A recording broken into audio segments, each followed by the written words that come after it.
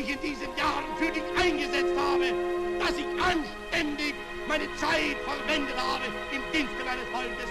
Gib du jetzt deine Stimme ab. Wenn ja, dann tritt für mich ein, so wie ich für dich eingetreten bin.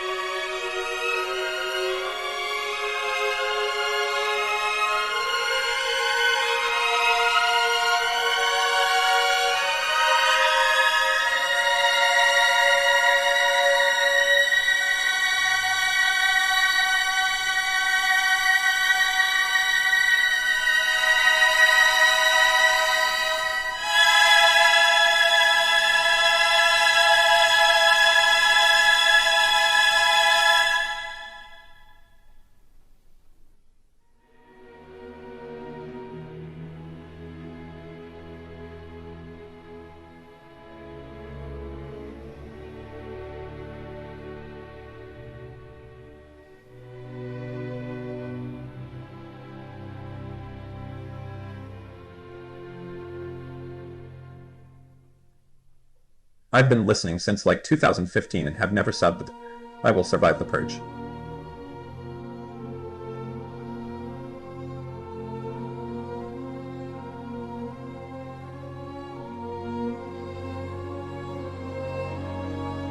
I don't know if you've talked about this yet, but are you going to talk about the What is a Woman documentary? Also, I love you. Obama.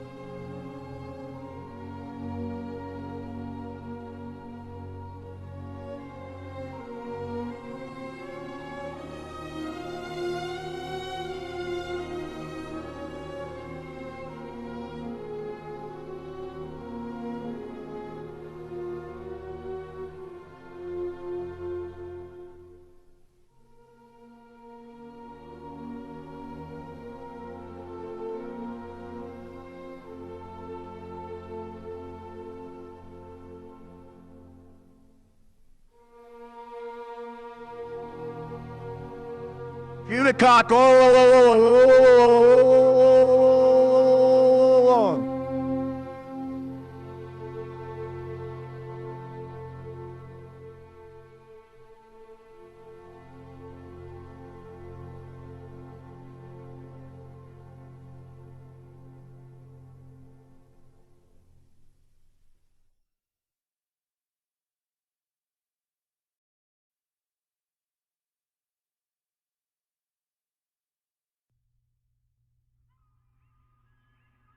Not sure why you're special? This is Alex from Mindful Wave Studio. Many Sigma males don't know why they're special. We have a unique set of skills and qualities that set us apart within the social hierarchy. In many ways, we are the most interesting and attractive type of man. Mysterious, introverted, intelligent, independent, charismatic in unpredictable ways. Listen to these affirmations to discover your strengths, understand your mysterious self, and dominate life. Let's begin. I am a lone wolf. I decide the rules of my inner and outer kingdom.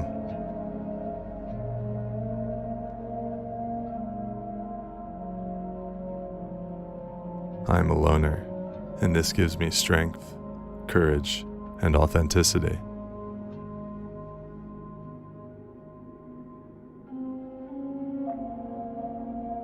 I'm a lone, dangerous lion. I can walk across a savanna full of packs of hyenas without a moment of doubt or hesitation.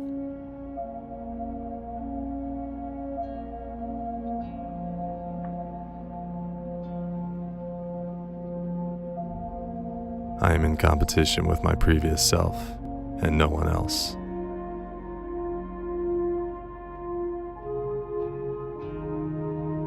I have total freedom.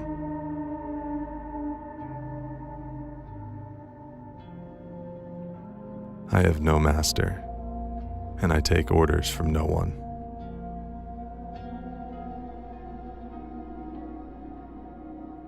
I come and go into any social circle and situation as I please.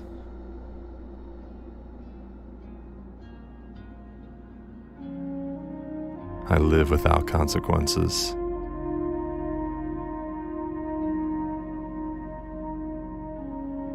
I am skilled at listening to my own deepest heart's voice for the answers.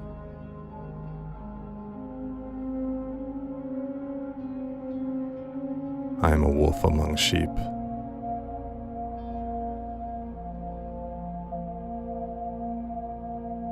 When I enter a room of strangers, people stop and think, who is that strange man?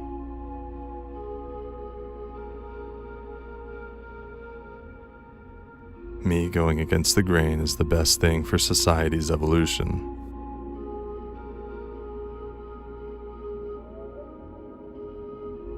When women say they are attracted to intelligence, I am what they imagine.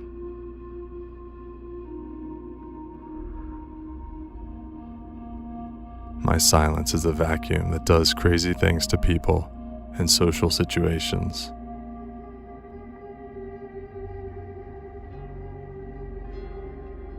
I choose to opt out of this silly little race everyone seems to be unhappily participating in.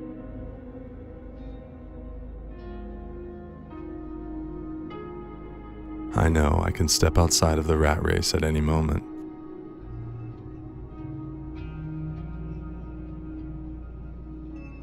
Rules do not apply Sing to with me. me, my DGG followers. Oh, oh, oh, oh, oh, oh. I am courageous.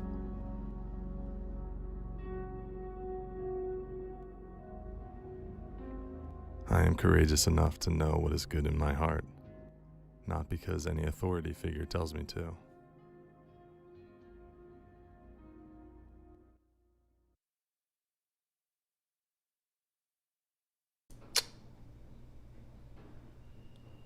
Hello. Hey, hello. How are we doing, guys?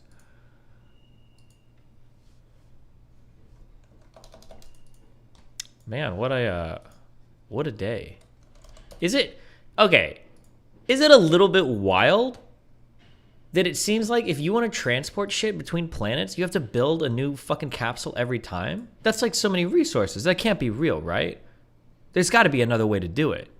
If I want to transfer that cryonite shit from the other planet to my home planet, I really have to build a new fucking transporter thing? You're not supposed to go between planets very often. No, but if I want to ship things from one planet to the next, it's reusable? It doesn't seem like it's reusable. It seems like it breaks.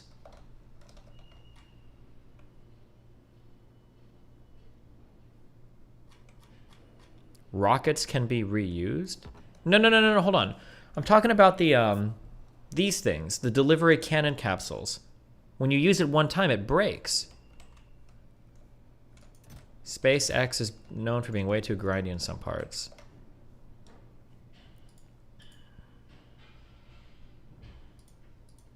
All right. Strange outfit, check. Headphones over the hoodie, I guess, check. Smith machine, check. 1, 2, 3, 4, 5 plates. Is that 495 pounds? Check. Questionable at best stance. We've got toes almost pointed at an inward angle. Very wide stance. All right. We're ready to die. We're ready to die. We are fully loaded and ready to die on this lift. All systems red. Let's fucking go. Planet Fitness, check. Let's go. Let's go, boys.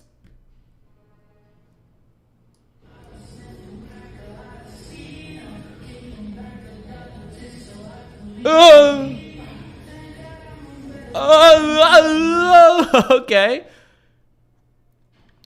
Your toes are only here to maintain lateral support, okay? Your knees should go as in front of your body as possible. Check. Form perfect. We've got some lower lumbar compression here to absorb the bar. That's good. Oh, okay.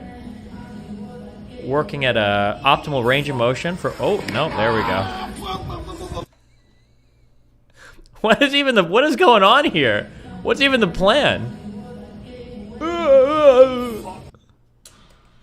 Okay. Nice.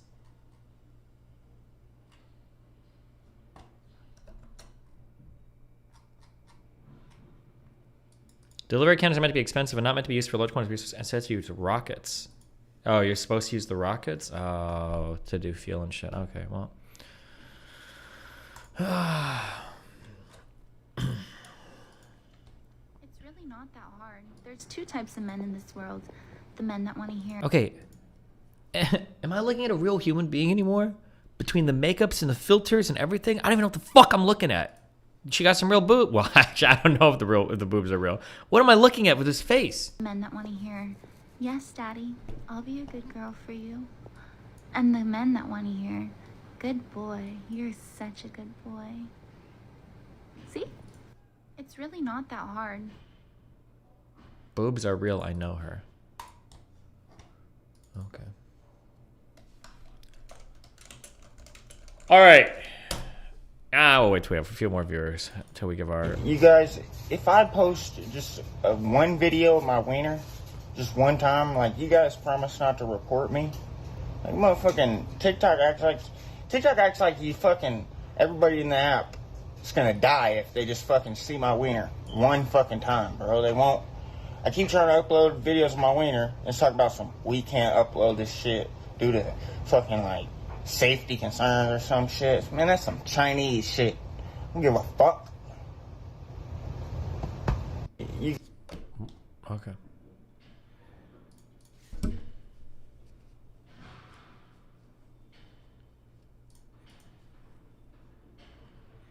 Muhammad was a pedophile rapist.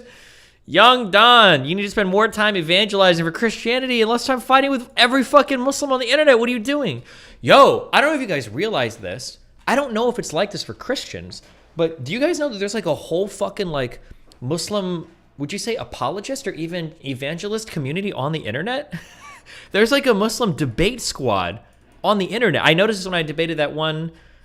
I'm not even going to try to pronounce his name because I'm pretty sure I'm going to say like a Arabic slur on accident. But there was that one guy that I debated, and I noticed there's like a whole Muslim debate community online. It's like wild. Holy shit. They got YouTube channels. They're like debunking Christianity. They're Daniel. Yeah, the Daniel guy. Yeah.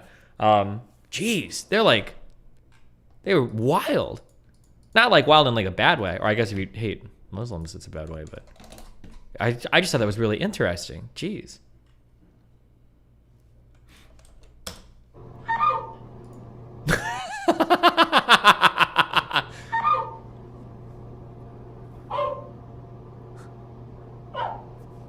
Wait. Yeah, it's the no that meme, right? I think that was that meme. Christians too, especially the Orthodox, have a huge Discord. The Tristan guy you debate is part of that. Well, okay, I'm speaking way out of line. I don't know. The Tristan dude and that community seem fucking weird. The online Islamic debate community, they don't seem like insane fucking people. They just like feel really strongly about Islam. I could be wrong on that, by the way. I only like Demeter, and they all fucking hated me, so who the fuck knows? The Islamic ones did, or they didn't like my debate with Daniel. But when I looked at it, they seemed like they were like, oh yeah, like we're here to like battle hard over like fucking Islam and the Quran and shit. But the Tristan dude was like a schizophrenic dude, like a way different. Oh, maybe the Islamic dudes are insane as well? Yeah, I'm not sure. What about the Jewish debate community? I don't know where that is. That's Dan. Guy gets dumped, tries to force his way into XGF's house. XGF's dad puts 3 into him.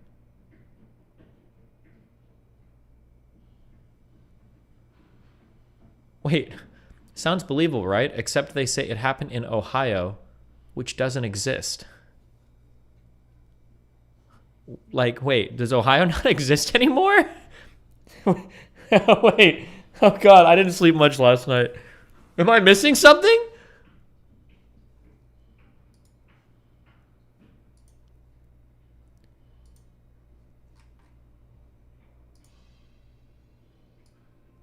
Hold on, I'm watching. Internet meme. Gotcha. Nonsense internet zoomer joke. Okay. Ex-boyfriend is here. He's ringing the doorbell. This happened last month?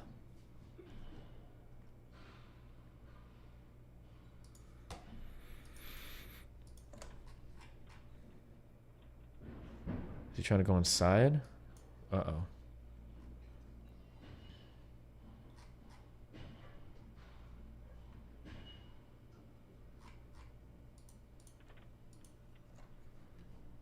Oh, he just tries to walk in? Oh, he's trying to open the door, I think?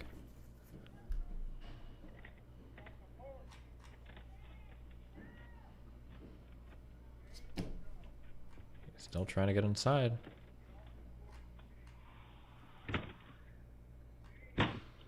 Oh, he's trying to like break the door down.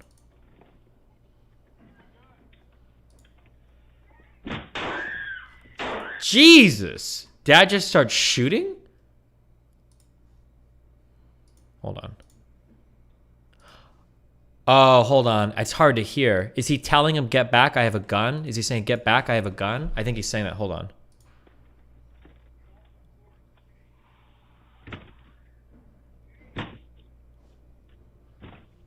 Oh, that was coming from inside. Oh, yeah.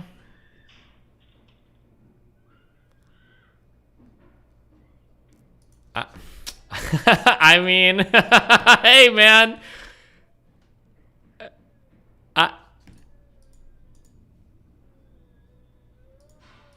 Yeah.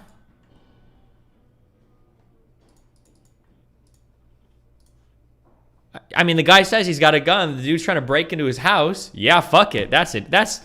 Whew, thank God. That might be one of the easiest, non-controversial fucking self-defense shootings I've ever seen. Okay. Jesus, thank God. Whew. Watch this and tell us if it's justified or not. Hold on. Quick acting 14-year-old shoots robber inside family's pizzeria.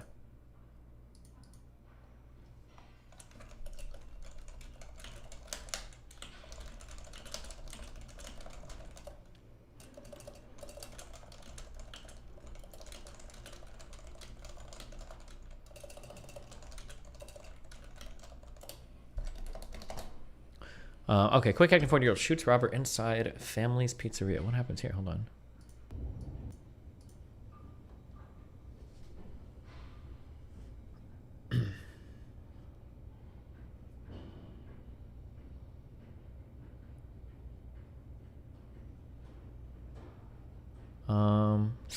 Ooh, jeez, damn, yikes, fam. Civilian right behind the dude too. Careful. Oh my God, the guy survived. What's permanent brain injury or what? Will there be a purge on the Reddit? No, there will not be. There already has been.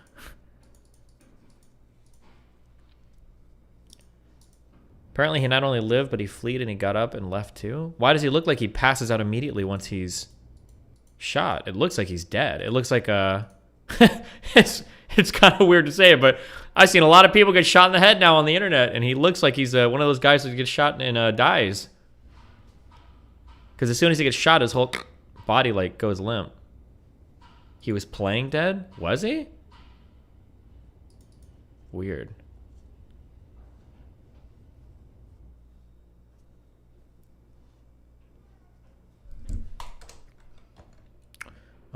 Tourists in Mexico. Tense encounter.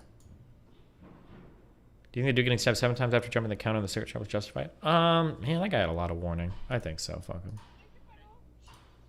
Oh, this is weird. I watched this in bed this morning. No se muevan. How about an hour ban? You can't hit 900 first try today? Bro, do you know who the fuck I'm... Do you know who the fuck I am?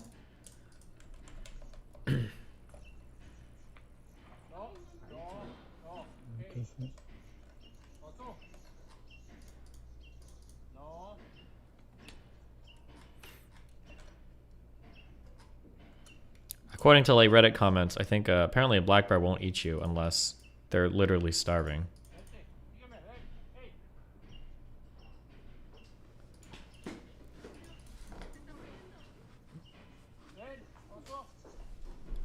Vente caminando ya.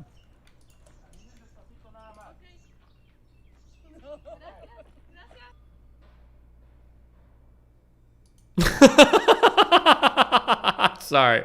Hold on. Wait 1 sec. I'm sorry. This is just...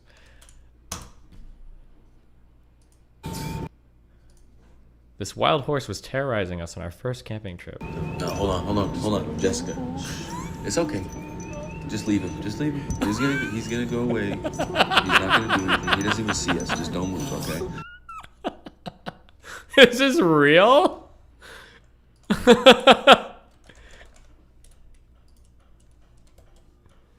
Jesus. He's chilling, bro.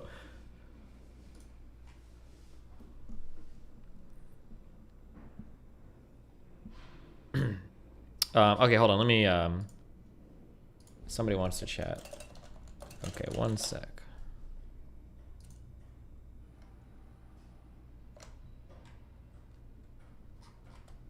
Okay, hold on. I'm gonna throw out an instant 900 real quick. I need to get this guy's hour banned. Okay, one sec.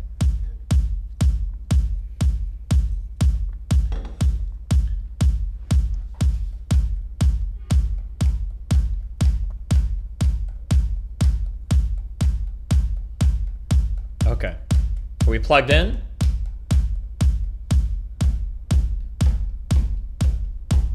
Everybody plug in. Everybody get plugged in.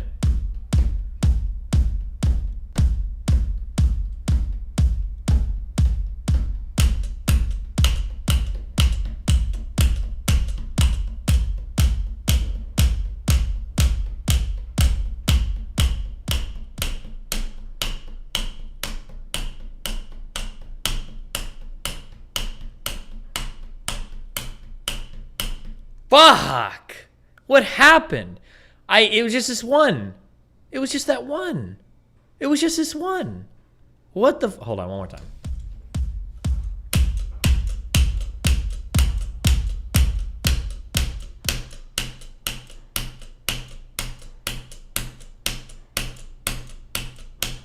This is bad. Oh, it wasn't even that bad. Wait.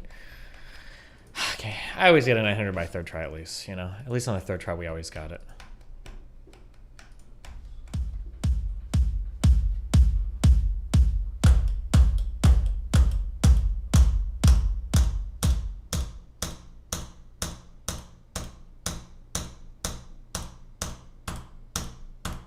I'm rushing so hard. I could feel I was rushing so hard. Oh, man. Okay, hold on. Different strategy that time.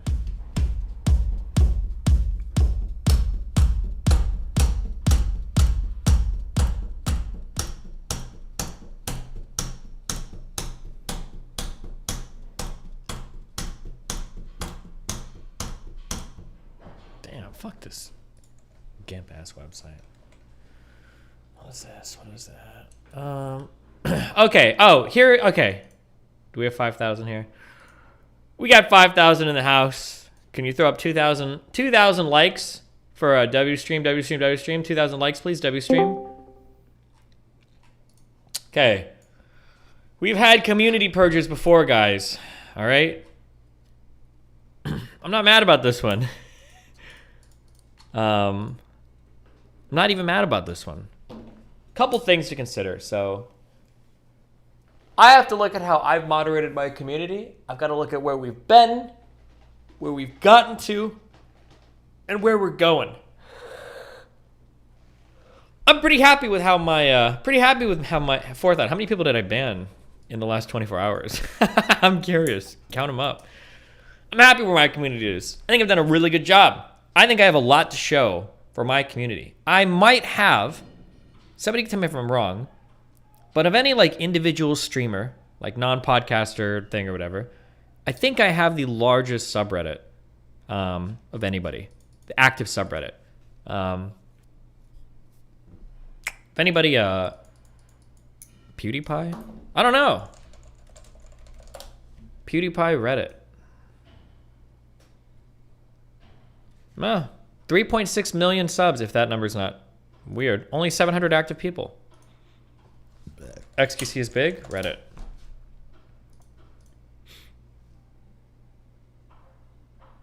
No. 270,000 members. 860 active people. KSI. Reddit. I don't even know this guy. Oh, okay. This is an active subreddit. Kind of. 2.7 million subs. 3.1k active people. Okay. KSI's got a big one. That dude's way bigger than me. My subreddit, 153,000 members. We got over 3,000 actives online, okay? So, I got a big subreddit. I got a lot of people happy, in general, with my community. I think I got a really good community. We got a lot of good memes. I get a lot of good pushback. It's not too much of a circle jerk. And I get a lot of high-quality intellectual posters. I'm happy about that. So when I look at when I look at my subreddit, where we're at, where we've been, where we're going, I have to wonder, am I making the right decisions or am I making the wrong decisions? Well, based on the growth, based on the size, based on the types of posts and everything, I think I've made pretty good decisions thus far. So for the recent drama, I kind of have to think of like, how do I, when I say recent drama, I mean the Mr. Girl stuff. I don't care about the Darius Molina stuff, although that's kind of its own thing. Now I have to think of like, what is the right move in terms of handling what's going on? So 2 things. I've decided second purge is good. I'm good with that. I'm okay with having another purge. Mainly because I think if I chop off viewers now, I think for people that I'm losing, I'm hoping most go to Mr. Girl, and I'm cool with Mr. Girl. I like Max. I think he's a smart guy. Super disagreeable on a few things, but he's a cool dude. I don't think he'd ever like backstab me or be weird or whatever. I disagree with him, but I don't think he's evil like Vosh or Hassan are. I think he's a fine dude. So 1, I don't mind losing some fans to Max. I think that's fine. 2, I have to consider the intentional effect that I have on my audience, and I think that all of the reactions over the past 2 days have, by every single person involved, has hardcore reinforced every belief I have about how different words are used. So my original like meta contention is that I feel like when words are levied, they're usually used to convey an emotion and not usually anything descriptively true. And looking at the pushback on the sub on whether or not we label somebody a particular thing has solidified that opinion for me. If there were posts and it was like, Nick believes this and that, I think this would qualify him for this word, and that was like everything, it'd be like, oh, okay, that makes sense. But when the vast majority of posts are like, why would you call him this fucking word? He just won't do it anymore. Why don't you just fucking call him a nutty? I just want to fucking call him a fucking word. It's like, okay, we agree that he has bad views. I think we agree on all of that. I think we agree on like most of the views that are bad. Like I think we agree on all of that. There's like 99% agreement. It's just really, really, really mad about not labeling someone a particular thing. And when you get that fucking mad about not using that particular label, it shows me that it's like a super emotionally driven thing. And if it is, that's okay. Different people do things for different reasons. But if you're one of those people, I don't want you interacting with my community or posting my community because I think that your mindset is toxic and I don't want to see it and I don't want my people exposed to it. So if you're posting in the subreddit and you're like, oh, well, I think that he qualifies for like this reason or that reason or whatever, that's fine. You can have arguments about that. I think that ontological arguments on what is or not, whatever, I think that's interesting. That's fine. But if you're like ultra emotionally invested in like the type of label and you're getting like really ass mad and calling me names and calling me bad faith and saying covered or not, blah, blah, blah, I don't want you in my community. I don't want you here anywhere. You don't have to watch my streams or my YouTube videos, or you can cancel your subs and all that, whatever you want to do, whatever you think is fine. That is okay. Do you think that this post was good faith? Not really, for 2 reasons. So we can go, I don't know if I want to go through every post. So people are like, oh my God, wasn't this post like such a good faith, high effort? So I specifically said, when I deal with people, I don't do quote lists. I've learned this from 2 huge things. 1, I know this from me personally, because I can see people give a quote list of mine and go like, oh, isn't Destiny racist, Nazi, whatever, transphobic? It's like, oh, well, look at these list of quotes. 1, I don't care. I clicked through some of these, and like some of these were literally just like links to like entire fucking websites. Like, what the fuck am I supposed to do this? And then also, I'm pretty sure most of this was just copied off of Rose versus thing. So 1, I just don't want like lists of quotes. It's just not, I think that that level of engagement is just not something I'm interested in. That's like a very, it's like a very base, like retarded way of engaging politically with people. I'm just not interested. Like, well, look at the list of quotes, Destiny. I don't really care. I don't care. And then also, this guy, I don't think I actually banned him for this. I think I banned him because he made an exceptionally retarded post. Where was it? Oh, nice. Now he's posting in Vosh's sub. Where was it? It was about taking notes or quotes. It was actually one of the dumbest things I've ever read in my entire life. Hold on, wait. If you say exceptionally retarded things, Banning here too. Destiny, wasn't your last manifesto mostly a list of quotes and clips? No, it wasn't. It was paragraphs and paragraphs of information providing context around all of the things that I talked about, not this person said this one quote. Never. I don't do that. I just don't engage in stuff like that because I don't think that's a very sophisticated way of engaging with like political, what kind of critical posts would you appreciate? I don't know. There's a few on the subreddit that are fine. Here, this was the post this guy made. The fact that Destiny said that he was uninterested in reading people's quote lists while literally typing Mr. Girl's quotes into a document for his reference made me want to kill myself. This is one of the dumbest things I've ever read literally in my entire fucking life. This comment alone was easily worth a permaban. I think he made a couple other like stupid fucking comments too. But like, this is like your brain is actually shut off. Like to type this comment, there is a prerequisite that you have an amount of stupidity that I don't want anywhere near my community. I just don't. But I don't hate you. You're free to have your opinion. Just go talk about it somewhere else. And I'd prefer if you don't talk around any of my people because this type of mentality is so stupid. I just don't want you anywhere. I don't want you near my community. But you're free. You like go to Vosh, go to Hassan, post in there. Like I think that's all fine. Or go to Max's community and be critical of me. That's fine. The issue with your banning is that you don't leave ban reasons all the time. So it's hard. Well, I mean, like, generally people that are getting banned are just like people that are just writing like really random personal attacks. Or they're saying like really weird things like, oh, Destiny's just doing this because he's grifting. It's like, okay, well. Was this thread in good faith? Did I ban this thread? Would Hitler listen to Kanye 4 minutes ago? Did you just link your own thread? 0 comment, 0 upvotes. I'm pretty sure you did. Pretty cringe, my dude.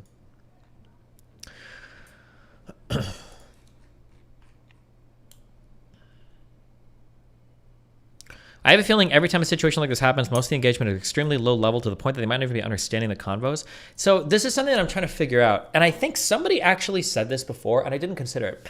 Because this is one of the times, if I say something and I'm not communicating clearly, or if I am in the wrong because I just haven't thought through something enough, did you ban Wannabe Sad Boy? No, he's almost always like a really high effort poster, even though he disagrees with a lot. I don't think I'd ever ban him. Why did you ban the Mr. Girl AMA? I didn't ban that at all. I let that completely run. It should still be running. Something that somebody pointed out was that the subreddit sometimes it sounds like people who are posting on the sub are watching clips or sometimes reacting later to YouTube videos. And that actually makes more sense. You criticize Vosh's Fortress Target. You're having Fortress Target of your own. No.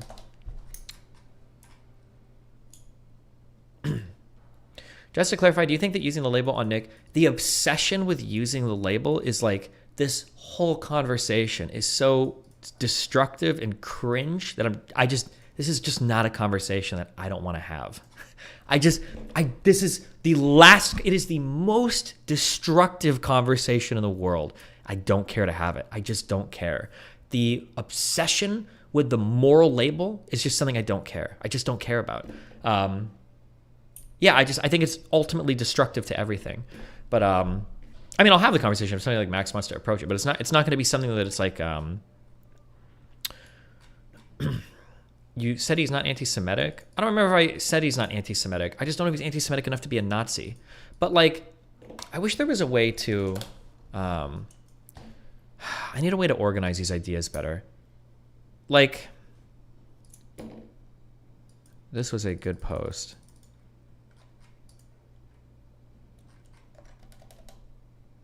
Nick Fuentes is not a Nazi. Also, Destiny's definition of Nazi is wrong. Oh, I read this. I've never even touched this because technically under the way this guy is talking about it historically, this is actually true, but there's a lot of people today that people want to call Nazis that wouldn't get to qualify as being Nazis at all, especially in regards to the racial hierarchies and the Aryan distinction and then the religious stuff too. But if I were to run with this definition of Nazi, this is like the ultra academic one, everybody would lose their fucking mind. Is this the guy that was like using sets to, oh yeah, and explaining that? This is an interesting post if you want to read it. But yeah, there's a lot. It's complicated. Who would you consider to be a Nazi today? I don't know. I don't really care. This is the issue that I'm having with these conversations right now, okay? Why don't people just genuinely engage with the real convos. It should be raised regarding a conversation with extreme characters online. I had a response to do it rather than heard her. You won't say my word. Well, because they want to bring in the normativity of the word. That's what they want. So they'll be like this position, this position, this position, this position, this. So these are like the political positions that people have. And these are the things that I'm most interested in arguing with. This is what I want to fight about. I want to fight about what you think about that, or what you think about this, or what you think about that. But people seem more concerned with like, can we group all of these together and call them this? And it's like, I don't know why. Like, because the problem is that this is one definition of Nazi. It might include these traits. Here's another definition of Nazi. It might include like these traits. Here's another definition of Nazi. It might include like these traits. Here's another definition of Nazi. It might include, we'll say these traits. Maybe it encompasses something else here, right? And then there's like, maybe there'll be like another definition of Nazi that includes, we'll say it branches out over here and includes this trait. And people are fighting over like, what's your definition of Nazi? And this is the entire conversation of the sub. Is it this? Is it that? Why would you call him this? If you meet said, he did this, he said that, and he did this, and it's like, okay, hold on, wait. I don't care about any of this. Okay, I just want to focus on these things. This is what I talk about. This is what I do.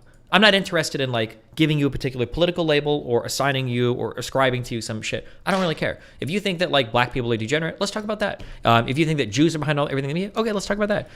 If you think that like immigration should be only white, let's talk about that. If you think that there's like a broader conspiracy in society for a great replacement, let's talk about that. These are the things that I want to talk about. It's always been the things that I want to talk about. I don't care about anything else. If you want to obsess over like, is this person a Nazi, blah, blah, blah, that's fine. And I shouldn't even straw man you like that. I don't want to use the straw man voice. Is this person a Nazi? That's a fine conversation to have.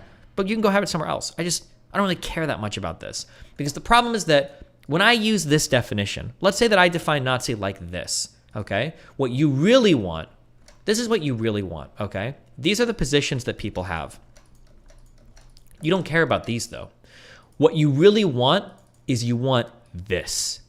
And this thing right here is your moral condemnation. That's what you're looking for. People are looking for this thing, which is bad. Nazi, bad. This is what you want. And the problem that people are running into, you might not realize this, but the problem that you're running into is that I'll talk about this, and I'll talk about that, and I'll talk about this, and I'll talk about, and you're like, no. I need you to call him a Nazi. And when you call him a Nazi, you're pretending that it's because, well, look, Destiny, he's got this and that and that and that. Is he a Nazi? You don't care about that, though. What you really want is you want this. That's what you want. You want the moral condemnation. That's all you're concerned about. And this thing here is the last thing in the world I care about. I don't give a fuck about this thing. Because to include this thing, it already excludes anybody that would consider themselves any of these things. They're necessarily not going to see themselves as evil. They're obviously, because they believe these things. But it's telling, because we'll agree on this, and we'll agree on that, and we'll agree on this, and we'll agree on that, and then you'll get mad pretending that I'm not grouping these things together. You're like, why won't you just call them a thing? It's like, well, why do you care? If we already agree on all this shit, why do you care if I call him a thing or not? And you're like, because you're obfuscating, because you're hiding what he really is. Well, what am I hiding? If I agree on this, tell me for Nick Fuentes, and this would be a challenge to the subreddit. What am I hiding about Nick Fuentes when I'm calling him this, or this, or this, or this? And the answer is like, well, you won't call him a Nazi. Why do you care if I don't call him a Nazi, if I identify as a person? And the real reason is because you want this. You want this here. This is what I'm hiding by not calling him a Nazi. I'm not including the he is evil or bad part. That's the issue. But that's just the part that I don't really care about. I don't care about this. I just don't really give a fuck about it. I'm not interested in like levying that. Maybe I will like in a personal convo or on some other things, but yeah. Thoughts on the Richard Wolff comparison? Yeah, I think I permabanned this guy. This was another really stupid thing, okay? Destiny, or Nazis to Destiny, what socialism is to Richard Wolff. Wait, did I permaban this guy? Yeah, I did. Okay, good. Nice. Whoops. I didn't mean to remove the post. But the when I'm asking Richard Wolff, what do you mean by socialism? I'm not trying to say, gotcha, bitch, you're a socialist, you're evil. I'm just trying to figure out, what the fuck do you believe? I need to know what you believe so that we can fight on those grounds. But so if let's say that Fuentes came onto my stream, my issue, remember, people are pretending that like, It's strange because people are saying, here, this is the funny thing, okay, is that the Richard Wolff debate proves my point. Nazi is to Destiny what socialism is to Richard Wolff. No. When somebody says somebody's a Nazi, what I'm saying is, hold on. I don't give a fuck if they're a Nazi. Tell me what you believe. That's what I want to know. When I debated Richard Wolff, he wants to be a socialist. I don't care that you're a socialist. Tell me what you believe. And then when I'm trying to figure out, what do you mean when you say socialism? What are you here to defend? And then Richard Wolff doles out 3 different points of views of socialism. I don't know what the fuck I'm supposed to do with that. If Nick Fuentes was like, oh, I'm a Nazi, and then I approach Fuentes and I mean, okay, hold on, you're a Nazi. Okay, what do you mean when you say you're a Nazi? And Fuentes was like, well, Nazi could be like 1930s and 40s German party. Nazi could refer to this. I would have the same problem with Nick. I'd say, hold on, wait. I need your fucking definition. What do you mean when you say you're a Nazi? Tell me the positions. So the idea that like, I was trying to do to Richard Wolff what Mr. Girl is trying to do to me is the exact opposite of what happened. It's the exact opposite take of that conversation. But then when I see this type of labeling, now I'm wondering if people are following the conversation that's happening at all. Like, did anybody think that when I was talking to Richard Wolff, did anybody ever get does Nick call himself a Nazi? No, he doesn't. Other people call him a Nazi, which makes it even more confusing. But when anybody's listening to me talk to Richard Wolff, is the impression that you're getting is Destiny just really wants to be able to call Richard Wolff a socialist. No, that wasn't the point of that conversation at all. It was the exact opposite. I hated that we were even using the word socialist. I wanted to find out what he meant by socialist. That was the goal of the conversation. I don't know. I'm not sure. I don't know.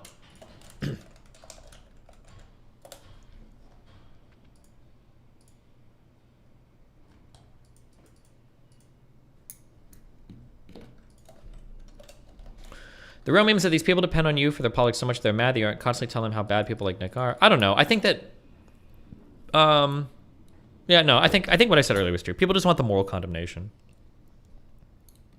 Oh, this guy actually got it. I didn't read this comment. Whoops. Destiny and the Wolff debate wanted to clear up what Wolff's positions were. When talking to Fuentes, Destiny wants to clear up what Fuentes' positions are. What's the issue? True.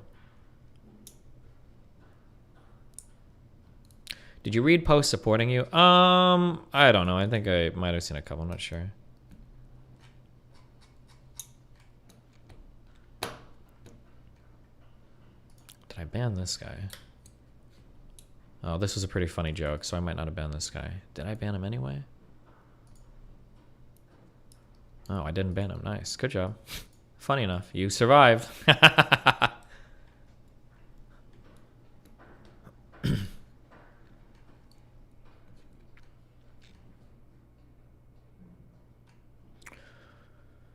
Question, when you concentrate on one particular issue of discussion and it's determined that it is wholly wrong, bad, evil, moral, etc., doesn't that reinforce the evil or the red thing equals evil, bad? A self-serving confirmation bias, isn't that to be expected of people? I mean, it feels expected when you discuss on a particular issue. I don't know what you mean by that, but okay. This kind of shit convinces me that things people hate religion for aren't intrinsic to religion as long as people have some kind of cudgel they want to use it for. Maybe, I don't know. But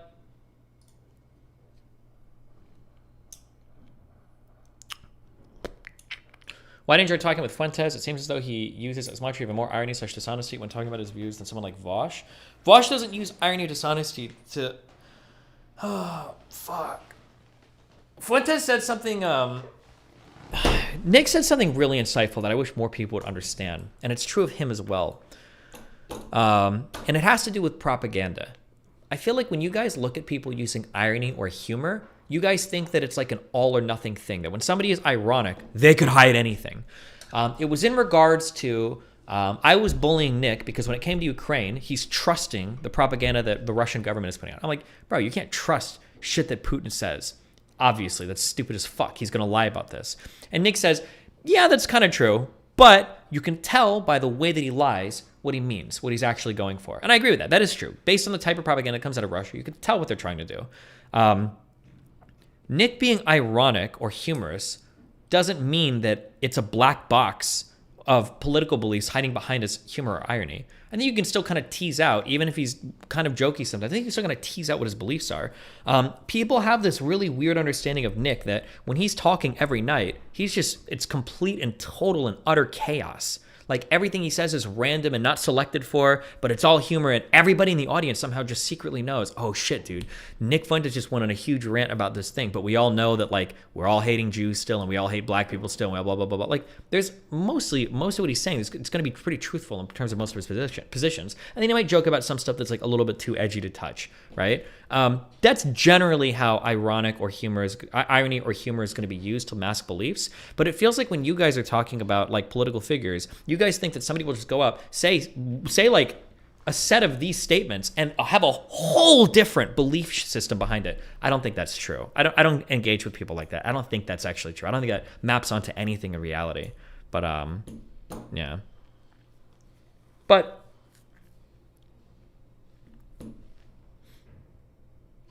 all of the anti-Nick posters have not watched any of his content. Yeah, maybe I should share emails more. Like people link me clips and stuff. And then also it's kind of weird because some people might be psyoping me from his community. Some people might be psyoping me from my community. Some people might be psyoping me from Vosh or Hassan or Mr. Girl's community. I have no idea. It's hard to say. I can just go by the totality of like shit that people send me. That's kind of interesting.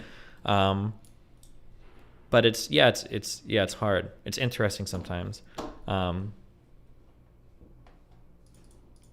Like the thing is too is there's a lot of like really controversial or interesting stuff I can talk about relating to Fuentes, but I don't think that the audience, meaning you guys, have the like prerequisite maturity or sophistication to engage with some of the really interesting stuff.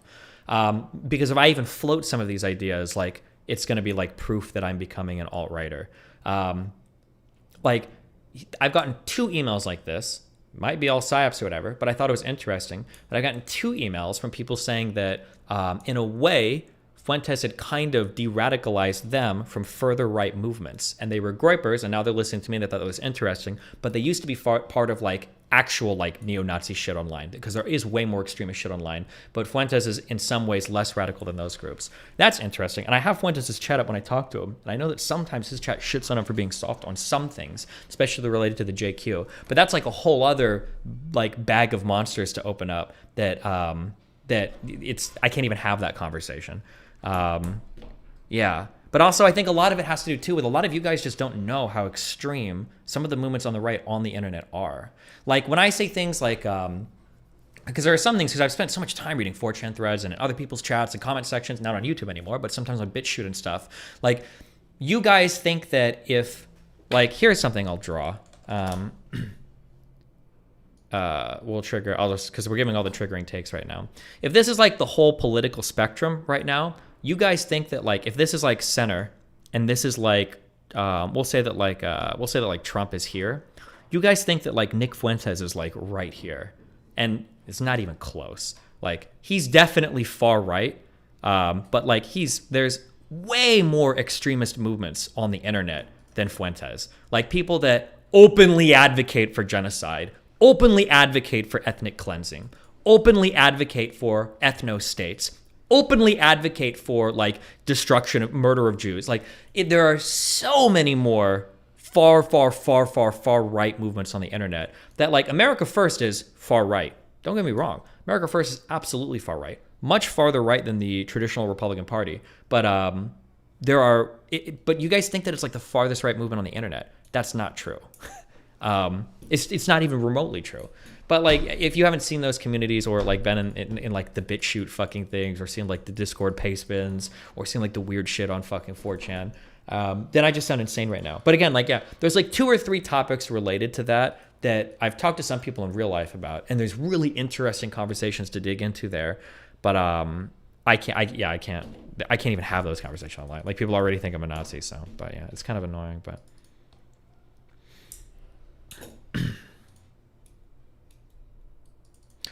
Are there other movements with mainstream appeal that are further right? America First is not a mainstream movement. Like he was able to get some congressmen for AFPAC, which is cool. That is cool. But I mean, like Tulsi Gabbard was at the New York City Mines events. Like if you're willing to pay an appearance fee or get like the right connections, like you can bring lawmakers out to things. It was impressive what Nick did. Don't get me wrong. But to call America First like mainstream, not even close. Not even close. What point are you making comparing him to farther right people? Just that like when people obsess over labels like Nazi, here's a question. Is there anything farther to the right of a Nazi? The problem is the obsession over that label places him in a really weird spot politically on the internet that's just not true. It doesn't resemble reality very much. Do you trust your orbiters to engage with groypers in a responsible way? I know I can. And then maybe you guys will learn, but...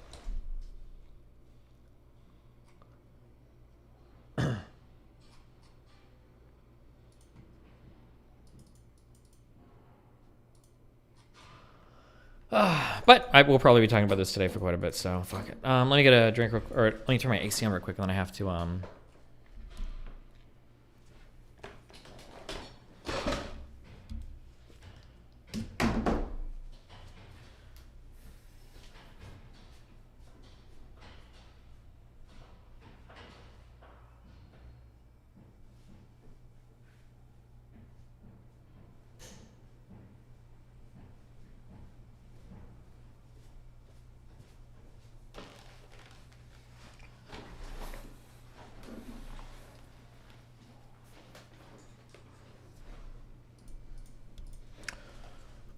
Would you say that even though Fuentes is not as far right as some of these communities, that he could be a gateway for people who weren't aware of the existence of them and end up becoming a part of that community? Yeah, he could be. But, like, I should be a better gateway than he should be a better gateway. Like, I should be better than that. I should be able to pull people over to my side. If you can't, then I think that speaks to the weakness of your ideology. But I feel like all of my conversations with Nick have gone really well. I think I've handled conspiracy theories very well. I think that I've pushed back very well. Yeah, I think I've done about as well as I could have. I think that my current existence right now is kind of like the culmination of everything I've done so far. And I think for the most part, everything is done. I think everything's been handled pretty well so far.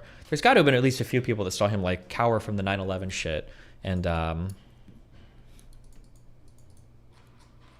yeah. But, you know, who knows? Will you engage less with him in the future? With Fuentes? No, as long as there's arguments to be had, I'll argue with him. Yeah. But anyway, sorry, just to circle back before I drag in Zonia. If I permabanned you, I have no ill will. That's cool. You can think what you want. I think that's super fine. I think it's super cool to disagree with me on this if you want to. But if you really disagree with me on these issues and you're like super emotional about it or very passionate about it, I just don't really want you posting in my community because I think that our political goals and our values are really disaligned. And I'm starting to see that with some people. So go post somewhere else. It's fine. There's plenty of other places to post on. I still love Max. I have no problem. I appreciate him and the pushback and all of that. It's super fun. Yeah. Any path to get unbanned? Usually on the subreddit, if you ask to get unbanned, you usually just get unbanned, but...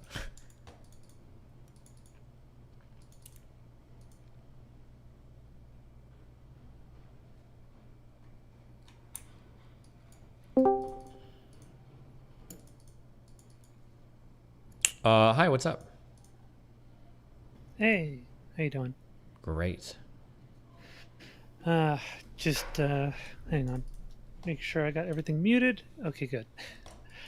Yeah, no. I was just listening to your stream while you have talking about all this stuff. Pretty Cool. interesting. I listened to your conversations with Max over the past 3 days and saw some interesting points where I thought there could be some digging in to kind of explore some ideas. I myself am pretty easygoing on platforming and such.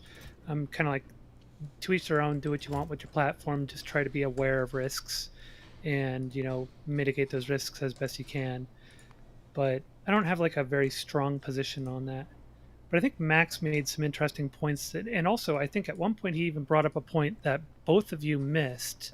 He like made a position that, or came up with a position that I think both of you missed that I'd like to dig into a bit. But I first want to kind of ask you, I know that recently you've talked about your platform evolving and kind of growing your audience. Mhm. And you even put out a tweet maybe like a little less than a week ago, or a series of tweets talking about your critics and how their viewers have been declining or flatlining, yet yours have been growing, that you've been able to branch out further.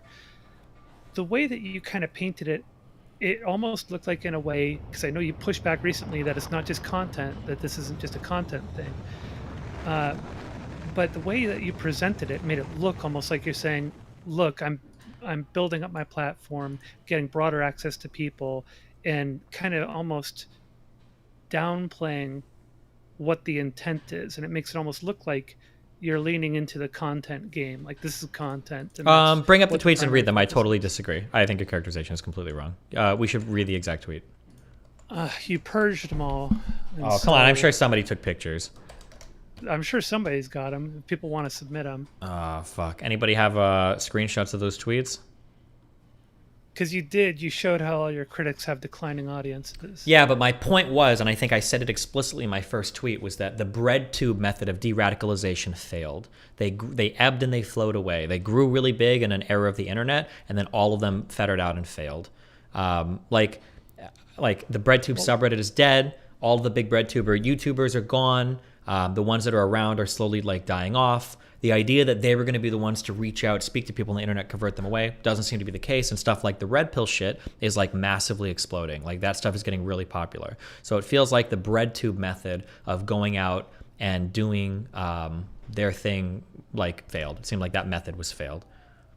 Well, and the whole reason why theirs is failing, which I agree with you on, is because they've effectively, they've shored up the walls. They're not branching out more. They really only want people who already agree with them in their audiences. Yeah. Right? So largely they're just not branching out at all, and they've kind of refined their message and are effectively preaching to the choir. Yeah. So, okay. So I think that's a good clarification. So hold on. I'm pushing hard here. I want to be very clear throughout all this. That wasn't a clarification. That was just me saying what I said in my tweets. I think I said initially that BreadTube tried this method of de-radicalization, and it seems like on all counts it's failed, with the only exception being Hassan, who's big because he clout networked like a motherfucker on Twitch, not because of anything political. I think at times you've said, though, that de-radicalization isn't exactly your goal, right? What do you mean by that? That what you're trying to do is something a little bit more less defined. You're reaching out to people, you're kind of expanding your audience, and you are hoping that maybe some people are drawn in your direction based on your message and based on the access, on them seeing you talk to people in radical, in radical positions and stuff. Their audience is seeing you talking to them, maybe bringing them over. But your goal isn't specifically to de-radicalize people. Right? True, yes. I think that having the goal specifically of de-radicalizing people, I think is bad. I think that when you make that like the focus, I think that it ends up being not effective. Quick, let me just read this thread real quick because it got mentioned, okay? Sure. So this was in regards to Merrick, the person with severe mental health issues who is still engaging with Twitter in an incredibly unhealthy way and isn't being stopped by anybody around her for some reason, even though she collected $4,000 or $5,000 from fans after having a mental health episode. But my response to her was, I'm just remarking that it's unimaginably selfish of you to yank $4,000 plus from fans and put your boyfriend through a ton of stress and trouble only for you to immediately jump back into incredibly toxic spaces and shit stir with people like me. Reflect on how unbelievably selfish you are and consider finding a different hobby. As for the platforming thing, don't worry about what I'm doing. BreadTube tried the deplatforming thing and every single one of their channels have failed. Tell me who I should take notes from. And then I go through kind of like the fall off or the stagnation of all of the BreadTube channels. And then my final tweet is, BreadTube rose off the backs of the choirs they preach to and failed to penetrate new audiences or keep their messaging relevant. Why would I take any advice on how to reach more people from a bunch of failed losers who obsess about canceling and deplatforming people? I think my messaging is pretty clear there, that they tried their thing, they couldn't make any new inroads with anybody else, and they all fell off and failed. Okay. But, okay, go. No, yeah, and so I kind of wanted to clarify your position, what your channel is doing, what you're doing with your channel and your audience, etc. So, all right. So I know you don't want to talk about the whole labels thing anymore, the Nazi label, right? I know you're tired of that conversation, but I think there are some areas that have not exactly been explored and tapped into. And I'm not asking you to call Nick Fuentes a Nazi or anybody else you have on, but I do think that there is utility in these labels, even though, yes, they're over bloated in the way that they've become used for basically anything that people happen to disagree with or find, detestable. Okay, so, I totally disagree. What do you think a Nazi is? Well, I want to pose more, like, if you don't mind me kind of exploring the idea, like, if you were to say that someone is, we're going to say pedophile, right? Mm-hmm. the sort of things that would go on in your head as a red flag would be like, okay, I don't want to leave my children alone with this person, right? Or if you were to say someone is a sexual predator, you'd be like, okay, I'm not going to accept a drink from this person. So there's utility in these labels.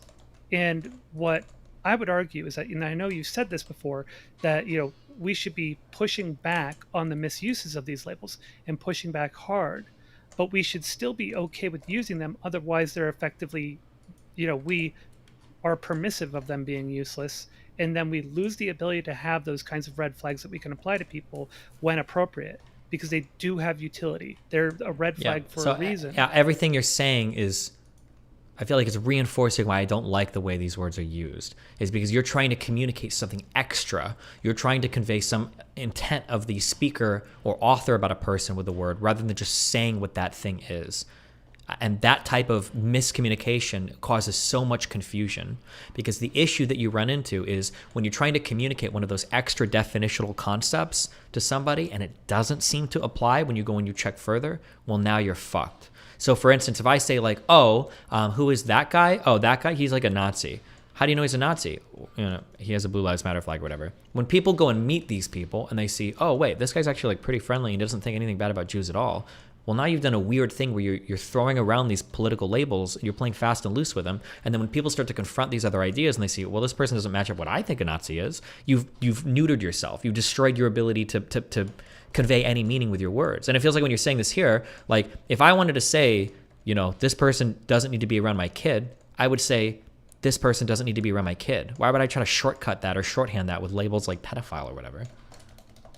Well, because then you'd end up having the conversation of, okay, well, why shouldn't I? What's wrong? And then it spirals into an extended discussion. No, I reject that. It doesn't spiral into anything, and it's not an extended discussion. It's very simple. Oh, when that dude was 22, he was convicted for molesting a 14-year-old. Oh, easy. Boom.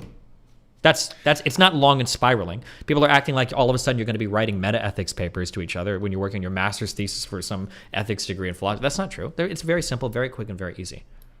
Okay, fair enough in that case. But in most cases, we do have them as a shorthand for a reason. You can't, hold on. Shorthanded labels can be abused. I'm pushing you here. I don't think you can provide a single example where the shorthand clarifies something rather than providing more confusion. I don't think you can ever give me an example of that. How about if you're at a party and it's loud, it's noisy, you're there with your girlfriend, and you say, oh, by the way, that person's a sexual predator. It's a very easy thing to convey at that point in time, where she knows instantly, okay, I'm not going to take a drink from this guy, not going to be alone with them without my girlfriend there, etc.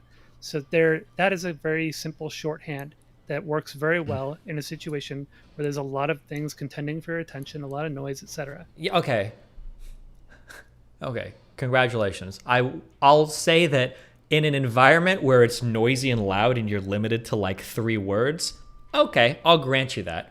However, even in that circumstance, it would probably make more sense and give more clarity and be safer to say, that guy spikes drinks, rather than saying like, that dude's a sexual predator. Again, it's still just as short, very quick, very easy. So maybe one thing that we kind of agree on is maybe that depending on the environment, the conditions, or what it is you're trying to do, there could be utility or it could be detrimental to the conversation. How? So in the case of like what you do, you're having a conversation usually that's going to be more broken down. You're a streamer, you talk politics, you do a lot of analysis. So maybe in your case, it makes sense to avoid labels, except when absolutely necessary. But still, though, it's a little bit, it is downplaying the effectiveness of having labels for many situations that aren't like yours, where you're going to want a simpler means of communication to get a point across and have red flags available for people who know what the word means. I mean, if you're literally in a time-pressed situation, like, I've got to defuse the bomb, who do I throw it to? And it's like, you have to say the socialist or the Nazi, and they're wearing, like, armbands. Maybe, like, in a time-pressed situation where people can't hear each other very well, and Maybe in these situations some shorthand is okay, but in the area of like political debate, or when you're having any normal reasonable discussion and you're not driving by each other at like 25 miles per hour in opposite, like I don't think that this shorthand helps anything. I think it always adds more confusion, which is why, again, even in the example that you gave where all of those conditions were met, it would be more concise and it would be more safe to say that guy spikes drinks than that guy's a sexual predator. So again, I'm going to push you because people like to speak very generally on this, but I've done enough debate in these areas. Like, I want specific examples. If you can show, because here's the thing. I'm a communicator. That's my job at the end of the day. My goal is to convince people of things. I'm a communicator, I'm a debater, I'm an arguer, whatever. My goal is to convince people. If you can show me, like, Destiny, and I do this all the time. People email me, like, hey, if you communicate this like this, or if you say that like that, it would help you so much. And yeah, hell yeah, I'll do that. Every single time I have a conversation with somebody and political labels get involved, it always becomes muddier. It always becomes messier. It's always more fucked. So if you can give me, I need tangible examples where you're like, well, Destiny, what if you were talking to somebody and you said like this? Then I'd be like, okay, sure. Yeah, maybe that helps there. But almost never is it like, oh, that guy, he's a Nazi, he's a socialist, he's a sockdem even, he's a whatever. Doesn't usually help much. And if anything, I usually have to go in to clarify after that. So I actually agree with that, with what you're saying right there, because I think in most cases where you're going to be communicating with people, it behooves you to be able to have a discussion more about the individual positions than to try to find a shorthand, because a shorthand tends to break down conversation in most cases. In a lot of casual situations, like this is where I kind of wanted to push back though, is because of the way that in your first conversation with Max, you kind of were a little kind of 50-50 on the situation, or not 50-50, but you agreed that there was, that you sometimes find utility in the labels, but you prefer to not use them because you'd rather break down the positions and talk about those. Yeah, things can have utility in different circumstances. Like calling Lauren Southern like Nazi queen is funny, but like she's probably not a queen. I don't know. I don't think she's a Nazi Barbie, right now. I think they call her. Sure, Nazi Barbie, whatever. Right? Like that. Sure, I can use it there. Or like making fun of the serfs and calling somebody a Nazi on Twitter. It can be like fun. But like in the context of like a serious discussion, probably not going to use these as much. But. Okay, that's what I kind of wanted to solidify. Is just because the second conversation, it kind of broke down more, and then you were like, nah, screw it. Labels are stupid. I don't ever use them. And it like you were more aggressively against them at that point. In the context of like a serious conversation, yes. In the context of a serious conversation, yes.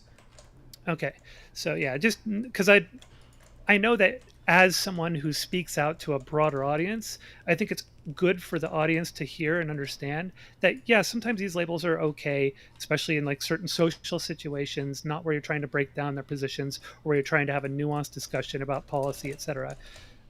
Obviously, labels get kind of excessively used in many cases, even by people's own descriptions of their own positions. They'll go and say, I'm a sock them, and next thing you know, you're making assumptions about their beliefs, and it turns out that's not what they actually are, right? Because even they don't know what their own labels imply. So I agree with you on that part. Now, yeah, I really want to kind of like solidify on what your views on labels are, and I'm glad you did that. So now I better understand.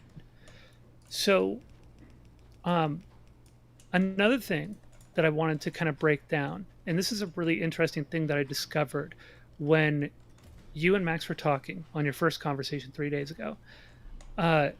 Max brought up that even though people will have detestable views, or like he even gave the example of a Nazi. Mm-hmm. He would rather have a Nazi be platformed on YouTube so they can say that they're a Nazi, so we can all see it. And he's basically saying he doesn't want them deplatformed. And I thought this is an interesting paradox that he created there, because what he's effectively done when he was talking about that was he was trying to say that I want their positions vetted in the public eye so we can determine that they are detestable and push back on them. But that's a paradox, because the reality is that when you put something in the public eye and it gets vetted and it is seen as detestable by the population, what inevitably happens is that people end up, over time, they start deplatforming people. And it gets to a point where, like, okay, we've all agreed, society has a social conscience that has agreed that these are detestable views. And so we don't want those people represented anywhere. So we push them out and they become ostracized. And it's kind of a paradoxical position, But what's interesting about exploring that paradoxical position is that it makes me think.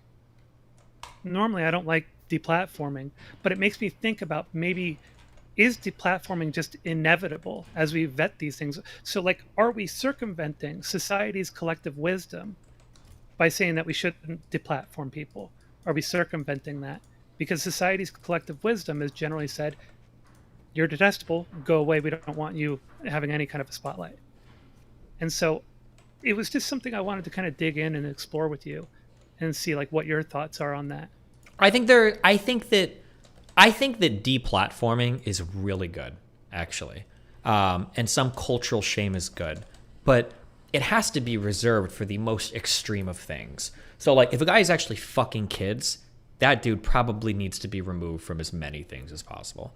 But if a guy thinks that like blue lives matter, Trump should be the president, and Hillary Clinton sold uranium to Russia or whatever, probably doesn't need to be deplatformed. We probably should be able to engage with that. There's going to be like some level of cultural shame or canceling that's important. And even conservatives will say this. Trans people who are teachers should be canceled or whatever bullshit, right? So like there's probably some level of like, yeah, it's probably good socially that we like don't tolerate this or that belief. That's probably okay. But we've drawn the line way farther than we should have, in my opinion, right now.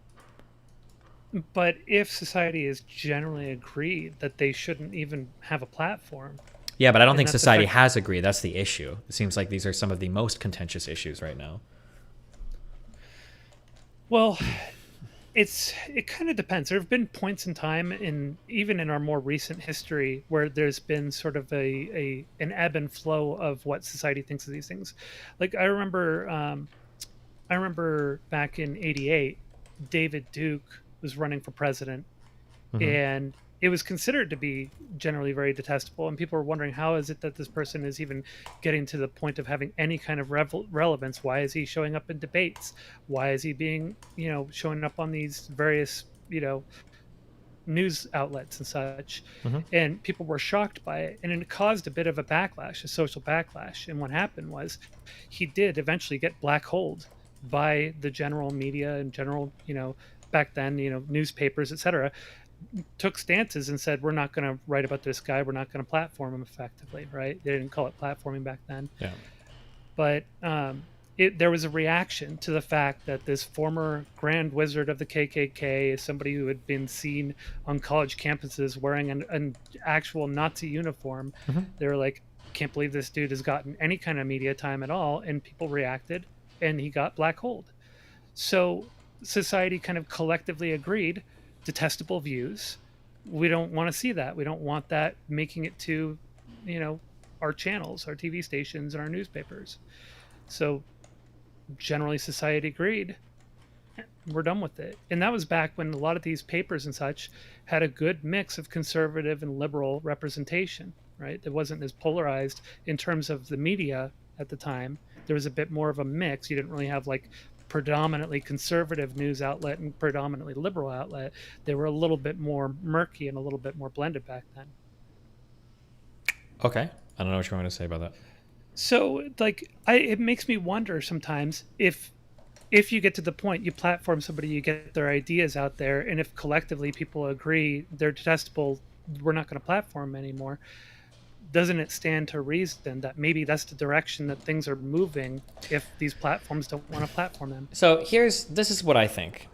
I think that there might be a society where I'm okay with deplatforming, but when so many of our institutions have become so ideologically intolerant and orthodoxy, and when it seems like people don't know how to defend their ideas anymore, that's the time when deplatforming is paired with that, I'm not happy with it.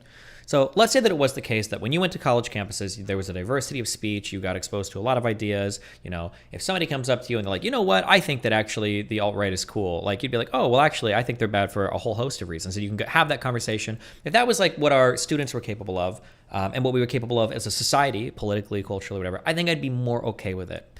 But when we've excised those ideas from every part of society, and people don't know how to argue for the things that they believe in anymore. I think a lot of people don't know how to argue for tenets of liberalism. Because a lot of progressives are not even liberal. They're illiberal in some ways. That when we look at things like that, And then we have these same people in charge of like deplatforming people. We're not like, there's a difference between an educated society where people are like, yeah, you know, I think collectively we're intelligent enough to know that we don't need to host these ideas and we probably shouldn't have some of these out here, versus a society that's like, that idea is scary, mean, and racist, and it needs to go. And that latter society is, I think, prone to so much bad shit. And I think we're seeing that like play out with Keffels right now, who's like an internet terrorist, but people are just like, oh, well, they're canceling things, but they're trans, so it's probably good. Yeah, if people are making decisions based on Wait, hold on. Sorry, 1 second, just because my chat is linking stuff. I don't know if you guys missed all of the conversations I've had with anybody ever, but I agree with this 100%.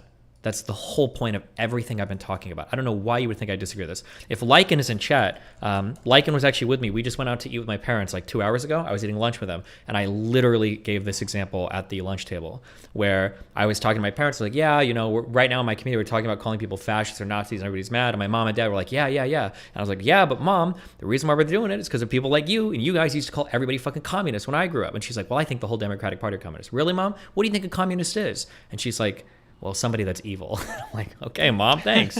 But my mom and dad are older, so they're honest about it. They're like, yeah, well, when I say someone's a communist, I mean that they're evil. They hate America. I'm like, well, based. At least you're honest about it. Thank you, Mom. Thank you. You're based, Mom. But yeah, I'm not going to disagree with what Noah says there. I agree 1,000,000%. And I always give examples on both sides. For instance, when people on the right call people groomers or pedophiles, that's become their way of just saying, oh, that person's LGBT. Like, you're destroying those words as well, 100%. Yeah, I agree. This is a problem that happens on both sides, not just the left. Okay, sorry, go ahead. Yeah. Okay, where were we? I forgot where we were. Yeah, sorry, I kind of fucked you there. It's all right. I don't know. Maybe someone in my chat can say, or maybe in your chat. No, I like. Well, if we want to go back to that a little bit, that's one of the issues that I have with, like, I'm constantly pushing back on the term transphobe because it's just so watered down right now. Yeah, like, that's a really big. Oh, I should have brought that up with Mr. Girl. Would you say that Mr. Girl's transphobic?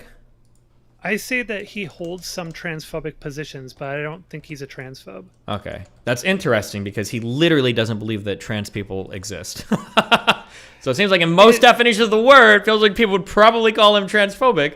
But probably would, because but having had multiple conversations with him about it, there are some underlying factors that I would say that there's nuance there to be explored. Yeah, I agree with that. That's why I don't call him transphobic. But like, if I'm called transphobic for being a trans medicalist, like a light trans medicalist, barely, for true scum people are called transphobic, then Mr. Girl would absolutely be called transphobic to like the vast majority of people. Yeah. Right.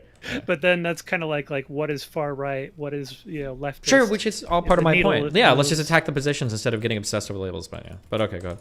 Yeah, I'm like, well, here's actually a good reason why I think there's some utility in label. I think most people could probably say, now you can push back if you think I'm wrong, people, if you're listening, but I think most people would say that if I said somebody is a transphobe, they'd probably be like, okay, there's some validity to that because Zonia rarely calls people transphobe, right? Maybe in your community that's true. That was part of the big. Is syllogism only premise conclusion? I don't remember if you can call it a syllogism or not. But like when I built up those 4 premises yesterday, that was one of the things I said. I can control it in my community, but I'm talking to people outside of my community. If I start throwing these words, like nobody knows who, like if you use transphobe outside of your community, people don't know how you use that word. If I'm talking to Sneeko's audience and I use like toxic masculinity, they don't know how I'm using that word, right? So I kind of lose control once I'm in other audiences, I think.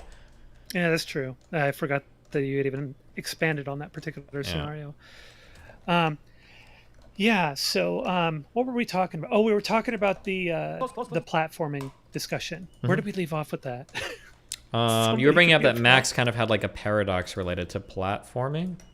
Yeah, we kind of dug into that a bit. And, oh, that's right. That's what I was going to say. So you were talking about like at colleges, like the young people at colleges, that they're not even capable of having these discussions, and that they just want to avoid it because from their perspective, it's effectively ontologically evil. And so they don't end up building the tools necessary to push back against harmful ideologies that are, that can be snuck in at that point. I think that's where you're going with it, right?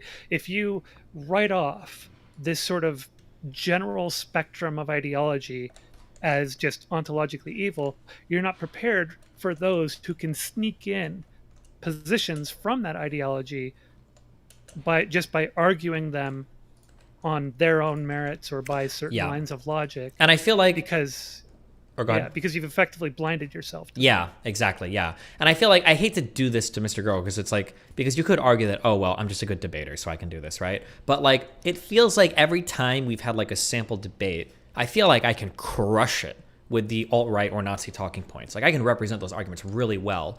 And I feel like he has no response to them whatsoever. And it's like, if you're the person saying that we ought to call a Nazi, but when I give you the actual Nazi talking points, you have nothing to say about it. Like, well, I feel like that's not good. Like, it's showing, to some extent, like the weakness of your side. That like, okay, well, you want to call a Nazi, that's fine. How do you argue against like Putnam's research and social cohesion and the fact that every single country you want to like make America look like is like 95% white? And most progressives are dead in the water. And we haven't even begun arguing that. But those two premises right there, it's like, oh, well, it's different. It's not, well, like they're done. They're already done. And it's like, okay, well, like, what was the point of your label there? Like, you got all the moral condemnation about it. You feel good about it. But now that you've used it, the label itself has almost robbed you of the ability to have an understanding of what's going on because you're relying on the moral condemnation of the label and not the underlying understanding and moral condemnation of the ideology. Like, what is it beneath the label that you're looking for to get upset about? Because that's what you should be focused on, in my opinion. Yeah, I would agree with that. But there's one area where I start to ask questions. Yeah. And obviously, I think you and I would basically agree that that these are things that we should be prepared to argue against and should be prepared to have conversations about so that we can have that argumentation so that we know how to argue against these things and know how to, not just how to argue against them, but even how to spot them if somebody's sneaking them in. Mm-hmm. So we should be able to have those conversations. But then there's the other question is, okay, if the majority of youth or the younger generations mm-hmm. are primarily in agreement that we have signed off on this general scope of positions being, as the meme goes, ontologically evil, and we don't want to even consider it, that's also kind of society moving in a direction to say we're done with it, we're not going to consider it anymore, which is kind of like what Germany did when, after World War II. That's a big one there. That's a big part of that. They laid down a whole bunch of laws that basically say you're not even allowed to talk about this. But I'm saying that it was after a war. We had to kill a lot of people to make that shit work. Liberalism didn't defeat Nazism in the free marketplace of ideas. They defeated it on the battlefield when it came to World War II. That was significantly different. The problem is that right now, those ideas haven't been fully defeated in our society yet because there's a lot of people that are playing with them and considering them in a lot of different ways. And I think that this is a complaint I think I've made maybe for 4 years now or 5 years now. We lost the ability to argue for a lot of the things that we believe in liberalism. Like given the opportunity to argue about things like racism or slavery or women's rights, it feels like we just don't know how to do it anymore. And that's really problematic, I think. Yeah. And I think part of it goes towards this labeling thing, the obsessive labeling thing. I've definitely noticed, this is a critique I've recently come to recognize, is that not even so much, the labeling becomes more just this easy means to deal with fatigue around talking about issues. No, hold on. I'm not letting people slip these. It's not fatiguing. Okay. It's not fatiguing. It's not hard to just say what a person believes. That's easy. Like, why do you hate Nick Fuentes or why do you hate this person? Oh, he believes in fucking race realism. The guy thinks that black people are genetically retarded. Oh, cool. I can say that. That's super easy. It's super short. The idea that it's like so hard to say. You're acting like I'm saying you have to write a paper every time you want to condemn somebody's point of view. That's not, you don't have to do that. It's not hard. The labels don't make it any easier. And they're detrimental. Sorry, okay, go on. I agree with you, but I have noticed a trend. And there seems to be a bit of fatigue. At least I think it's sort of I think that there are a couple of ththings playing into it. There's sort of something to really consider for a lot of people in our space who are streamers and do this kind of stuff, debating these kinds of things. It becomes when people sort of build a brand on top of that, and that is their cash cow, that's how they're making their money, etc. So they get into sort of this system of doing these debates, doing these panels, building an audience, etc. They get to a point where they get tired of running over the same old conversations over and over again. And so I call it fatigue because that's the way it plays out. It's sort of a fatigue on these issues. And they end up taking shorthand. A lot of times you have conversations now with certain streamers who've been doing this for a while.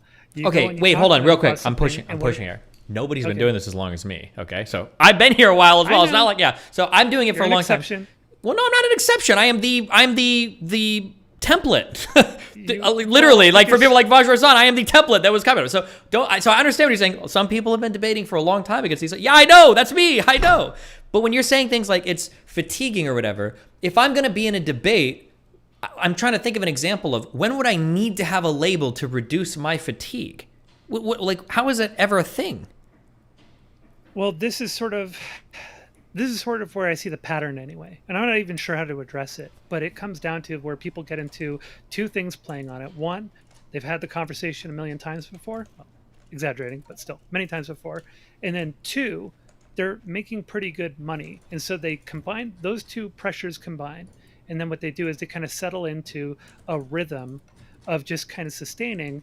And when it comes to those topics that they've talked about so many times over and over again, they are more bad faith with their approach to the topic, and instead will lean on these labels and quickly dismiss somebody as, oh, well, you're just a Nazi, etc. Well, then just it seems to be. Then it sounds like they just shouldn't have those conversations. If you don't want to talk to Nazis or talk about this, then just don't have the conversation. Yeah. You don't have to talk to everybody. And if you're going to talk to one of those people and your goal is to just write them off as a Nazi or whatever, it sounds like you probably shouldn't have the conversation with them because you're fatigued on it. Which, by the way, is fine. There are like I'm not talking to Ryan Dawson for a reason. There are certain people that I don't want to talk to. It'll happen. I don't think that's a condemnation of the person. But like if you don't feel like calling out a Nazi and going through their beliefs is so frustrating, well, why the fuck are you debating them? Then just don't debate them. It's that easy, I think. Yeah. I think you and I generally agree on this. I won't really push into it too much. I was just kind of wandering with my thoughts there when I thought about that. But okay, so there was one other thing. Well, there's a couple other things I want to touch on, but I'll start with this one for now, just because this is kind of where so Max brought up an interesting thing. So he brought up when he was talking about, so this is something I think should just be expected. Like you're going to get a lot of criticism on who you platform, especially when somebody, for them, the stakes are very high. So in case of Nick Fuentes and Max is Jewish. Nick Fuentes has definitely advocated for anti-Semitic policies and positions. So the stakes are very high for him. And like with me, I'm trans. Also, half of my family is Jewish, so I have that problem as well. I have stakes are much higher for me. Gotcha. So when you're in a space that a lot of people share, where there's a lot of dialogue being brought up, and people end up, like as Max brought up, they have connections with each other. There's networking opportunities. One thing leads to another. Next thing you know, somebody's being platformed on another channel because they were platformed on yours, etc. I'm not going to push on the Sneeko thing. I agreed with you on that, but there are networking opportunities as well as the opportunity for someone to be seen, like for someone who isn't as keyed into someone like Nick Fuentes, to think of him as like, oh, I thought he was kind of a bad guy, but seems pretty easygoing, seems pretty friendly overall. Cut this one stream where Destiny, I know he's pretty popular, had a lunch with the guy and everything seemed pretty jovial, right? But it makes perfect sense for a lot of people, especially for them where the stakes are higher, to go and be like, hold on one second. You're opening up a number of doors for this person, both to help rehabilitate their reputation or play down the threat that they pose, as well as to give them more connections and broader access to a space, especially when you've got a platform as big as yours and a reputation like yours. Sure, but then I don't like that argument because that puts me in Vosh world where I can't engage with anybody who isn't bigger than me. And there's especially as I'm growing in size, there's a decent number of smaller creators that I think have interesting things to say. I think Fuentes has interesting things to say that are worth pushing back on. But if I draw those rules out for myself, now I'm locked out from being able to engage with anybody that is a smaller platform than me, which I don't like. I don't think it's good. Gorbachev? Wait, what? Sorry. So when it comes to the more cash kind of interactions, for instance, doing lunch with him, is that in that kind of situation? So this is the way I kind of looked at it when you did that, because I was kind of shocked when you had that lunch with him, but I looked at it at the time and kind of stopped, took a step back, and I looked at it as this is sort of, building on rapport or maintaining, sort of a relationship, right? But there is an opportunity there for that exposure in that situation where you're having a casual lighthearted conversation with them, somebody drops into your stream because it's in the algorithm. They see him, they're like, oh, I guess he's not such a bad guy after all.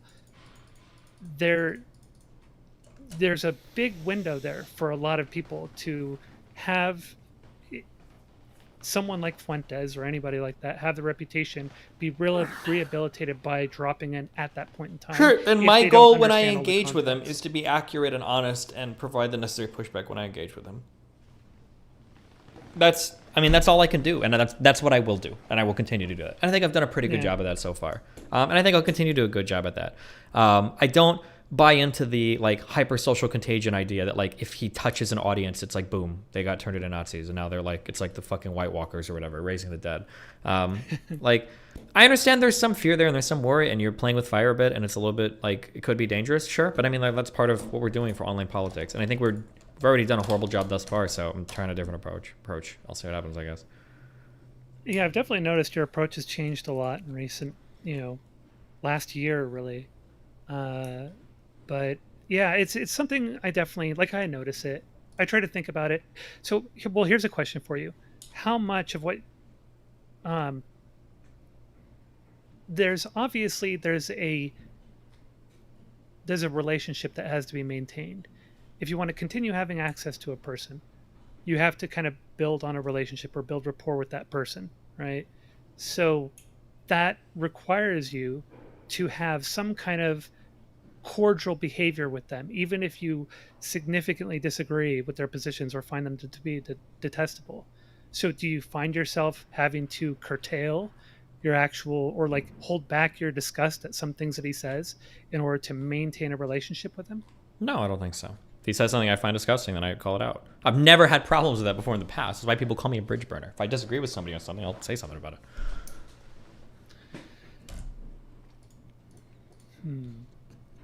I'm thinking back on the conversation over lunch, and I'm thinking back at certain points where it was like, and even though I know it's been misconstrued, like the part where he's asked that guy, hey, are you Jewish? I know that was misrepresented. But just the fact that he even asked that question to me is like red flags. Like, why the heck are you even asking if he's Jewish? Like, it's an edgy joke. But like, I'm pretty sure I literally even say afterwards, like, bro, do you just ask everybody if they're Jewish? What were you going to do if he was Jewish? Like, I'm pretty sure I roasted him for that a little bit. Yeah, it's just one of those things where I'd be like, dude, come on, right? As soon as somebody says it, right? I wouldn't even allow that window of opportunity to go by. I'd be like, come on, why the hell are you even asking him that? Like right in the middle, just kind of interrupt it. Or be like, bro, chill. We're just having lunch. Don't be asking people what their ethnicity is. I think I pushed back on it, and like he was clearly joking, and I think I gave him like a little bit of a pushback on it. But like, I'm not going to be like, put down the fork, Nick. We need to talk about. I don't think it was. That would have been funny, actually. But I'm pretty sure I literally said afterwards, like, what were you going to do if he was Jewish? Are you going to actually go and fight him? I'm pretty sure I cringed when he said it. Like, it's like a really. It's a really good opportunity to kind of slip in. Even but I literally did. I did do this. Well, like you could slip in even jokingly, like, dude, and you wonder why people call you a Nazi? You are playing right into what everybody believes. They know that, though. Right? They know this. You gripers love it when they're called Nazis. They also love it when you make fun of Nick for being gay and into cat boys. Like, this is the type of shit that they get off on. It's funny as fuck to them. Like, spin it around, okay? Here's the thing that people don't understand. If I go into their communities or other people go into their communities, they're calling him a Nazi, they find that shit funny. The exact same way. Imagine when people come into my communities like Destiny. Isn't that guy a fucking pedophile, fascist? Like, when people say that on the outside, they think the same that my community does when you call him a Nazi. Like, wow, he must be getting real mad that we're calling him a Nazi. No, we just laugh at that shit because we know it's not fucking true. And because we know that they're getting super fucking irritated and heated over it, and it's not mapping on to any of the shit going on. Like, when somebody comes into my community, it's like, Destiny's a fucking Nazi. Everybody's laughing about it. Nick's community is probably the exact same way. Like, I think that the way that you have to like disentangle and then attack these issues, it has to be done in a very, very, very sophisticated manner. That's not just like being constantly critical and the Nazi word and blah, blah, blah, blah, blah. Like, I don't know. Listen, if you guys can point me out to other people doing it, or you can give me other templates, then I'm curious and I'll look at it. But the problem is that like I'm trailblazing on all of this, and I have for 5 years. Nobody is doing any of the things that I've been doing for like the past like 5 or 6 years. And every step I take in a certain direction is the first step that anybody's taken in that direction. So I understand some criticism. I'm fine with that. You can like say like, oh, I think you could do this or that or that or that. But like at some point, I'm going to have to say, okay, well, I've moved a lot in this direction, and I think I've made a fuck ton of progress. I can see it in my comments, his comments, my emails, and my communities. For people to continue to be ultra critical, at some point, I got to say, all right, where's the counterexample? Can you show me somebody else that is being as or more effective than me that is engaging in this stuff? I'd love to see it, because if there was, I'd just fucking copy it. If you show me something where it's like, oh, somebody did that or that. Because actually, if anything, that's where I'm at. That's how I'm at where I'm at right now. Is sometimes I'll see examples of things like, fuck, I really like the way that guy handled that thing. Or I love the way that he addressed that point, or he tied in that thing to that thing. And I'll copy those things when I see them. But I don't see that anywhere. I'm sure as fuck I'm not copying anything off of Vosh. He's fucking horrible. Hassan is just like a clout shark, progressive bot. I don't know anybody. Sean and Jen are like hand ring over everything. Like, who else am I? Who else am I supposed to copy? Like, can you point? I'm sorry, I'm like screaming at you. I don't mean to scream at you. Yeah, like, but yeah, like, yeah. Where are the examples of anybody else dealing with shit in a way that it's like, oh, I should like copy that a little bit?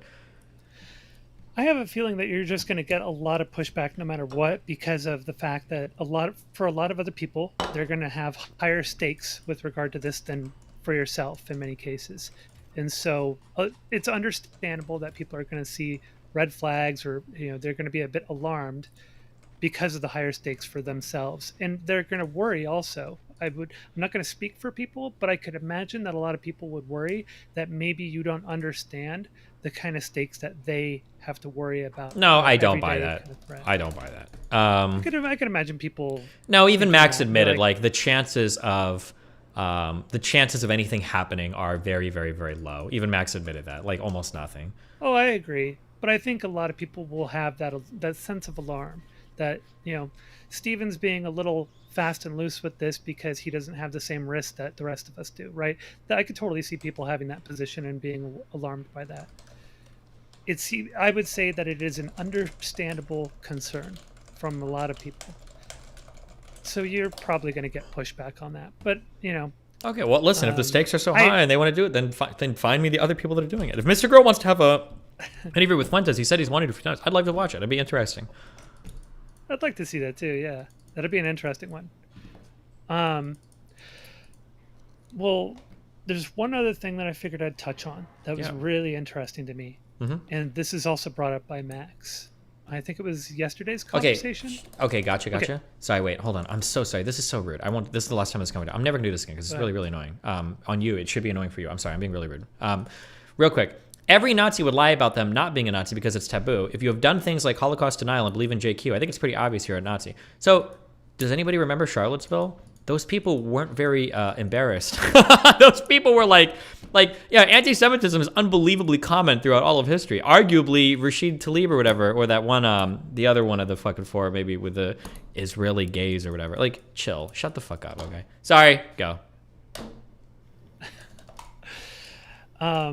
Okay, so Max brought up something about you lacking a moral consistency or a strong moral position. Mm-hmm. And the way that you responded to it. Hang on, let me read my notes real quick because I wrote this down. I had to cram through yesterday's VOD. Nice.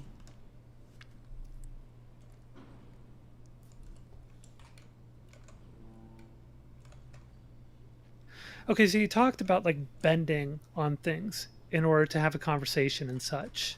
I didn't say bending ever. I would never use that word because it's not describing anything that's happening.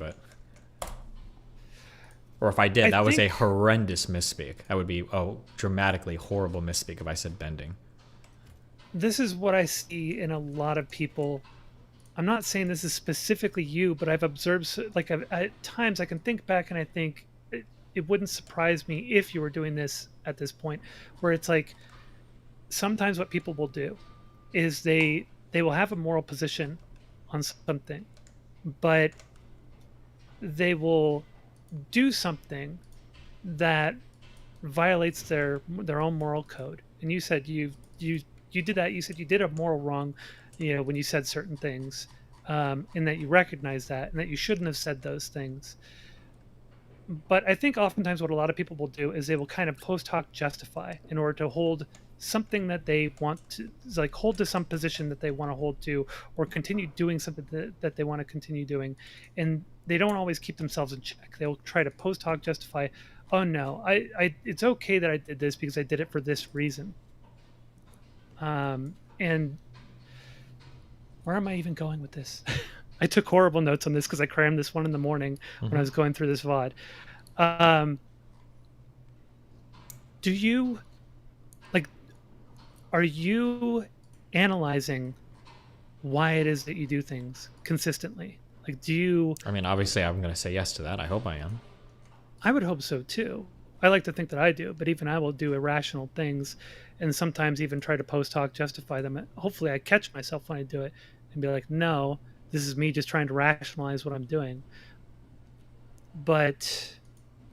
man, I should have taken better notes on this one. I wish I could remember the context that this came up in. Oh, I remember what the context was exactly. The conversation was it? why I'm not making moral arguments in the face of people that have different moral systems than me. And my response was that when I'm arguing with them, I usually like to step inside their moral framework and argue from within that to show them why the things they're advocating for are inconsistent. And I hope to point them into a conclusion in their moral framework that also coincides with a conclusion in my moral framework.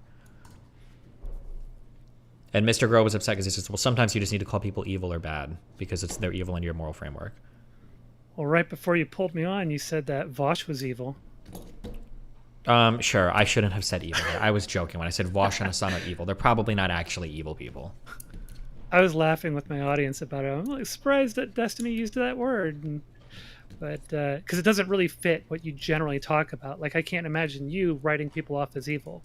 Sure, But, sure. I'm not legitimately writing off Vosh or Hassan as evil. I'm like memeing, like, oh yeah. Also, when I call Keffels a terrorist, I don't think she probably fits the legal FBI definition of like a terrorist or whatever. Okay.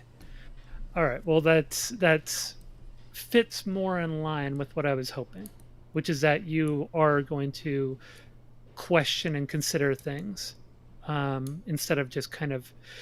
Because if you did lean on moralistic labels, I would think, okay, well then, yeah, Max has a really good point. Maybe why aren't you using moralistic labels in these cases or having moralistic positions that you would fall back on in these cases? Like, I would argue that I know you want to have sort of a logical approach to decision making, right? And you want to be able to argue these things. But I would also argue that society, our collective societal wisdom, isn't always logical. We have a lot of policies in place. We have a lot of things that aren't built upon just, logical deduction or, coming to these conclusions after trials, and tests and such. We have a lot of things built into our collective conscience and into our systems, even our legal systems, that are not always rational. And sometimes we figure that out later on. These things will get tested in the courts of law and such, or, in various other scenarios.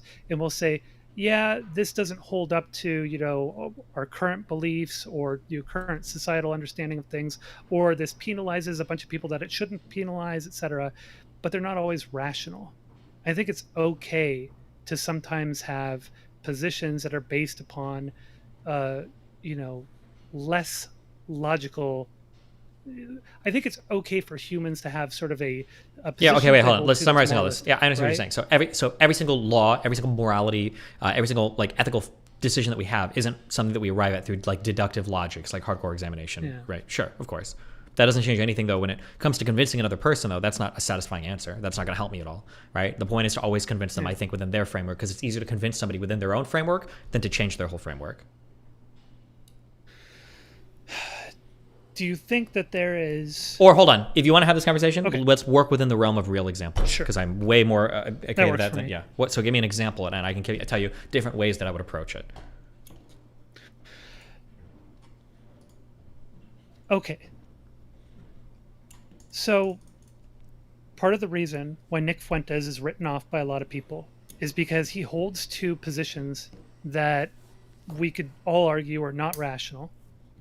And he's not interested, from everything that we've been able to tell, he's not really interested on moving on these. He's talked a lot about obfuscating. We have lots of clips of him talking to his audience about obfuscating your true beliefs and your true intentions. Okay, and let me coming up with summarize language to more. slide it in. Wait, real quick. Let me summarize what he means when he says that. Because when people say that, he talks about obfuscating, people sound like if you go and you turn on his stream, he might be saying some things like, hello guys, today the monitor white TV, ceilings and Jewish people. And it's like, oh my god, it's total obfuscation. That's not what he means when he says that. What he means when he says that, if you watch that clip and you watch like the 5-minute discussion around it, what he's saying is that sometimes humor lets you push boundaries or joke about things in a farther way than you couldn't actually state the position. So maybe Fuentes says something, maybe here's like, let's say this is the front-facing belief. Fuentes might think the elites are in control of society, but his true belief is those elites are overwhelmingly Jewish, okay?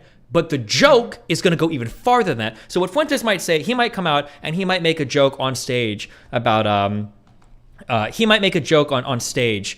What's the name of the Friday Jewish holiday? Fuck, Dan always talks about this. Shabbat, right?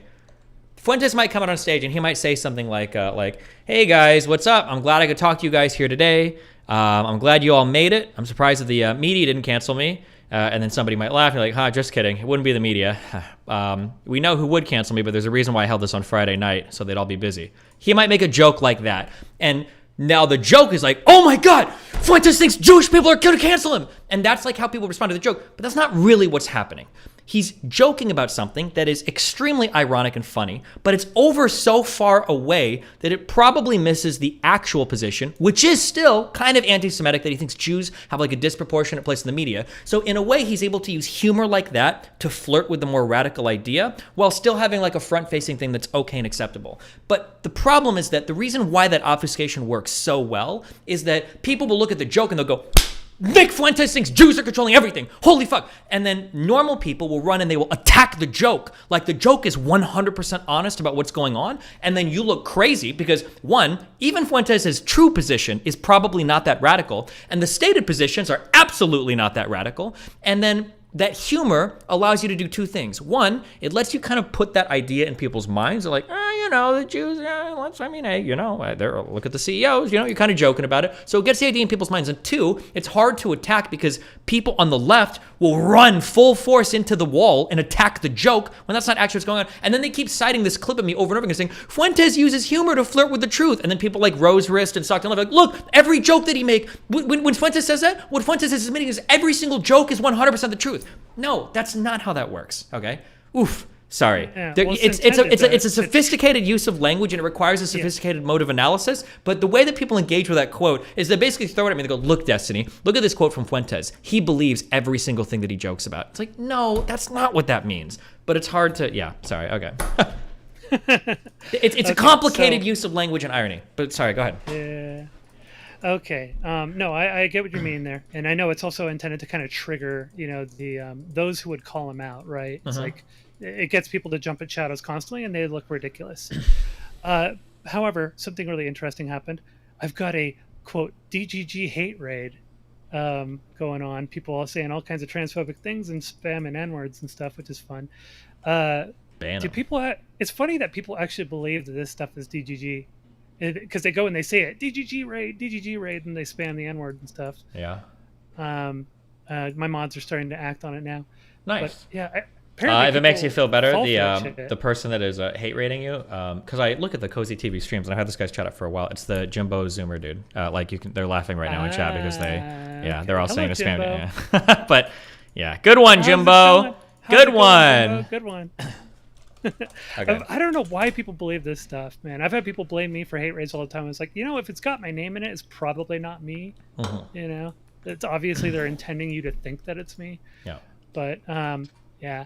So going back to like the moralistic position, it could be easily argued that Nick Fuentes has this very staunchly held moralistic position that he doesn't want to move on, that his audience does as well, that they're going and like, if anybody wants to share it, I'm sure there's a clip that somebody's got, if somebody wants to share it in chat, but of Nick Fuentes, where he says the clip where he talks about why we say talking about baking cookies instead of saying the other thing. Like, he's obviously describing how it is to do the JQing in a way that slips in under the radar, right?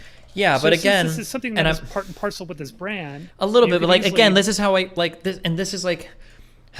This is why I like doing what I do, and I wish people, if anybody else wants to jump in and do this, this is fine, okay? But this is what's going to happen when those types of jokes are made, okay?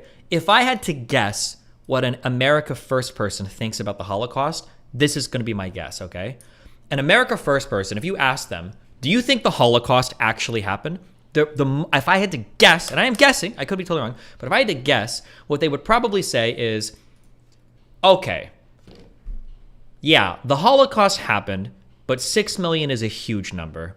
And it's fucking war. Lots of people are killing people. The Soviets did it. The United States interned fucking Asian people. A lot of people were killed.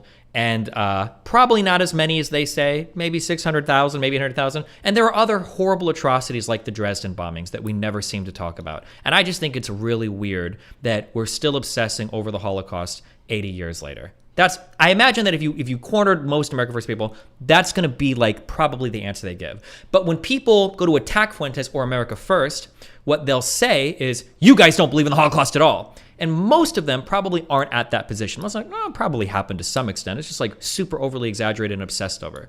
But when you come at it from the position of like, oh, well, look at Nick making those jokes. It's because they don't believe in the Holocaust at all. Now you look crazy. And now you've lost the ability to even have a conversation with anybody. You've totally lost the ability to engage.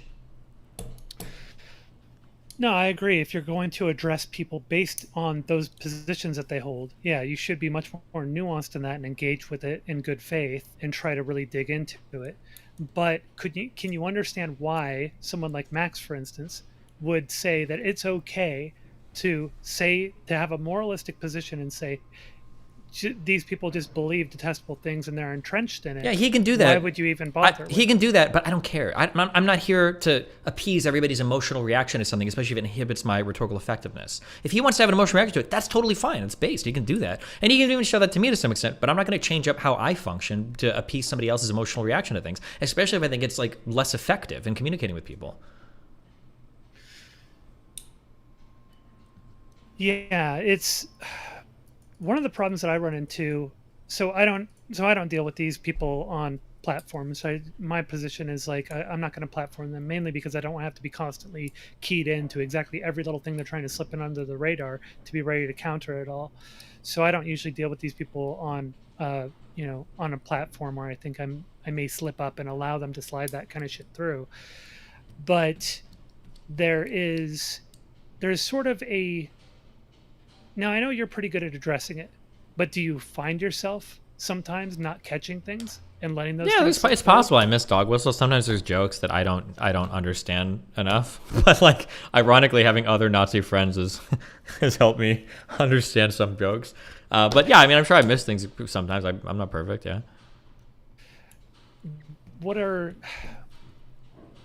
Okay, so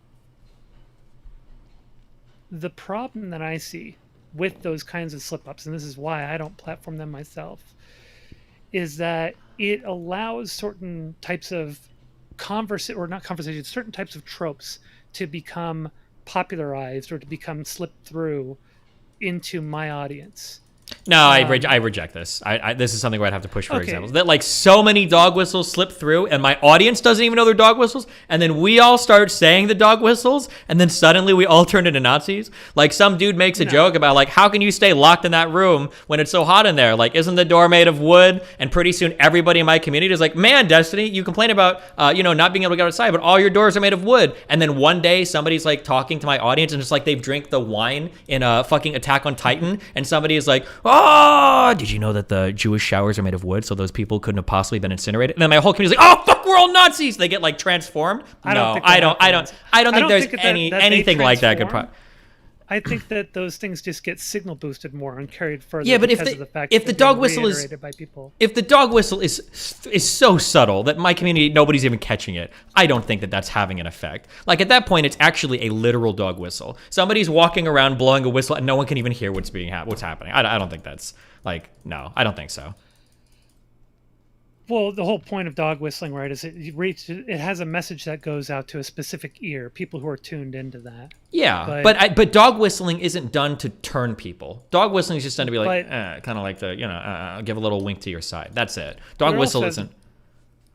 Well, it also has the benefit of muddying the waters for everybody else. I don't believe so. You don't think so? Dog whistling only muddies the waters if you engage with it in a dumb way. The thing that hurts We know this, okay? The thing that damages people or can turn thoughts is problematic humor. We can talk about that. Dog whistles are, by definition, unhearable. Like, you can't hear... If the left just would stop engaging with dog whistles, then they don't work anymore, right? Imagine if... And I've said this a million times. Imagine with the 4chan campaign, it's okay to be white. Imagine if some conservative strolls in with a shirt, and he's on a college campus, and everybody sees him with his it's okay to be white shirt. And... nobody really cares. Nobody's looking. And he walks up and says, like, hey, what's up? Like, oh, you say Black Lives Matter? I think it's okay to be white. And somebody looks at him and they're like, yeah, sure. Yeah, it's fine to be white, dude. It's like cringe as fuck. The dude's like, okay, well, I just want you to, like, it's cringe. A dog whistle that people don't respond to it's actually cringe as fuck. And then you look like a fucking loser. But instead, people say that it's okay to be white shirt and they start fighting with the dog whistle. By definition, it's called a dog whistle because it's not accurately resembling what's being said. And when you attack the dog whistle, now you look fucking unhinged. And now you got whole campaigns of people saying, it's okay to be white. That's a white supremacist slogan. Wait, how the fuck is saying it's okay to be white a white supremacist slogan? Well, we can say it's okay to be black, it's okay to be Asian. How does that even make sense? And now you're in a world where you're not even boxing with shadows, you're boxing with brick walls, and you look crazy. That's why I don't, if somebody wants to dog whistle, like if I hear it or whatever, I'll call that out, I'll make it stubborn, but I'm not gonna sit there and like obsess over them. Problematic humor I'll focus on, but dog whistles? Fuck it, dude. Like, who cares? Nobody even knows what you're saying. And then we go through another internet phase where people are hunting down fucking people in Congress making the okay sign. I'm like, oh, we found him. Secret fucking Nazi. And I was like, really, dude? Well, that's the thing where I see it as sort of muddying the waters, where it becomes an easy way to veil a lot of other things, like veil intentions and such. If you can cause a dog whistle to spread really wide and far and cause a lot of alarmism around it, you can veil a lot underneath the outrage of it or the alarmism. No. Wrong. What the dog whistle is, the dog whistle is actually the bait, and the veil comes from the left or from the person engaging with the dog whistle. That's the issue.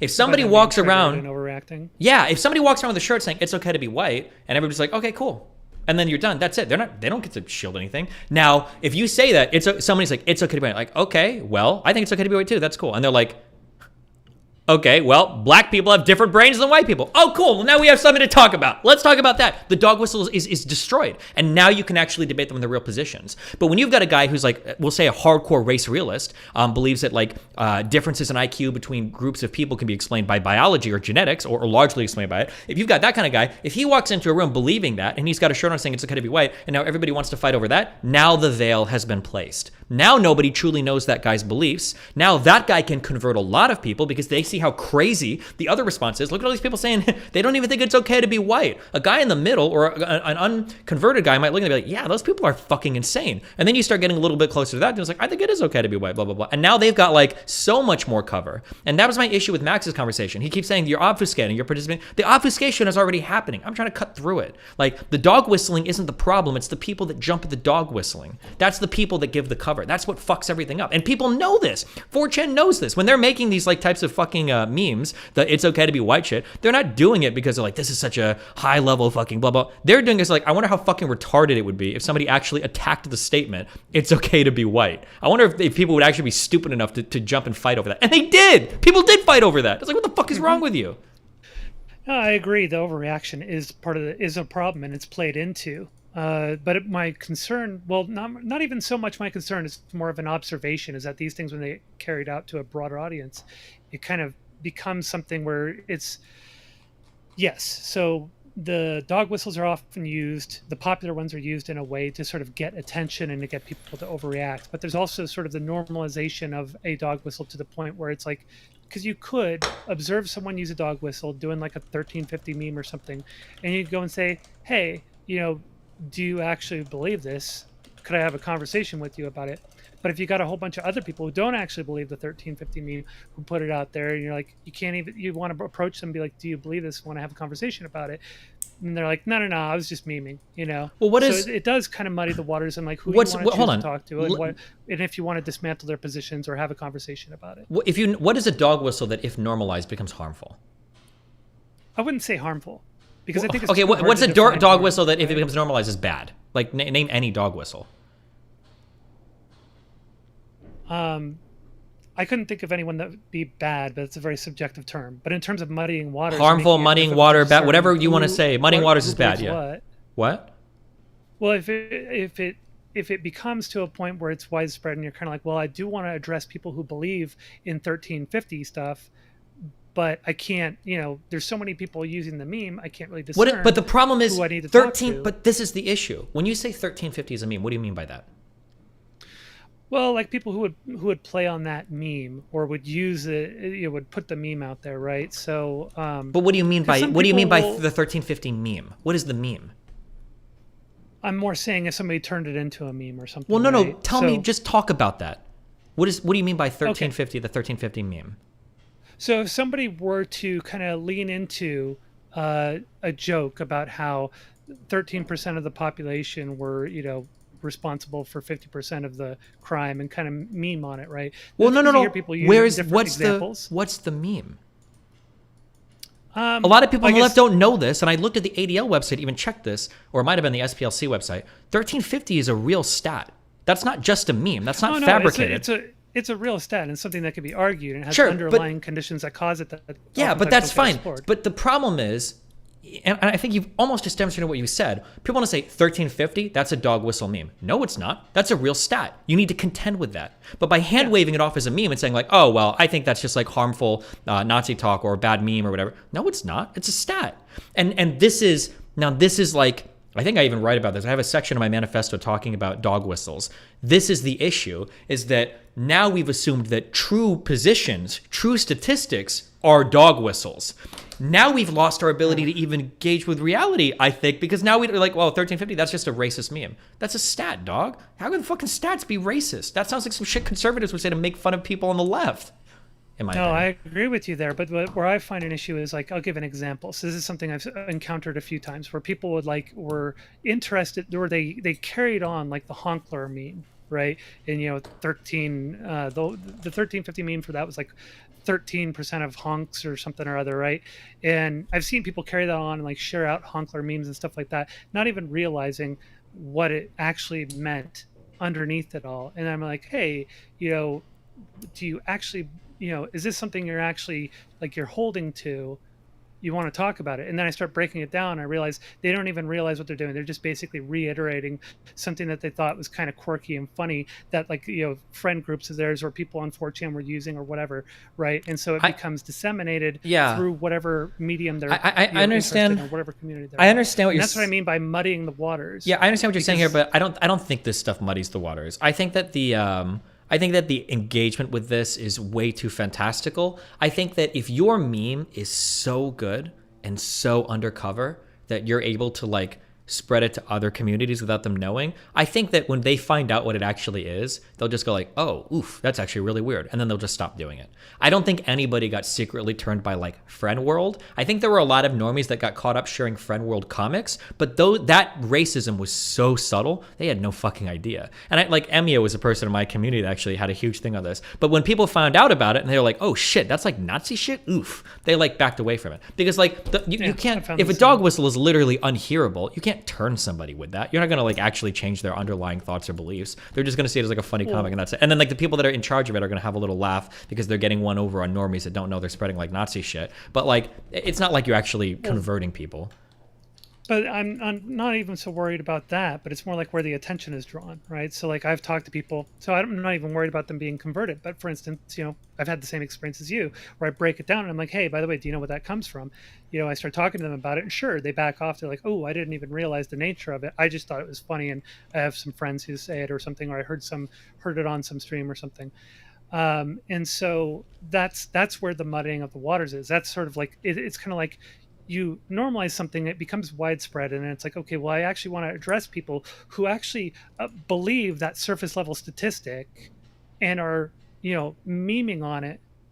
So I want to actually address those people and talk to them and break it down and be like, okay, do you know why that stat is what it is? So if my attention is drawn in all these different directions and I try to talk to people and I find out like more than half of the people that I talk to just thought it was quirky and fun and reiterated it, then it's drawing my attention away from where it could be focused on actually addressing. And again, I don't like. I'm just a stat without the fundamental. Yeah, understanding I of where the just stat comes from. I hand wave off all of these. I think that the statements are too general. When you say like focus is my attention away, there's not significant attention being drawn here. Like you can. This is like a 20-second conversation. Like that friend world shit is like a Nazi meme, and they're like, wait, what do you mean? It's like, well, look at like these people are the Jews. These are like 1350 comments, and they're like, oh shit, yikes. Like that's it. It's not like, oh god, my friend fell into friend world. I have to spend like the next like week doing like research about. Like I think that's a pretty quick and easy conversation. I don't. I just. Sometimes when we say, I think sometimes we hand wave a lot, like, well, we have to spend a lot of time doing this, or this is really problematic, or it's like, well, hold on, how difficult is this, or how problematic is this, or how much do you have to, I don't think there's much. I just,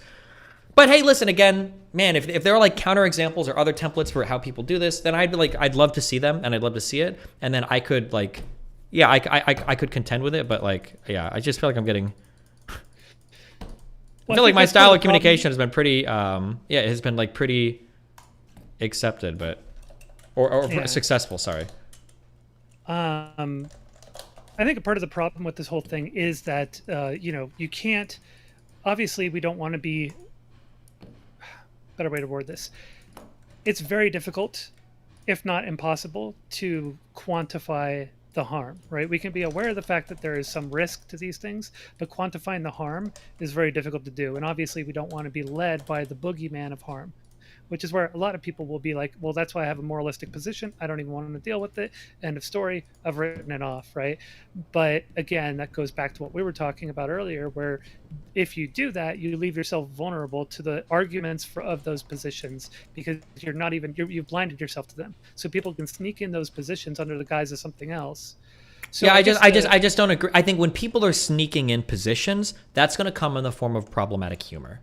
So like a way that I might sneak in certain racial or misogynistic or transphobic positions is going to be to make those types of jokes over and over and over and over again. And then slowly over time, I can probably turn somebody's opinion. But it's not with dog whistles. That's just not how dog whistles work. Dog whistles are a way for me to say some shit and someone else kind of like wink at me like, hell yeah, brother. And you're like, hell yeah, brother. HH, brother. And you're like, 88, Hulk Hogan. But like normal people aren't seeing Hulk Hogan and they're like, God damn, for some reason, I just really want to buy a fucking swastika right now. I don't know why, right? Like, communities are turned by problematic humor, and that's what should be focused on sometimes, not dog whistles. I'm mostly with you there. I just sometimes worry that some of those things will slip through and muddy the waters again. But that's a good point that you made. It's like, what can you truly quantify how much of your attention is being drawn off by that versus, and whether or not that even matters, whether or not that's even a significant draw on attention. So yeah, I agree with that not really being a strong, detriment. Sure. Yeah. Anything else? I don't know. No, I think I'm pretty much done. I just wanted to kind of solidify those earlier positions and kind of better understand where you're coming from with them. And thank you for clarifying like what you were talking about with your platform, because that was really important to me, like where you were going with that. I think overall, like, I don't really care too much about the platforming, otherwise being aware of the risk. Mm-hmm. My main issue is, people who are going to have these concerns, and I think they should be heard, and I think there needs to be some attention to it, and why it is that other people who have higher stakes with their, with their backgrounds or their ethnicity, etc., are going to have some serious concerns and worry about whether or not you have those concerns in mind or just kind of overlooking them because you don't share those backgrounds. Okay. So, yeah. Well, but anyways, thank you for taking the time. Shout out to DGG, and thank you for the hate raid, Destiny. You sent a hate raid after me. You targeted me for harassment. Damn it. No problem. Have fun. Stay safe. Be careful, everybody. All right. Have a good night. Bye. Bye. Everybody, F's in chat for Gorbachev, who is dead. Ripperino. Who joined? Hey, real quick. Oh shit. You know what would be fun for you to do today? What's that? You should go get Truth Social and like go through Trump's posts, because apparently he's been fucking unhinged for the last day. Okay, I'll do it at some point. All right, fine, bye. Bye.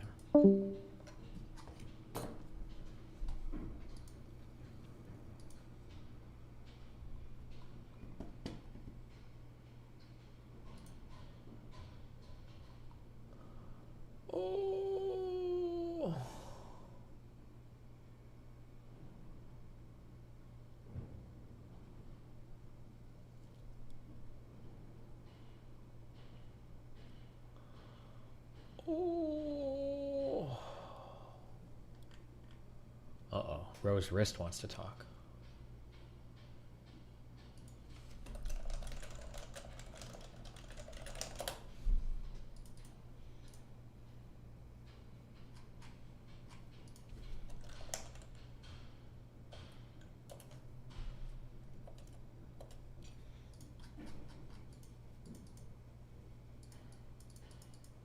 Why don't you refine the kryptonite on world? Because I don't want to bring 50 million fucking machines to do it over here. Rage shitter.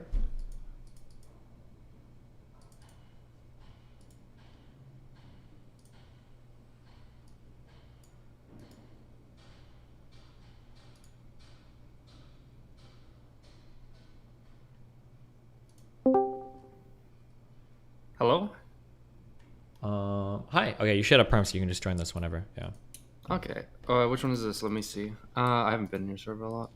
Is this Nathan's room? Is that what we're in? Yeah. No, we're in Destiny's room. Okay. True. All right. So, okay. Do we want to start with the easy part or the part that might be a bit more inflammatory? What do we want to start with? Whatever you want to. It's your call right now. Okay. So you get to be the one. Wait. Let me use the restroom real quick. Okay. All right. Sounds good. Let me open GGG chat so I can look at you guys.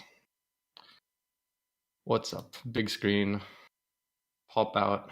Can you guys even hear me? Am I on stream, like audio? I am. Okay, let's go. Hello, Burn Bridge. We'll see. I don't think so. I don't think that there should be a reason to. Say, oh, nice try. Okay, nice try. Oh, I should turn on my camera. Is that a thing we can do in this room? Video. Okay, I'm on video. Let's go. I didn't say, guys. I didn't say you can hear you. Well, too bad. Okay. Oh, you know what? Maybe I'll like occasionally, like at the start of the conversation, I'll drop an O, and then like, once we're in a little bit, I'll drop an OB, and then like OBA, and then we can like build up to it throughout the entire thing. Delayed gratification. We'll figure it out. But yeah. Let's see. Type in chat so we can tag you. Type. I might not log. I'm probably not going to be logged in. I'm not logged in. Let's go.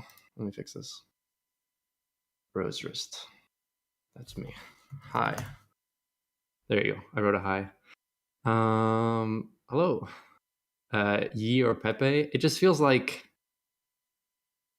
I don't know. Pepe just has so much more variation, Like Yi, maybe I'm wrong. Maybe I don't know enough about Yi. Okay, but it just seems like there's only one Yi emote, no? Or is there more than one Yi? What are we talking about right now? Yi versus Pepe. Uh-oh. Yeah. Maybe I give a. Is there only one Yi emote, or am I mistaken? Oh, you're asking me?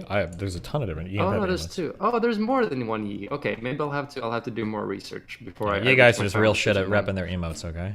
But they did win the last Olympics, so. Oh, okay, that's pretty cool. Okay, yeah, I've never seen any other one than the default Yi, so I'll do some more research and then we'll see what happens. Mm-hmm. Okay, we can start with this actually. So I dropped the document in your Reddit a few days ago, and from what I understand, a lot of people brought it up. Now, I just want to ask you: Did you recognize that document? I'm guessing it came from our 2v2 debate. Okay, I just wanted to confirm that the 2v2 debate of the document that you read multiple times and you reviewed, right? Mm-hmm. Okay, excellent. Okay. So the first thing, I guess we can start with something simple. Okay.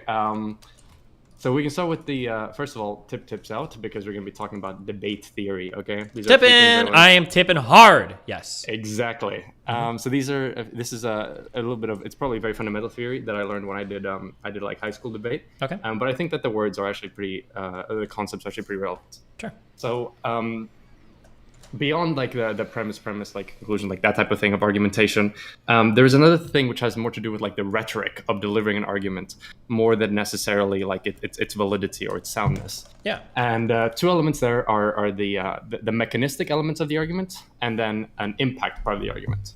So when I say mechanization, I essentially mean that this is when you explain how your argument works. You explain that this is something that logically follows. You prove why something is like true or not true. It's the actual thing that talks about like, what are you trying to demonstrate? What are you trying to prove?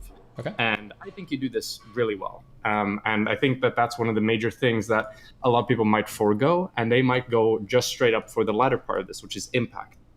And the part of this is past demonstrating and doing the mechanization for your argument. You explain the importance of what you just explained, and you demonstrate essentially like the broader societal impact in that sense. So for like an example of this, I could just ask you this. So why is, for example, a false belief in the Jewish question bad to hold? Okay. Since we are having a very formal conversation, I need to ask what you mean when you say bad. What parts of this do you find to be what consequences of holding this belief do you find to be like morally bad consequences, like things you would like to avoid? What are the negative externalities of holding the belief that like the Jewish question is real? Okay, I'm just gonna call this obfuscation because that's what everybody says. Okay. Okay. Yeah, apparently I'm obfuscating everything now. When you ask me why are Jewish conspiracy things bad, there are a couple of different levels that I'll view that on. So epistemically, I would say that Jewish conspiracies are bad because typically in order to believe in them, you have to be running down very irrational trains of thought. You're either not asking for or looking for the right evidence for a belief, or you're falling into certain cognitive pitfalls to believe certain things that you shouldn't be, or there's a whole host of other types of reasons. You're getting your truth from bad sources, so you have an inability to analyze evidence correctly, or you're not analyzing evidence, you're just taking descriptive statements to be true at face value from other people you agree with, et cetera, et cetera, et cetera. So epistemically, when you say, why are Jewish conspiracies bad, that'd be one thing I would say. Now, if you want to ask a further question, well, why is it bad to believe different things on an epistemic level, then I would say, well, that's bad because if you're susceptible to bad ideas here, you're susceptible to bad ideas anywhere. And those types of bad thoughts, those incongruent epistemic beliefs are going to make it impossible for two sound minds to agree on things that are descriptively true, right? Like whether or not Jewish people are good or bad can be an ethics debate, but whether or not Jewish people are involved in a conspiracy ought to be something that two reasonable minds should agree on. So on an epistemic level, that's why it's bad. On a moral or ethical level, when you say, why are believing in Jewish conspiracies bad?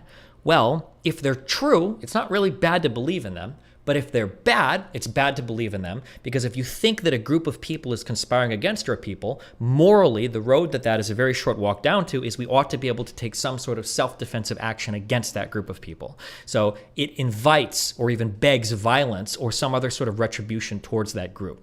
So Jewish conspiracies are bad because to believe in them requires poor epistemic grounding, and they're bad because the ethical arguments past believing that Jewish conspiracies are real lead us down paths of violence or violent retribution or whatever that, or real weird political things or state violence that I don't agree with and I think are bad. That would be my full answer to that question. Yeah, okay. And I think that's a really good answer. Okay. So now, what does this have to do with what I explained previously? Well, the first thing you mentioned when you talked about the issues with epistemics and with grounding your beliefs in reality and essentially believing in things that can't be verified and checked by other people, and you can't actually build like a sound and good fundamental like reality that you can then base your worldview off of and build off of.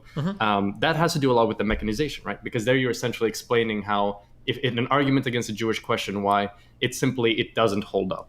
Why there's flaws in this and this, the evidence is insufficient, whatever, yada yada yada, up until perpetuity. But unless you also talk about like the impact, unless you also make the argument that okay, so this is why the belief is like an incorrect belief to have. It's like it doesn't hold up. It doesn't seem to be reflective of what's actually going on in the real world. Unless you also be like, and furthermore, this belief also contributes to an environment where you're essentially falsely identifying whatever you want to call Jewish people, probably an ethnic group in this case, for being responsible for a wide range of social ills and therefore providing justification for persecutorial action against that social group. Yeah. And given that that's something we want to avoid in like a liberal democratic society, that impact is really morally reprehensible. And if you don't do that second impact there, then you run into an issue where, let's say you have an argument about Jewish question, and then you have an argument about trickle-down economics, for instance. Both of these are like unsound in the sense that they're both not really reflective of reality, like good economic practice or good social analysis. But at the same time, their kind of moral value of believing to them, like of them in the real world, is going to be vastly different, right? One is going to result in the persecution of a group of people for their ethnicity, and the other one is going to result in bad economic policy that sure is going to have some negative effects as well, but it's not quite going to be the same. And I feel that you're really good with the mechanization part because you will engage with arguments on their grounds in a way that most people will not. A lot of people will just start at the impact and they will leave it with there. Oh, let's have an argument about the Jewish question. And they're like, sorry, that's like that it's anti-Semitism. And that's their argument, essentially. It's anti-Semitism. So they start at the impact and then kind of have that do the entire mechanization bit. But unless you also have the impact part there, then you kind of get a perception, like a rhetorical perception, that the weight of incorrect beliefs are kind of equalized there. Like believing the Jewish question might be kind of as bad as believing in, for example, rent control or trickle-down economics, because you don't really flesh out the impacts in that sense.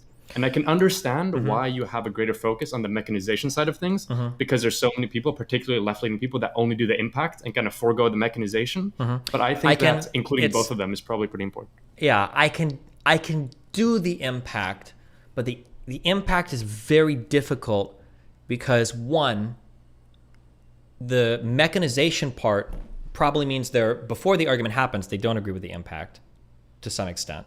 Right? Because they've got a whole reason for why.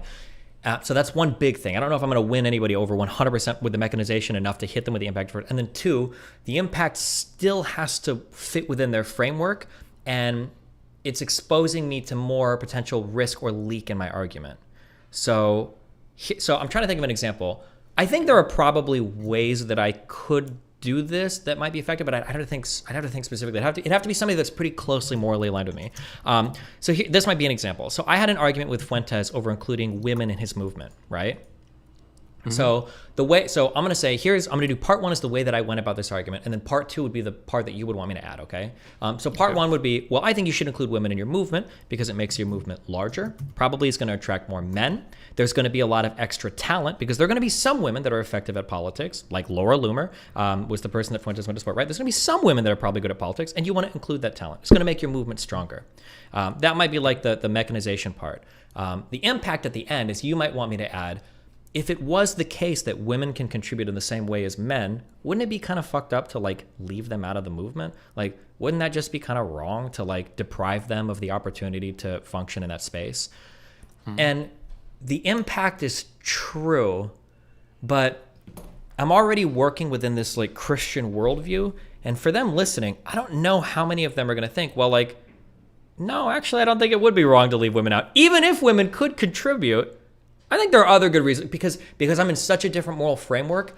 When I hit that impact statement, I have to make sure that it is fully congruent with the mechanization argument I gave earlier, and that it's still fitting within their moral framework. And if we're really far apart, that's going to be really hard. But if we're much closer together, then I think I could probably do better with the impact statements. Maybe I already do, but I could probably do better on the impact statements if we're closer morally together. Yeah, go ahead.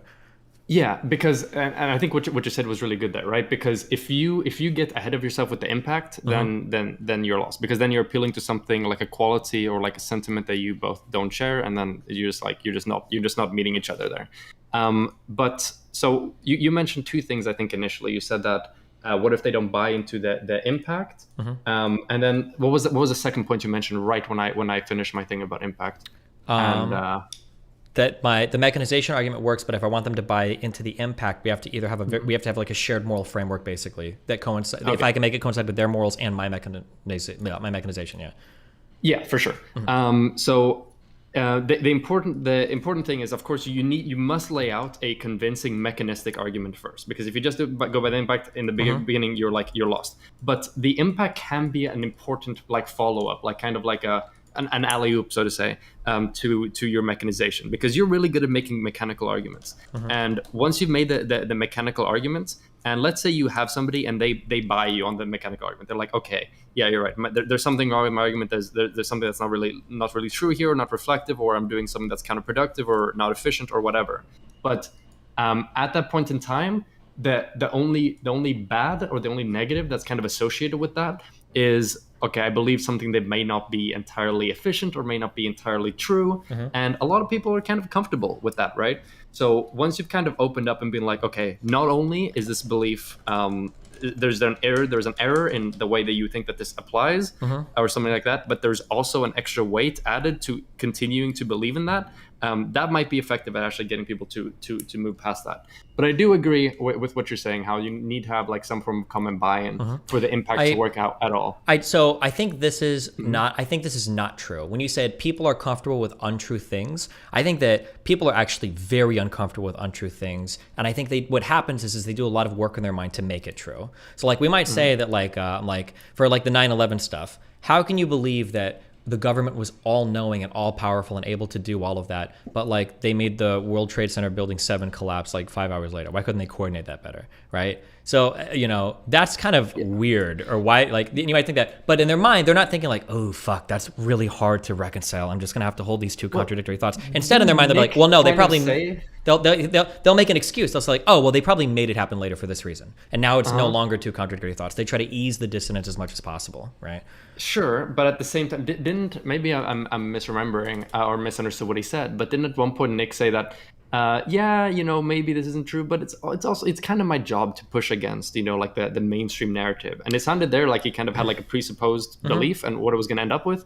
And it feels like it's his mission to push that narrative no matter what. Yeah, and I think that's pretty demonstrative of like being okay with things not being accurate, right? Yeah, that's kind of true. Nick is a huge exception though, right? Because he's like an ideological leader here. His mind is not going to be like most people. I think that if you confront the vast majority of people on their beliefs, they're not going to say that like, yeah, I have some thoughts that are kind of like irreconcilable. They will have done all of the mental work necessary. It's where the term mental gymnastics comes from. They're going to do all the mental work necessary to make those beliefs like work. And I feel like in terms of emails that I've gotten from people, generally the way that I usually turn people, and this isn't to say, by the way, that that impact arguments wouldn't work or impact statements work, because maybe they wouldn't, I just haven't tried it enough.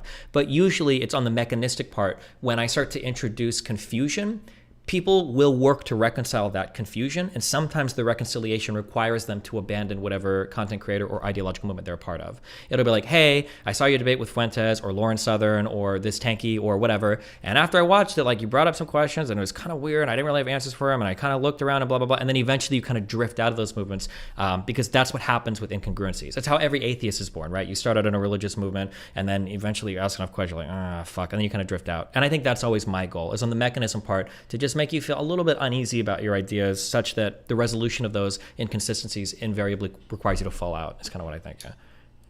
I see what you mean there. So I could see the impact thing going either way. It could be a thing. Well, I'm not sure actually. I think that at worst, having an incorrect impact is kind of just not going to do anything, right? Because if they don't share it, they're just going to be like, I literally don't care, right? I don't think it's likely to turn people off unless you're so very far away that you just expressing and working within a value system is going to make them be like, oh, what the fuck, like that's pretty fucked up. But it's hard to say because the impact, and this is where I'm starting to force these more conversations. I think we need to work within the framework of examples, because I can think of ways that an incorrect impact statement could really fuck you up. Like, let's say that we where I could trip and stumble into a whole other host of arguments. Let's say we're arguing about like white people being allowed to advocate for themselves. Like, I think I should be able to say white power or white rights or whatever without it being racist. And you have that whole argument. And let's say that I go through the mechanistic argument and I give the examples like, well, white people historically that have done this are kind of shady. White people don't really need to advocate for themselves as a group. It's more subgroups that need to advocate for themselves. Let's say I make a really good mechanistic argument. Then let's say at the very end, it's like, okay, we've done all that. And then let's say at the very end, I'm like, it's a little bit strange, I think, to have like majority groups in power come out and advocate on behalf of their own interests, when as a group they don't really need to. Like, it almost feels like they're attacking other groups through doing that. Like, you're kind of protesting their protests, and we probably don't want to take away issues from like other groups in society or whatever. Like, let's say that's some kind of. I would say that's a bad impact. Give me a possible effective impact statement. Yeah. So for example, in that instance, I think the issue with that is you're focusing on kind of it's kind of the difference between when people talk about, should we say white privilege or should you talk about like a minority penalty, right? How focusing on white privilege is going to make the people who need to hear it the most, they're the ones that have this quote unquote privilege. So they're kind of the people being targeted by that statement. In the way that you were talking about it, then presumably it would be like a white person making this argument about white power, why this is okay and whatever. So then when you make that argument, well, with hegemonic groups are making this and it's kind of like weird or whatever, you're attacking them personally.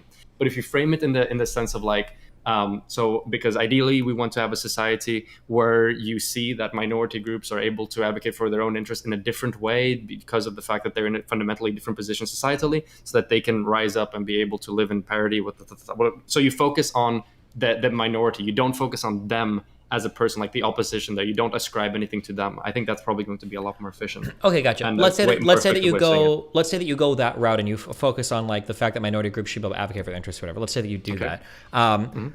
It feels like when you hit that part of the argument, you introduce this world where now there's other moral arguments being made. It's like where everything for the mechanical shit gets tossed aside, and now people are saying like, well, hold on, like, I don't know if I feel like it's okay that minority groups should be able to advocate for themselves and I'm not allowed to advocate for myself. Like that actually feels wrong. Well, ideally, you like, should have explained that in the mechanization, right? Because that's the argument that you're having. You're arguing about why saying like, white power and whatever isn't okay. So that should have been something that's in the mechanization, no? If you cover it well enough, if you're hitting it that effectively in the mechanization argument that you're dealing with that, then what is the purpose, I guess, of the impact statement at the end then? Yeah, so that's what I was saying. I said at the worst case, I think that the impact can just be non-effective. It just doesn't add anything because you just don't meet. But I think in the best case, it can add an extra pressure for them to really like, because moving off a position is difficult. Moving off a position can take quite a bit of time. And I think that adding like a moral weight through an impact statement can add like an extra pressure that makes people more incentivized towards like really critically examining and potentially expediting that process of potentially moving off this belief. When otherwise you might just be like, okay, there's just some potential issues and flaws in this that may not logically make sense. Whereas with the good impact statement, it's okay, there's some flaws logically, things that don't make sense. And also through continuing to perpetuate and believe this idea, I'm also contributing to this moral harm. Right. So yeah, I guess it's not, I can think about that as like hitting up with like the mutually compatible kind of moral statement at the end. Maybe, yeah. I just have to think of the argument. I'll keep it in mind more, I guess, in a future debate if I feel like I can throw that in at the end. Yeah, it'll just depend on who I'm arguing with and what the argument is, but sure. Yeah, for sure. And then to also explain how this relates to maybe some of the things we're seeing right now, and that's because a lot of the people, I think, that who see you make the arguments, they see you do the nice, the nice mechanistic arguments. But because they don't see you maybe do the impact to the same extent, that's why people will look at some of the debates you've had with Nick Fuentes and still complain over like, oh, you're not pushing back enough, you're not being direct enough, you're not being clear enough, because you're doing everything nice on the factual grounds, but you're not really getting to the moral weight of the beliefs that you're discussing. So that could be another thing. Of course, I don't know if you probably don't care at all about those types of people and their perceptions, because that's not who you're trying to reach. And also you don't seem to just care about those people generally. So, I mean, I don't know how much you're going to take into consideration in this, but I think this could be like a good explanation. Maybe you can keep in mind that this might be why people get the perception that even though you feel like, oh, I'm doing so much pushback against them, people still end up running around and saying like, oh, Destiny, you didn't push hard enough or whatever. Yeah, now, maybe because when they're listening to a debate and they already agree with me, the mechanization part doesn't make them feel any better because they don't even give a fuck about that. They're looking for the impact because it's all a moral thing to them anyway, maybe. Yeah, exactly. So that's something that so that positive you and it wasn't it. Positive impact statements basically is a more elaborate way of me saying like Nick bad in a way that the audience hears and they're like, oh, thank God, and then it kind of like solidifies their position. That could be possible too, sure. Yeah, exactly. But once again, just to be hyper clear, a good impact statement is an impact statement is really contingent on a good mechanism. Yeah, and it's going to be depending on how far. I don't mean that I would just say Nick bad at the end, but it would have to be an effectively done. Yeah, sure. Exactly. Okay, cool. Okay, so that was the chill part. That was the tips out now. No more debate theory, I don't think. The other thing I wanted to talk about was my document and quote docs in general. I've gotten a bit of, so I haven't kept up super much. I've had a few busy days, and you've put a lot of content about this recently in discussions with Mr. Girl and the rest of it. How do you feel about my document? Do you think it's a good piece of information to utilize? Do you think it paints the wrong picture? How do you feel about it? I went through a few things, but I'm generally not in favor of, like, I'm more in favor of like essay format stuff when it comes to writing something persuasive than like a bunch of quotes. Just because I feel like it's a better way to contend with or grasp or understand like a certain set of positions. Not to say that those can't be effective in like convincing people of some things or whatever, but like for instance, when I try to understand like Hassan's position on something or Vosh's position on something, I'm usually watching like, for in the case of Vosh or even Hassan, it'll be hours and hours of video to get like a pretty fleshed out understanding of what they're saying. And you know, somebody asks me like, well, what does Vosh believe about this, or what does Hassan believe about that? Like I'll be able to tell you like, well, you know, I watched him talk about this speech here, and I think that he does this thing here, and I think he believes this here, and I think that he probably believes that for that and that and that. And I can give you like a really good reason why. But if somebody's like, well, why does this guy believe this? And you're like, well, here's 7 quotes from that dude. Like, especially when it comes to streamers or people doing hours and hours and hours of content, like I don't care as much about like quotes, because I don't know if that's really getting me to the essence of what they believe as much. It's kind of my issue, generally. I agree with what you say. Typically, additional textual analysis will be helpful, whatever you're analyzing, for sure. However, I will say that there might be a bit of a difference between the type of issues and beliefs you're thinking of when you talk about Vosh and Hassan versus you're thinking of when we're having these discussions with Fuentes. So what I mean by this, if the question was, how does Nick Fuentes believe the Jewish question works? Like how exactly? Like where are the cabals located? How many people? Where is the money being sent or whatever? I agree in that situation, quotes will not cut it. But if the question is, does Nick Fuentes hold like bigoted or conspiracy theory, Jewish question-esque beliefs about Jewish people, then I think that the quotes in that instance more than enough proves it, right? Because there is not about trying to get like a deep and contextual understanding about how this belief really works and what the details of his belief are. You're just trying to understand whether or not he has the belief. I mean, like I understand that, but like I think it's shit. Hold on, I'm trying to think of a way to say this. I'll just say this. This is going to sound really condescending, but I don't mean it to sound that way. I think that might be good enough for a lot of people. That's not enough for me. I need more than that. I usually want more than that. When I'm analyzing people's stuff, I really truly want to know what they mean or believe. Like when that it's very easy to call I keep wanting to say Rashid Tlaib, but it's not. It's the other one. The Jews have hypnotized the world or whatever. Do you know what I'm talking about?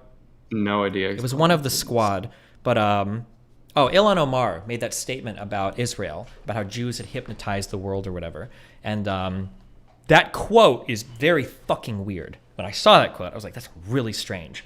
But just seeing the quote and then just seeing the tweet about the quote, that's not enough, right? So what I'm thinking is like, okay, well, hold on. So she's talking about Israel. Just because you're anti-Zionist doesn't mean you're anti-Semitic. Just because you hate Israel doesn't mean you hate Jewish people. So it's like, well, what other quotes can we find about, or what other speeches, or what other statements has she made relating to this or that? And then these are usually the types of things that I'm trying to like go through to ascertain like, what is your opinion? It's never going to be enough to just like have a quote, especially once you get into like internet humor and shit. Because now we can like, you can make Vosh sound like he believes anything. You can make me sound like I fucking believe anything, depending on like the quotes that you're going to give. So I'd rather, now I'm not saying that a quote is wrong. I'm going to push back a little bit here. Yep, go. Because I believe that that's true. You can make it look like anyone believes anything if you take things out of context. Do you believe that any of the quotes I've included in my document are taken out of context? Well, but that's hard because when you provide a joke, how am I supposed to evaluate the context of that?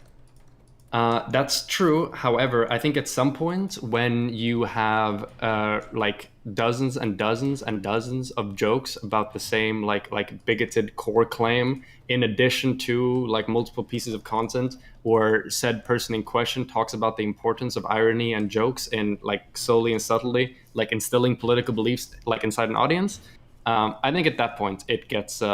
I think at that point the evidence is pretty high enough. Assuming that what you're trying to prove is just that they have this belief, not that you're trying to get an in-depth understanding. So, for example, this wouldn't be enough if I were to debate Nick Fuentes on the Jewish question. These quotes are fucking nothing. Okay, these are worthless. Yeah. But if you're trying to figure out whether or not Nick is bigoted against Jewish people, then I think they do. Possibly. There are some statements that I think I could say like yes, 100%. Like if you were like, does Fuentes engage in anti-Semitic humor? The answer is obviously yes. Does Fuentes engage in anti-Semitic humor that could point people in a direction or lead them down a road of anti-Semitism? Absolutely, the answer is yes. Is Fuentes a Nazi because he's that anti-Semitic? Oof. Is he actually like super anti-Semitic, or is a lot of it just like really edgy humor? Like at this point, there's two things going here. One, I need to dig a lot deeper for me to be satisfied knowing for sure.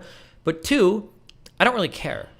Rather than try to figure out if he's anti-Semitic, I think I would just attack him on the anti-Semitic humor. I would attack him on the anti-Semitic implications, or I would just attack him on his like concrete positions about Jewish people. Because Nick has a lot of concrete Jewish positions about Jewish people that I would attack, like things related to Jewish conspiracy theories or like fucking 9/11 or whatever. Like I can fight on these grounds, and I don't have to do any guesswork at all. Why would I even waste my time trying to divine whether or not he's truly anti-Semitic or truly anti-Israel or anti-Jewish or whatever, when I can just go with the things he said and fight on those grounds? Okay, so I guess this kind of stems to the main issue then. Do you believe that Nick Fuentes is anti-Semitic? I don't know, but I haven't like thought about it a ton. I'm not sure. It's okay. There's a lot of different. The thing is that there's a lot of different factors at play that make it hard to know 100%. One is he is very edgy and engages in a lot of edgy humor. I'm very edgy, and I engage in a lot of edgy humor. You could absolutely quote mine the fuck out of me in saying edgy things. So, but you gave two conditions. One is the actual conspiracy stuff, and the second is the jokes. I could satisfy the second part, the jokes. The first part, when you say like, well, is he anti-Semitic in terms of he believes in actual conspiracy theories? At this point, I have to try to tease apart very carefully, like, what are the actual anti-Semitic conspiracies versus what are like the kind of like populist, like Jews and the elite are controlling society. Because the issue you run into is depending on how broadly you're going to paint the quote unquote anti-Semitic brush. Now on the far left, and we actually saw this happen in the UK with Corbyn. And we've seen it happen with the Squad on the left and some of the anti-Israeli, the BDS or whatever sentiment and shit in the United States. We've seen it happen here too, where people are quick to say, well, these things make you sound anti-Semitic. You know, if you oppose Israel, if you're trying to blockade their shit, if you're trying to trade, blah, blah, blah, or yeah. So it's just, that's a really, really, really challenging question to answer. Yeah, go. Boom. To what you said there, so you said, for example, okay, what do we mean? Is it just like Jews control the world, or is it like Jews and global elite control the world? I would say that both of those probably qualify as anti-Semitic statements. Would you disagree? They probably would, I would imagine. Okay. If you think Jews control the world, yeah. Or at the very, well, assuming it's not true, right? Yeah, of course, that's an anti-Semitic statement generally, yeah. But it's just, the problem is that like, for us to wade into these waters, we're going to have to start to do a ton of analysis, a ton of like sophisticated irony and meta-irony analysis. We're going to have to make sure that our sources are relevant enough that they're recent, because I don't know about stuff 4 or 5 years ago. No offense to Nick, or take offense. I don't care about shit he's saying when he was 19 or 20. He's 24 now. His beliefs might have changed quite a bit. And the political climate pre and post Charlottesville has changed. It's just so much work. I just don't care that much. If there are people that really want to put together, and I notice you did this and other people, if you want to put together things, say, by the way, guys, this is shit that Fuentes has said in the past, I think that's fine. That's totally okay. But I want to fight on solid ground, and I want to fight with the things that he says. I don't want to try to like, I think you're an anti-Semite, and now I'm going to argue to convince you why I think you're an anti-Semite, and then maybe, like, I'd rather just fight over the statements themselves. That's where I feel. It's so much easier. Yeah, go.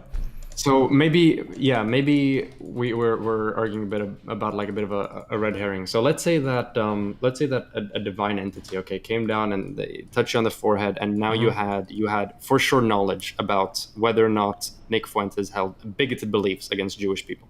And let's say that revealed to you that yes, he is by your definition of the world for sure anti-Semitic. How would you proceed forward with this information? Would you change anything? I don't think I would, actually. I think I would stay the course. Okay, so then the argument about whether or not he is I guess irrelevant to you completely. Yeah, because the issue is how difficult it would be to prove it. Because that, it's just, I just don't care about that. Let me be more specific. When I say that I don't care about that argument, what I mean is it's not an effective area for me to argue in whether he is or isn't anti-Semitic, because at the end of the day, whatever I end up establishing there is probably not going to be effective towards any side. Like, for my audience, most of them probably think he's anti-Semitic. So let's say I do establish that he is anti-Semitic. That doesn't help anybody on my end. If I fail to establish that he's anti-Semitic, it makes me look bad. People in my audience might be like, oof, Destiny's kind of like making shit up about people. And then for his audience, let's say that I fight really hard and I establish he is anti-Semitic. I find it hard to believe that an America First guy would be like, damn, Nick's actually anti-Semitic? I gotta leave. And then if I fail to establish that he's anti-Semitic, well, now it's like a huge fucking laugh. Like, Destiny just wasted this whole debate and he couldn't even establish like the obvious fact that we hate Jews. Yeah. Now we're looping back to the thing about impact, right? Because ideally, if you're able to make a solid mechanical argument, here's where the importance of being like, hey, this argument that Nick Fuentes is making, like you're in a debate with Nick Fuentes and he says some weird shit about Jewish people or whatever. This argument that you're making, you attack it first on the mechanical grounds. But here's where it's also important to be like, And the results of this type of rhetoric and this type of argumentation is going to lead to broadly negative and antagonistic sentiments being directed against, minority groups, which is where it doesn't end up really well, right? True, but remember, the impact statement rests on the effectiveness of the mechanical statement. An impact statement after a bad mechanical statement, it looks like you're falling flat. It looks like you're, I don't want to use sewing out, but like you're like crying at that point, like, guys, he's evil. If I could share that revelation, let's say you're good, but the thing is, you're really good at mechanical statements, right? And that's the thing. I'm good at mechanical statements when I'm right. I'm good at mechanical statements because I am rhetorically effective, but it's because I put in a lot of work. I'll research shit until I can argue, right? Yeah, I'm good. Yeah, the mechanical statements come from knowing the true things, not just because, although I know people will say this, it's because he's a good debater. I am a good debater. But if he's truly not anti-Semitic, and I try to say that he is, that's a really complicated world to enter.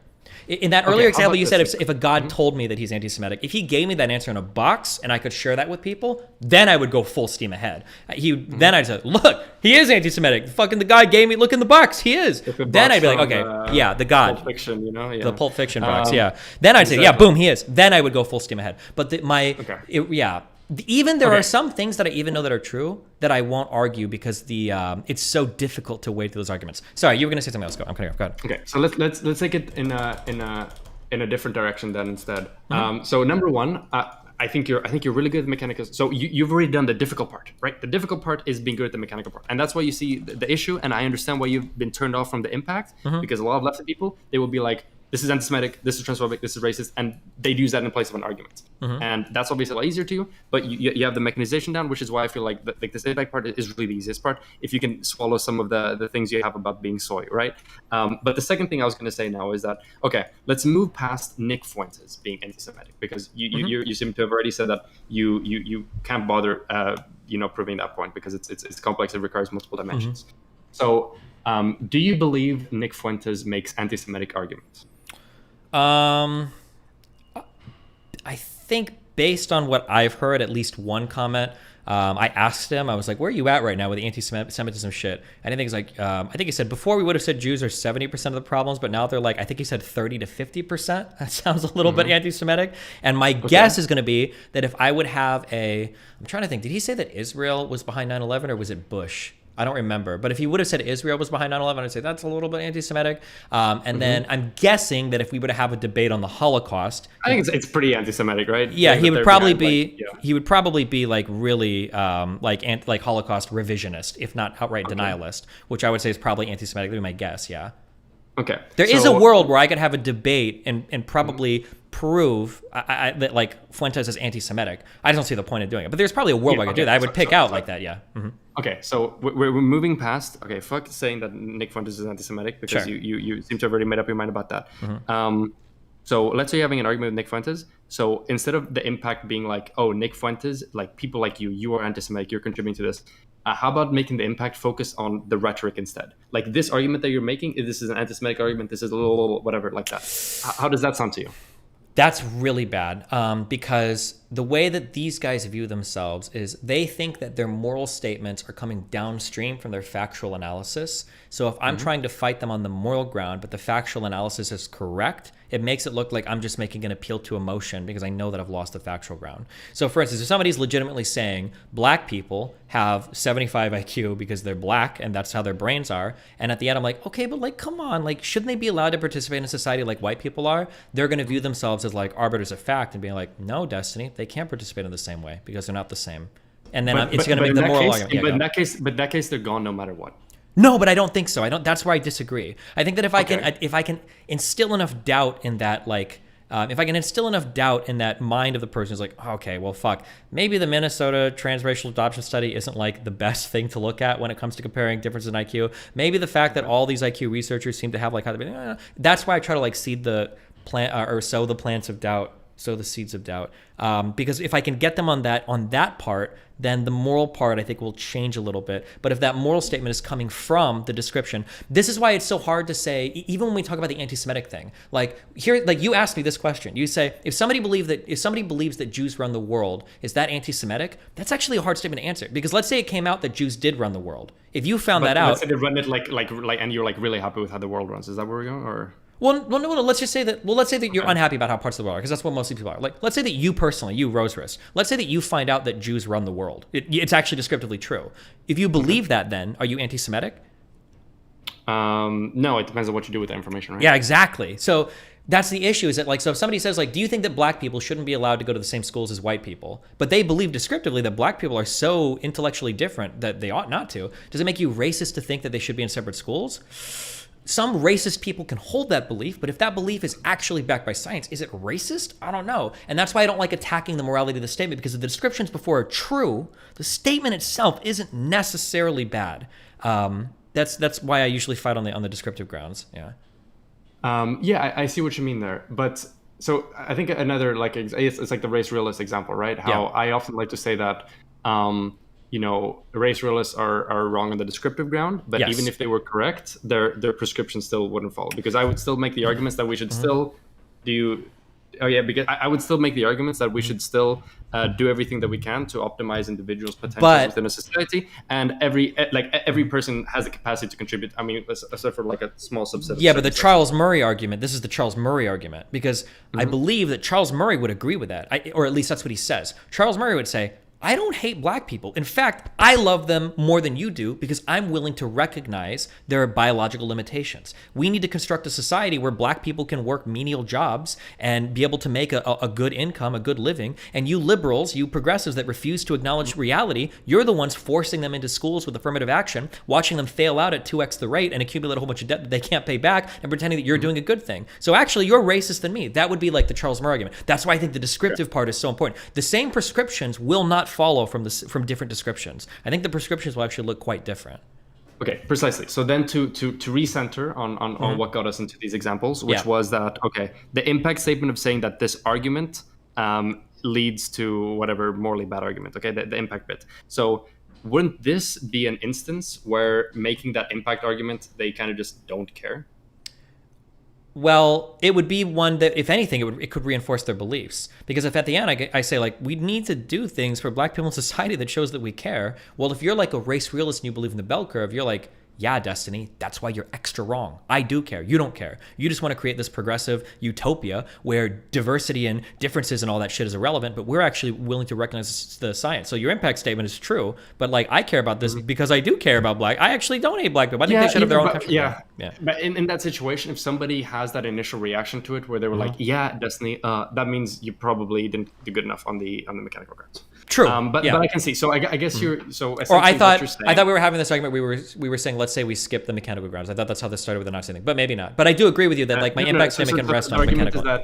Is that if you don't, you have like something against making an impact statement about Nick personally, like Nick is an anti-Semitic person, whatever. At that point, we still have on the table making impact statements about the effects of arguments and the effects of rhetoric, right? So never forego mechanization ever. So my argument was essentially that maybe would you think it was a good idea if you're having a debate with Nick Fuentes or somebody else, and somebody makes like an anti-Semitic argument is made, and you think it's an anti-Semitic argument because once again you said that it's very difficult to tell whether or not a person is anti-Semitic, but you'd agree it's a whole lot easier to tell whether an argument is, right? Generally, yeah. So in that case where you're arguing against somebody who's making an anti-Semitic argument, and you do your mechanization, which you do really well, would you then think that perhaps it's appropriate to add like an impact statement here that focuses on the anti-Semitic impact of this type of rhetoric and these beliefs? Maybe, yeah. I just have to see the specific debate. But I could conceive of debates where it would be good to do that, and I can conceive of debates where it would be bad to do that. But yeah, there probably is room there depending on the conversation you're having, depending on the exact conversation. Yeah. So I think that. That being a bit more mindful of impact is going to be good for you on two main things. Number one, I personally think that once again, contingent on good mechanization, which you are good at, and even in the worst case, it's not going to have too much of an impact. That talking about that, I use impact in like the general sense, that not the specific one we're talking about here.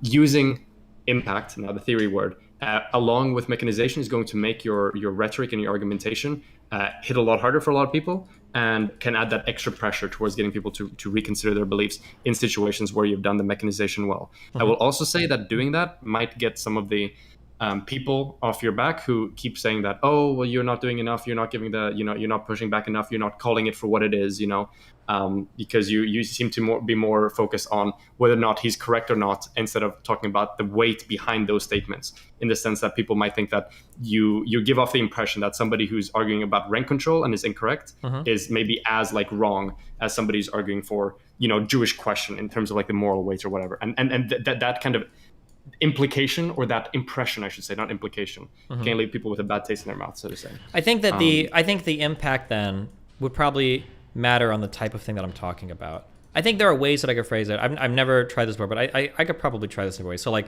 one possible thing could be like appealing to the like, if you're wrong about what you're saying, not saying it, but like if you're wrong, it would be pretty catastrophic to be like persecuting a whole group of people, or like having these things. Like that'd be pretty shitty, right? Like it, like and then I could probably tie it into other ends too. Like if women are wrong with how they analyze incels and the way they treat them is pretty shitty too, right? And we could say, yeah, there are probably ways I could do that. It would be very tailored to that argument, like a mechanistic argument would be. But yeah, sure, yeah, it probably could be, yeah.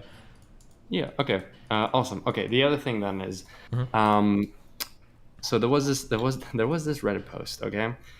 Destiny's incorrect. Nick Fuentes does outwardly meet his definition for Nazi. Why did you ban this person? Last two paragraphs were incredibly fucking soy, and other comments that he made were actually so unimaginably retarded that if I could figure out this dude's address, I would probably contact the local courts and try to get this guy some sort of like permanent supervision so that he's able to be taken care of, because I think that if he wanders out into the world, he'll walk into the highway and get ran over by a car. That's how fucking stupid this guy was. Let's read the last two sentences. So, the fact of Nick Fuentes is a Nazi being the significantly contentious here is a pretty clear warning post that this community has already changed and not for the better. Nazis aren't an enemy anymore. It's people who are so woke that's a real problem here, apparently. So I assume that the issue. Wait, can you link me in the post so that I can look just real quick? Yeah, for sure. Nope. Also, I don't think I deleted the post. I think I just banned the dude. But I didn't say you deleted. You just banned him. Oh. And then the final sentence was, this community used to give a shit about society progressing into a safer, brighter, and more inclusive future. Oh, that was the part. Oh, okay, now I remember. Okay, gotcha. Because I thought you were just read the end. I was like, oh, that didn't sound that bad. That was the second to last one I read. Yeah. The final one. Now look at it. Okay. So what I mean by this is that DGG used to positively organize and champion awesome causes, and now we're fighting tooth and nail over something that, in my views, is a well-documented fact, even by the definition of Destiny gave on stream, but evidently before, but he's blah, blah, blah. It wasn't meant to mean that we're being brainwashed. More than I think it's sad looking at where this community is now versus where it was. What a fucking soy, stupid fucking statement. The idea that, like, oh my God, because we disagree on, like, this categorization, now we no longer organize or champion awesome causes or anything, that's stupid as fuck. Like, in this statement, like, this community used to give a shit about society progressing into a safer, brighter, more inclusive future. So much so that it went and campaigned for politicians who were striving to do the same. Now look at it. Bro, the campaigning shit failed because I got fucking murdered by other lefties for it. To try to, like, tie these things together, like, well, we used to go out and campaign for people, and now we just love Nazis. Fuck that shit. What a dumb statement. And then his statement about notes was so stupid. I didn't actually ban him for this post. I thought about it when I woke up, but it's like, it's a high effort post. I'm gonna look bad if I ban it. But then he made another comment down the thread that was so stupid, I had to ban him for his own safety and for my safety. What comments? Let me see if I can find this. 1 second. Wait, so was he banned? He was banned after this. Wait, so okay, before you read that comment, were you like, I'm gonna ban this guy no matter what, or was it that comment that made you believe? I was close to it because of how dumb the ending statements were. But I think the thing I actually banned him over was the when I saw how absolutely fucking stupid. Hold on, someone linked it here. Yeah, 1 second. It is. It's taking forever to load. Oh my God. This. The fact that Destiny said that he was uninterested in reading people's quote lists while literally typing Mr. Girl's quotes into a document for his references made me want to Roblox myself. What an unimaginably fucking stupid fucking comment. Fuck that. From my understanding, the reason you were typing Mr. Girl's quotes was like it was in a conversation, right? Yeah, I'm typing the conversation to keep track of the argument, not so that I can make a quote hit list. Okay. So is the policy, do you ban people for being soy? Usually I ban people when their attacks are like so fucking stupid and so like off the wall, like usually be like people accusing me of like grifting or people doing things like that like I don't see the contribution as being meaningful or positive, and I think it has a really toxic effect of the community when those types of comments are made and then people start to like rally behind it and it's too influential. I just want to like excise over my community. Like somebody that's making comments that are that stupid, I'd rather them step out of the way and let somebody more like intelligent or more diplomatic make the statements instead, because like these types of things just like they take the reins and they just drive everybody like up Mount Retard, and I don't want that. Fuck that. But if it's in a situation where like you have 2.8K people upvoting it, wouldn't you say that it might be a good idea to maybe mechanistically address this rather than going straight for the impact of the ban hammer? A little bit. I thought about it this morning. The mechanism was the stream today. It's called The Great Purge 2. You probably didn't watch my stream this morning, but I kind of talked about it that like anytime I'm going to do like a big purge, I will talk about it. And I talked about it this morning. It's like, if you're somebody that is very emotionally tied into like the word Nazi and you feel like it's a really important thing, whether we call people Nazis or not, I really just don't want you commenting in my community. And if you want to leave for another community, that's fine. If I bleed viewers off to Max, I'm actually okay with that. He hasn't backstabbed me or anything. I think he's a really cool dude. And if he is more successful because I cut like some of my fan base off and they go to him, I consider that to be a cool thing. That's good for him.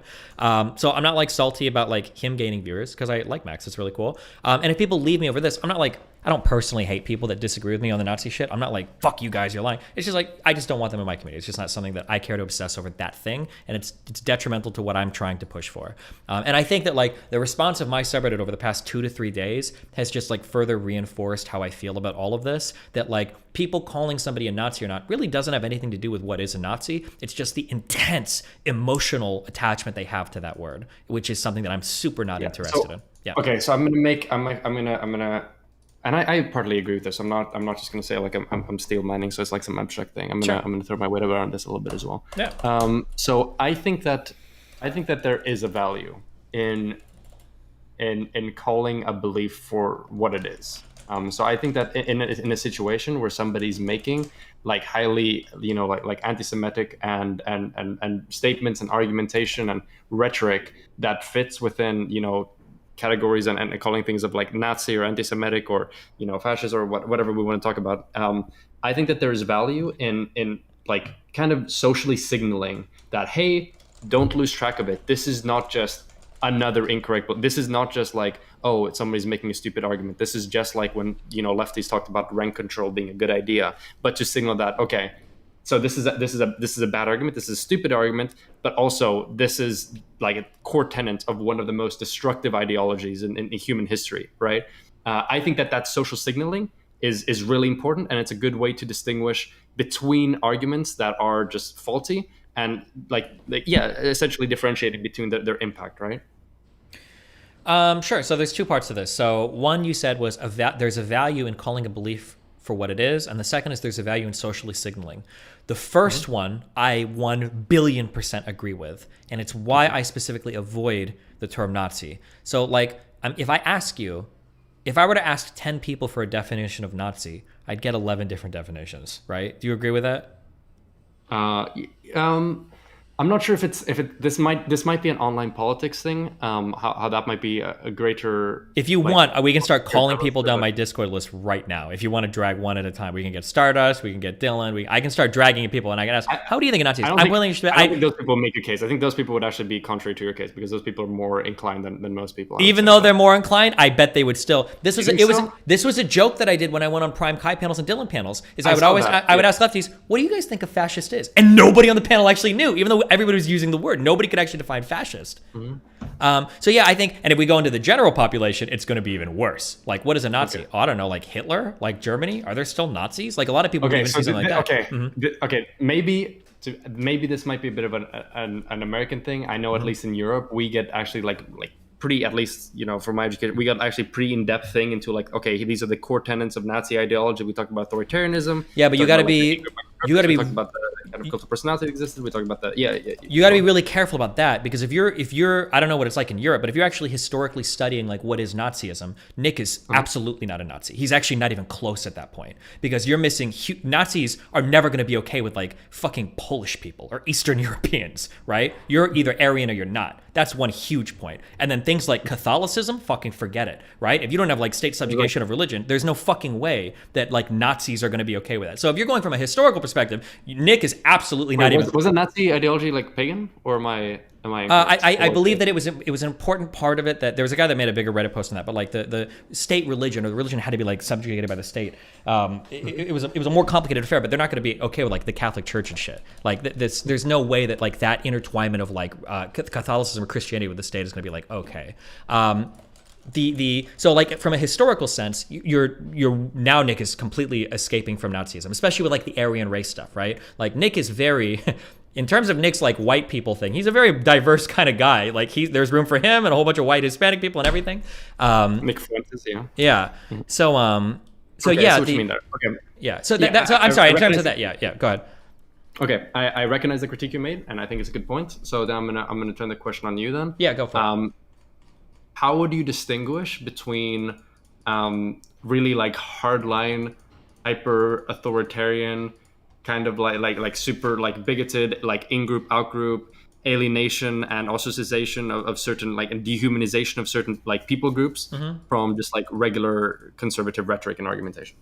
I don't think I would that much. I think again, like I agree with your first statement in that there is a value in calling a belief for what it is, and I would just fight on the beliefs. Like I don't like race realism. I don't like 9/11 conspiracy shit. Like these are the things I'm going to fight because I think there's a value in fighting against that belief.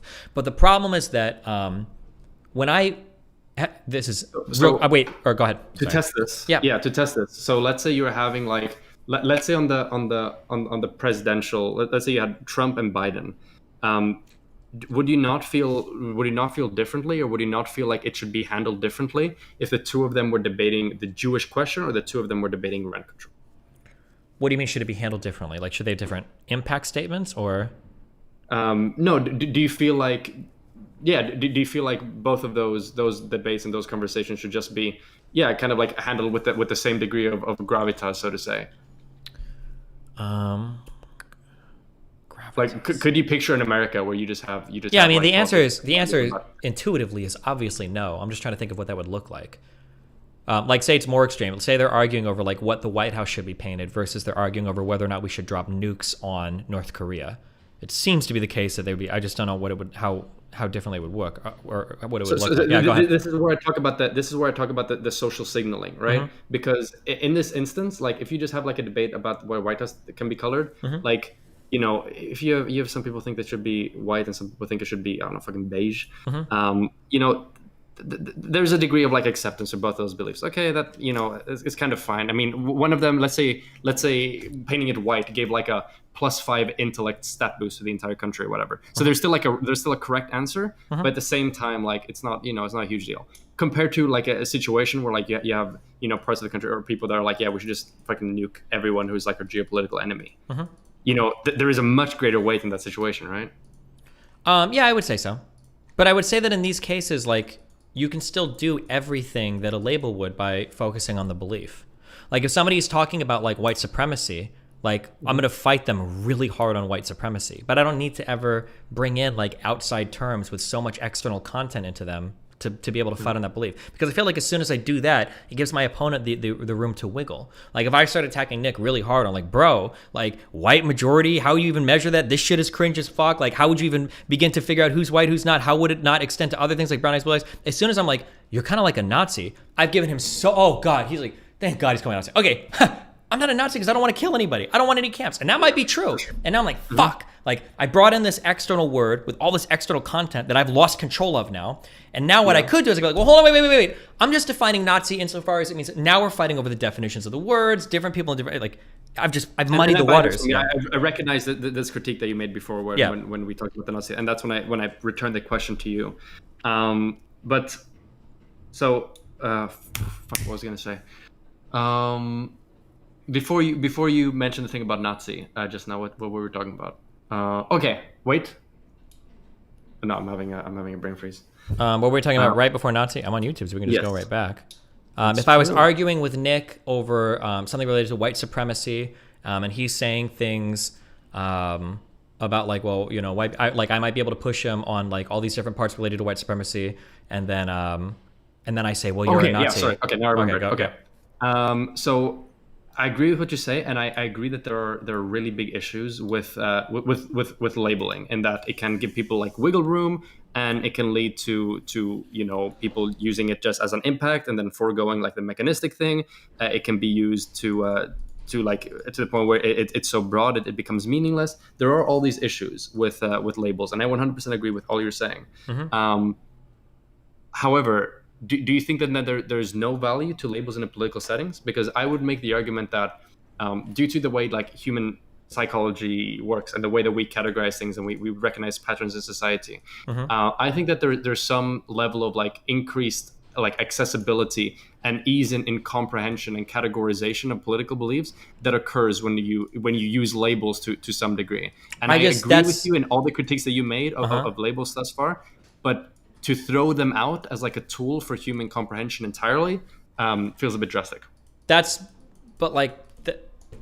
think that's on you to demonstrate, unfortunately, right? Like if I say to somebody, I really need a car, and then I were to pull people, if I were to pull 20 people on what is a car, if I pulled 20 people on what a car is, I'd probably get like 3 to 5 different types of answers, but for the most part it'd be like some vehicle with 4 wheels that has an engine, maybe combustion, whatever, and every single definition that I would get there would be fine. It actually wouldn't matter. Like there might be subtle disagreements on like what is a car between people, but for the most part what I need is going to be encompassed by every single definition. So in that sense, like the ontology of a car fits the conversation. That's cool. Okay. And it can be that way for a lot of different things where I am calling forth something. I need a shirt. Oh, okay. Some garment that goes right. Yeah, et cetera, et cetera, et cetera.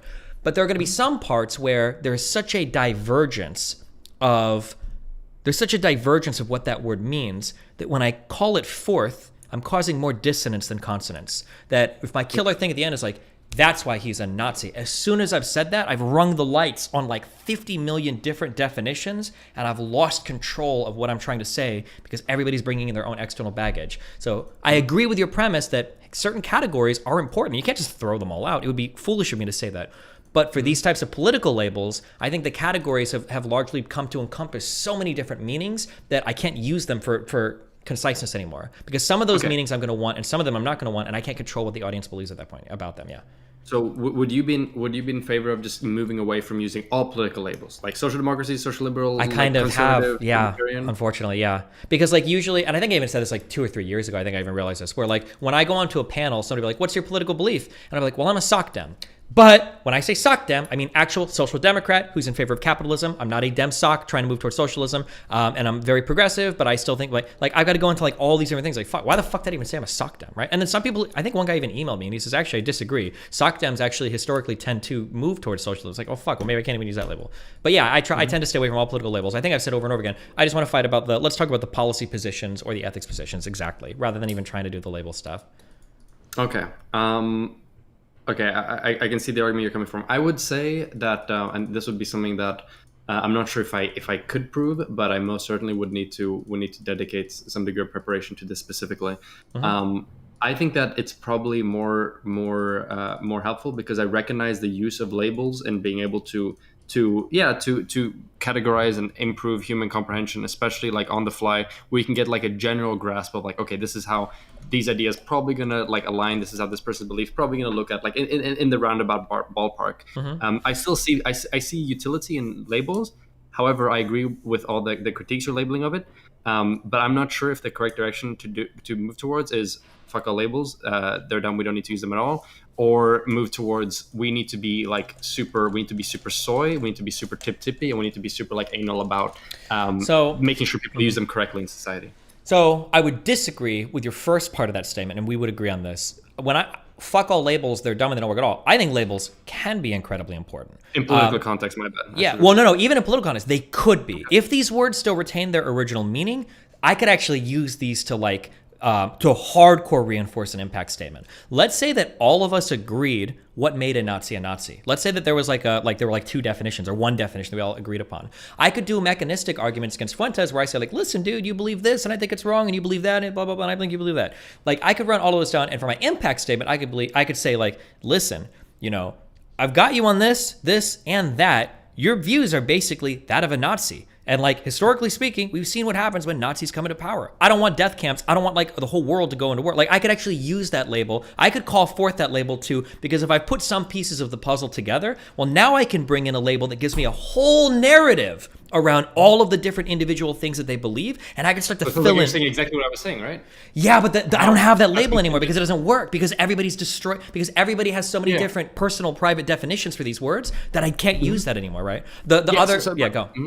So that's what I'm asking you about. That's what I'm challenging you a little bit. So I think we both agree on a lot of the descriptive things we've laid out. You do agree with me that there is values in human understanding and comprehension that comes with labels. I agree with you on the fact that labels are being grossly misused and can actually be counterproductive and worse for understanding. And now here's where we talk to, okay, so how do we solve this? What's the prescription we derive from this? Is it that fuck all political labels, we should move away from them and ignore them? Or is it we should keep political labels, but we should make a great societal effort to make sure that we keep the definition narrow, specific, and that it's utilized in a good way? Yeah, there's a personal one and there's a societal one, right? The societal prescription should be that like men need to stop raping women. But the personal prescription to a woman isn't go into society as though men aren't raping women. You need to fucking be really careful and take care of yourself. And that's the unfortunate reality of where you're at. The societal prescription should be these words have specific meanings. Use them correctly. But personally, I can't wander into the world expecting everybody to act in that same way. I have to go into the world understanding that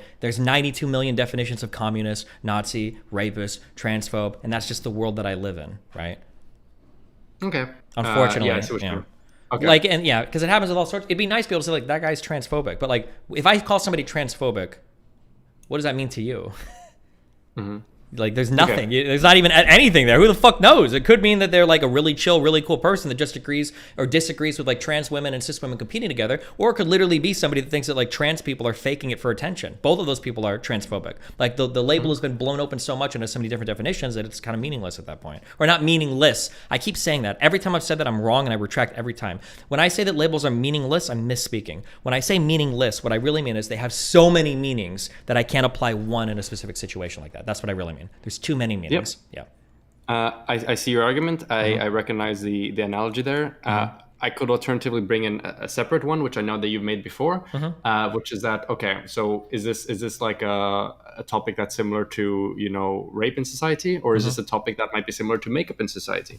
Where sure, you have this like big social issue, but a good way to resolving it is if people, particularly influential people, like do their hardest and kind of like take a sacrifice and making sure that they try their hardest to reify these words and these definitions and keeping them like strict within their communities, and hopefully that's going to like seep into society and broadly start influencing it more there. And your allegory to this with makeup would be that the way to make a society where people are more accepting of people, of women particularly, not wearing makeup is if it's influential women, celebrities or whatever, or influencers or whatever, start using it less and less, kind of martyring themselves, causing costs to them.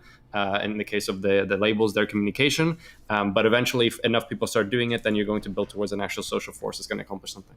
Yeah, that could kind of be the analogy. But the problem is that I'm not just martyring myself. I would ask an entire political movement to martyr itself, kind of. Because for me to go forward into the world and try to use these labels would effectively mean that I'm missing out on so much of my ability to communicate. It's like if this is just like a personal thing for me, like, oh, you should wear different clothes or do something that might make you look better or worse or whatever, then that's like a personal thing. But like in this, I'm actually hampering my ability to do it. It's their job as well, right? I think this was in regards to like a conversation you talked about, like Lily, who you should play Valorant with, and like Pokemon, you were like, hey, like these are like the type of influences that you should just like send it and not wear makeup, and that would come with like a big cost to them, right? Yeah, it could theoretically, but the cost to them isn't seen as like. I feel like it's different with politics because like the only cost to them is a little bit personal. It's not like by not wearing makeup they're hurting all women or their political movement is like getting weaker, right? Like arguably that's strengthening their stuff. But if I try to force people to use a word in a certain way, it reminds me of there's an XKCD comic. Have you seen the one where it's like there's 8 different cables, there's 8 different standards, but we're going to make the one cable that makes it so there's like one universal standard, and then the next panel is like now there's 9 cables. That seems to be the thing that happens. Is that like if I were to say like okay, well we're going to fight and make this definition, that's like okay cool. Well you just added another definition to the pool. You don't have the ability to make everybody else see your shit. Sure, but I would say so. I agree with what you said. In the difference is that in the makeup example, it's one person hurting themselves versus in the political movement, there's a broader like weight behind you, political weight that's also being compromised because you're hurting your communication. But at the same time, the only way to move towards like a society which labels are used more concisely is for people with political weight to do it, right? Because if you have somebody with no political weight, then nobody's going to give a fuck what they have to say. So that's true, but I can kind of it's like there's no way to do without that cost, right? So it's yeah, not but like I can kind of do both at the same time. Like I try that, right? Like I do when I hear words used incorrectly, I'll call it out.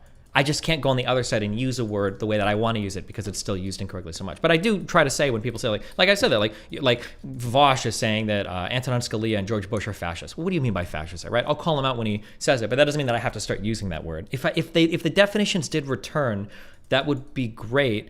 But to be quite honest, I would have to look historically. I don't know if that's ever happened with language in the history of the world, or if language has always just gotten more muddier over time. Or actually, I shouldn't say muddy. That's not even really true. Language is evolving over time. Like fascist and racist and all these things still have pretty specific meanings, but the specific meanings are just varied from one context to the next, and they're not like what's written in the dictionary, right? Like transphobe means that like if somebody says somebody else is transphobic, what they're saying is I am like very pro-trans and I don't like the views they have on trans people. That's generally what transphobic means, truly. Yep, I think what you said there about doing both at the same time is probably a good idea. So when you're operating within a society and you're communicating with external parties in a world where labels lack meaning, then I can understand why you want to forego them to improve communication.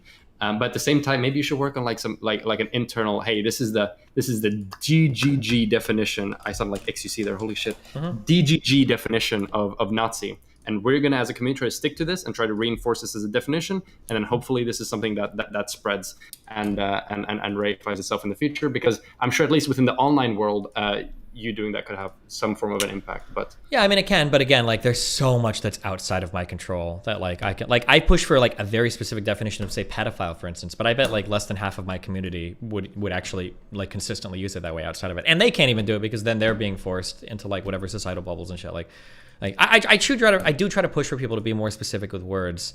I just it's just hard because I'm fighting against so much externally that I don't want to undermine all of my own arguments having that meta battle. Okay. I see what it is. All right. Those are the main things I've related to this. Do you have any other thoughts about this specifically? Not that I can think of. Okay. This one thing. Am I gonna be like persona non grata? Am I gonna immediately lose the role I have to join into your thing after asking this? But like, what's going on with the? Aren't you? Come on, you promised the blue hair for the charity thing, right? Like, what's going on with that? I'm working on it. I'm buying the supplies. Okay, I've got 3 of the 8 things. You have blue lights. You got a blue shirt. Like, you got the blue little buddy. Well, I thought if I turned the blue light up enough, it would be okay. But Jesus, what do you want? We're on day 4 of this line of argumentation. Destiny. Yeah, what's up? Oh shit! Did you have to delete your Twitter? I have very bad news. Oh shit! He's about to meme. What's up? Mr. Beast ratioed me. Yeah, we saw it. No. You got absolutely destroyed on that. Wait! Hold on. You can recover though. You know that, right? How can I beat Mr. Beast? You got to offer 15,000 for responding to your first tweet. Bro, they deleted Hustlers University. I can't make any money anymore. It's impossible. Oh well, then I guess you're fucked. Start your own hustling. That's what hustling's about. Yeah, Start your own Hustlers University. Make money. Startups. Let's go. Where's your Hustle University, bro? Here, I'll give you a hustle. Can you give me your Omni-Liberal Twitter account and I can rebuild? No, fuck you. That's the Omni-Liberal Twitter account. Yeah, also, that's not my account, bro. That's my friend. I don't know what you're talking. You could message the Omni-Liberal dude, but I have no guarantee he'll respond, so. Please, help me out, man. Destiny, help a black man out. Don't you love black people? Not that much. Show your liberal racism, man. I'm beneath you. Bring me up to your level. I need you. I'm not liberal anymore, dude. You missed the last argument. I'm a fucking full-on Nazi now. I'm actually celebrating the deletion of your Twitter account. I hate black creators. You are my white savior. Help.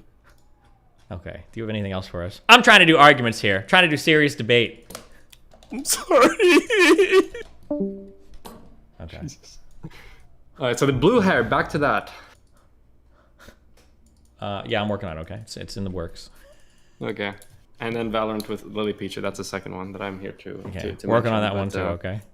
All right. Sounds good. Working on it perpetuate. Just like you're going to check out my docs, right, Destiny? Yep. Absolutely. Yep. All right. Sounds good. Well, I think that's it for me. If I have something else, I'll maybe drop in again. But yeah, have a nice stream. Have fun. Be careful, babe. Bye bye. The Rem. What's up? Going on? How are you doing? I'm doing fantabulous. My DMs have been blowing up with Wittgenstein. Nice. Out the wazoo. Gotcha. What's going on? With what? Well, let's just cut to the chase. Cut away. What are you taking from Wittgenstein and applying? I think the idea that like Nazi the definition of words is always kind of like this use case. That's like that's as far as we should ever go, basically, when looking at how a word is defined. Ever? Yes. So you're completely equating meaning and use together? Essentially, yeah, I think. Unless you're about to argue me out of it. Well, I mean, yeah, there's a lot. Well, like the first thing I should say is this is more of like a meta-philosophical. Okay, no, it's not. There's no such thing as meta-philosophy. There is philosophy. You'll understand what I mean. No, you'll understand what I mean when I say that, in the sense of how we go about approaching philosophical works. That's philosophy. Okay, fine. It's a philosophical point. Okay, I'm policing heavily the addition of meta arbitrarily to a lot of words here. Okay, go for it. Okay. Okay. Don't you think it's strange? Well, okay. When I approach philosophy, or at least when I try to, I think it's good to always remain skeptical. Of course. And by that I mean, if we know that on a given dispute there are a lot of different positions, before we go about publicly proclaiming a certain position, maybe it's a good idea to do a little reading on the subject, figure out what are the other positions, where does this meaning as use position stand in the history of philosophy of language, and where does it stand now? Because, I mean, you know, Wittgenstein is almost 60, we're approaching, I think, 70 years since those theories came. And I'm not saying that he's not relevant. Of course he is. He's one of the most influential philosophers of the 20th century. But specifically when it comes to language and philosophy of language, his theories have been, certain aspects of his thought have been adopted and then transformed with new insights coming from logic and linguistics to have a very nuanced understanding of language. Because, I mean, I consider it probably the most complicated area of philosophy. So don't you think it's a little strange to get, you know, a couple of emails on Wittgenstein and then go around parading it like that is the correct theory of meaning? So it's not just that I had emails on Wittgenstein and it like totally fucking changed my whole view of everything. It's that I've already had these views and I've already like roughly believed in almost all of these things, but somebody basically came by and said like, hey, let me help put this into words better for you. And the Wittgensteinian or Steinian way of like looking at it is like, oh shit, this is like a really good way, I think, of kind of like putting into words all like the issues that I'm having. Yeah, that was the thing. No, and I don't like, and I think that's how most people go about philosophy. I mean, I am, and people will disagree, philosophers will disagree, so I'm not pretending that this is the only correct way. But for me, like, I try not to put a lot of stock in my own personal intuitions. Just because I have a hunch about the way something ought to be, if I know that there are reputable, authoritative people who have spent their entire lives studying something, who have come to radically different conclusions, I want to seek out their work first before I go about asserting something that completely contradicts their views. Okay. And in that sense, I think it's more, and you might not care because you don't really care about the impact, but I guess it is a little annoying for those of us who study philosophy, because then we all get inundated with. Well, then tell me something that, like, tell me a belief I have or something that's wrong that I should have changed or that it isn't accurate. Well, I mean, meaning is use. I mean, what does that even mean to begin with? Because that's just a very, like, of course it is. Of course, meaning is tied to the way that we use words. That's tautologous. So when we say that meaning is use, and wait, hold on, that's not a tautology. I think there are people that would disagree with that. Maybe not in the philosophy world, but in the... No. Yeah. What I'm trying to say is that meaning is, as use is so broad that there needs, like, you would have to explain far, far more as to what that means. Because I don't think any philosopher you meet is going to disagree that meaning isn't inherently tied to the way in which we use words. Well, sure, but then I would just agree with all those philosophers. What does it matter? Or what is the... Wait, so do I even have a bad belief, or are you just mad that, like... No, I do think... Well, okay, so if I were to ask you, can you elaborate on what it means? For example, I wouldn't use even the word Nazi, because clearly that's a really controversial term. But like something like cup. How do you go about learning what the word cup means? How do I go about learning it? Well, as a child, we see things that are called certain things, and then we start to associate those things with the things that we find in life. And then there's like some sort of like family resemblance of like what these things are, and then we kind of associate all these things with the word cup, I guess. Yeah. Okay, so if we're talking about the noun cup and not like other types of things, but yeah. So reference plays a very crucial role in the language learning process. It clearly seems to play a very crucial role in the meaning of terms. So like on a traditional theory of meaning, there's sense and reference. The reference being what the word actually refers to, or the set of all things that a concept applies to. So for example, Nazi, the reference of Nazi would apply to all those things that fall under that concept, right? And then the sense of that would be the way in which one person comes to know the reference of a term. So though we might have different ways of understanding what it is to be a Nazi, some people would press against you and say, well, at the end of the day, the reference is the same regardless. I mean, I don't believe that, because I like. Wait, hold on, wait, real quick. Context. If we want to move on to something different, we can. But it sounded like you came in here because you were irritated that I have this new way of it. So you don't actually disagree with any of the things I said. I do disagree. Okay, what do we disagree? Okay, I'm providing. We're building up to that. Okay, go for it. All right. Yes. So when you say, for example, that the meaning of, because let me try to paraphrase at least sort of what I've got from you so far, and you tell me if you disagree or if it's a fair characterization. Okay. If I'm entering a conversation, we have sort of a set of presuppositions about what words mean. Sometimes those presuppositions don't line up, and you might have to have a dispute about which presupposition we should make before we begin the conversation. So in the case of Nazi, if two people have different presuppositions of what Nazi means, you'll have to have that dispute about what exactly that means before you move on. You seem to be saying, and in this I agree, that sometimes that that definitional argument actually causes more harm, and it's better just to not have that discussion at all and to focus on other things. Sure. Okay. And I agree with that.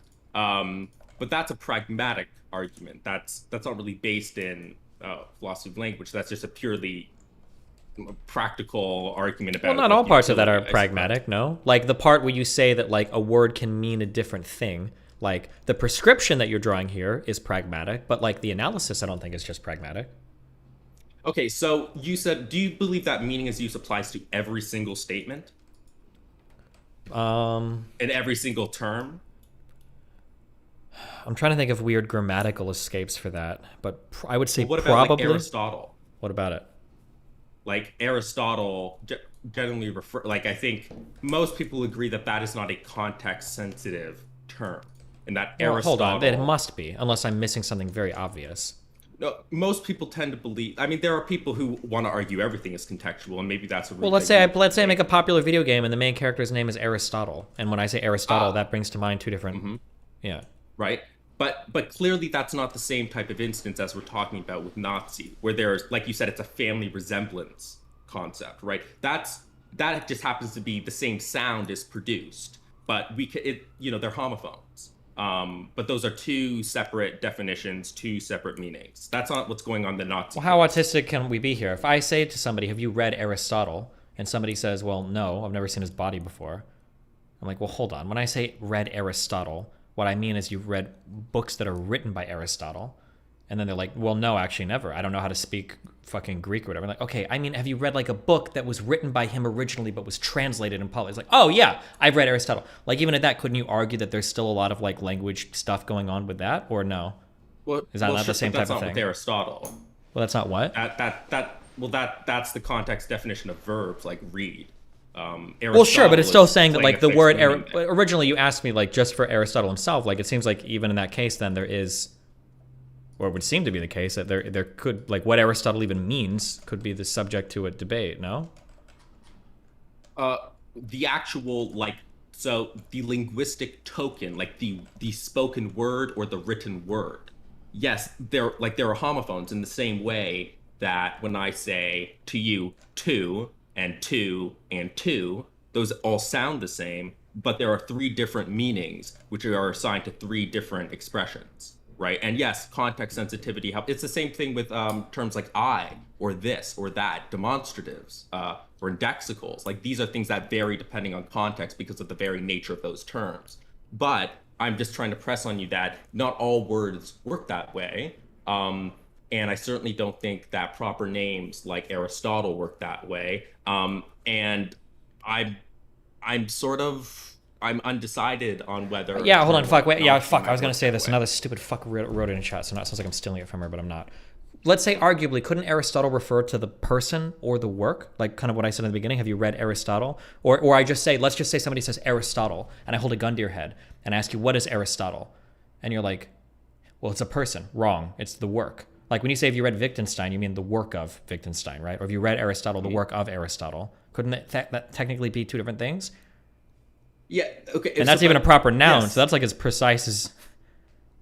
But again, what we're talking about there is the actual like linguistic token. So it works the same way with 222, right? They all sound the same, but you press a bit further and you break down the vagueness. But that's not what we're talking about here. There's a difference between the vagueness of a term and its context sensitivity.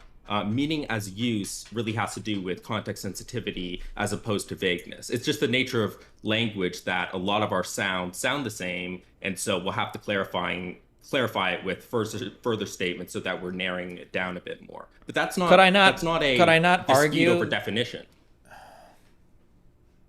I don't know if I agree with you, but I don't know. I super disagree, but I either don't have the philosophy to fight with you, or you're just very wrong. But I don't know. Let me give you the count. So this is, I don't believe in this, but let me give you the very diametrically opposed philosophical view on language that I think you would highly disagree with, which is probably the most popular position.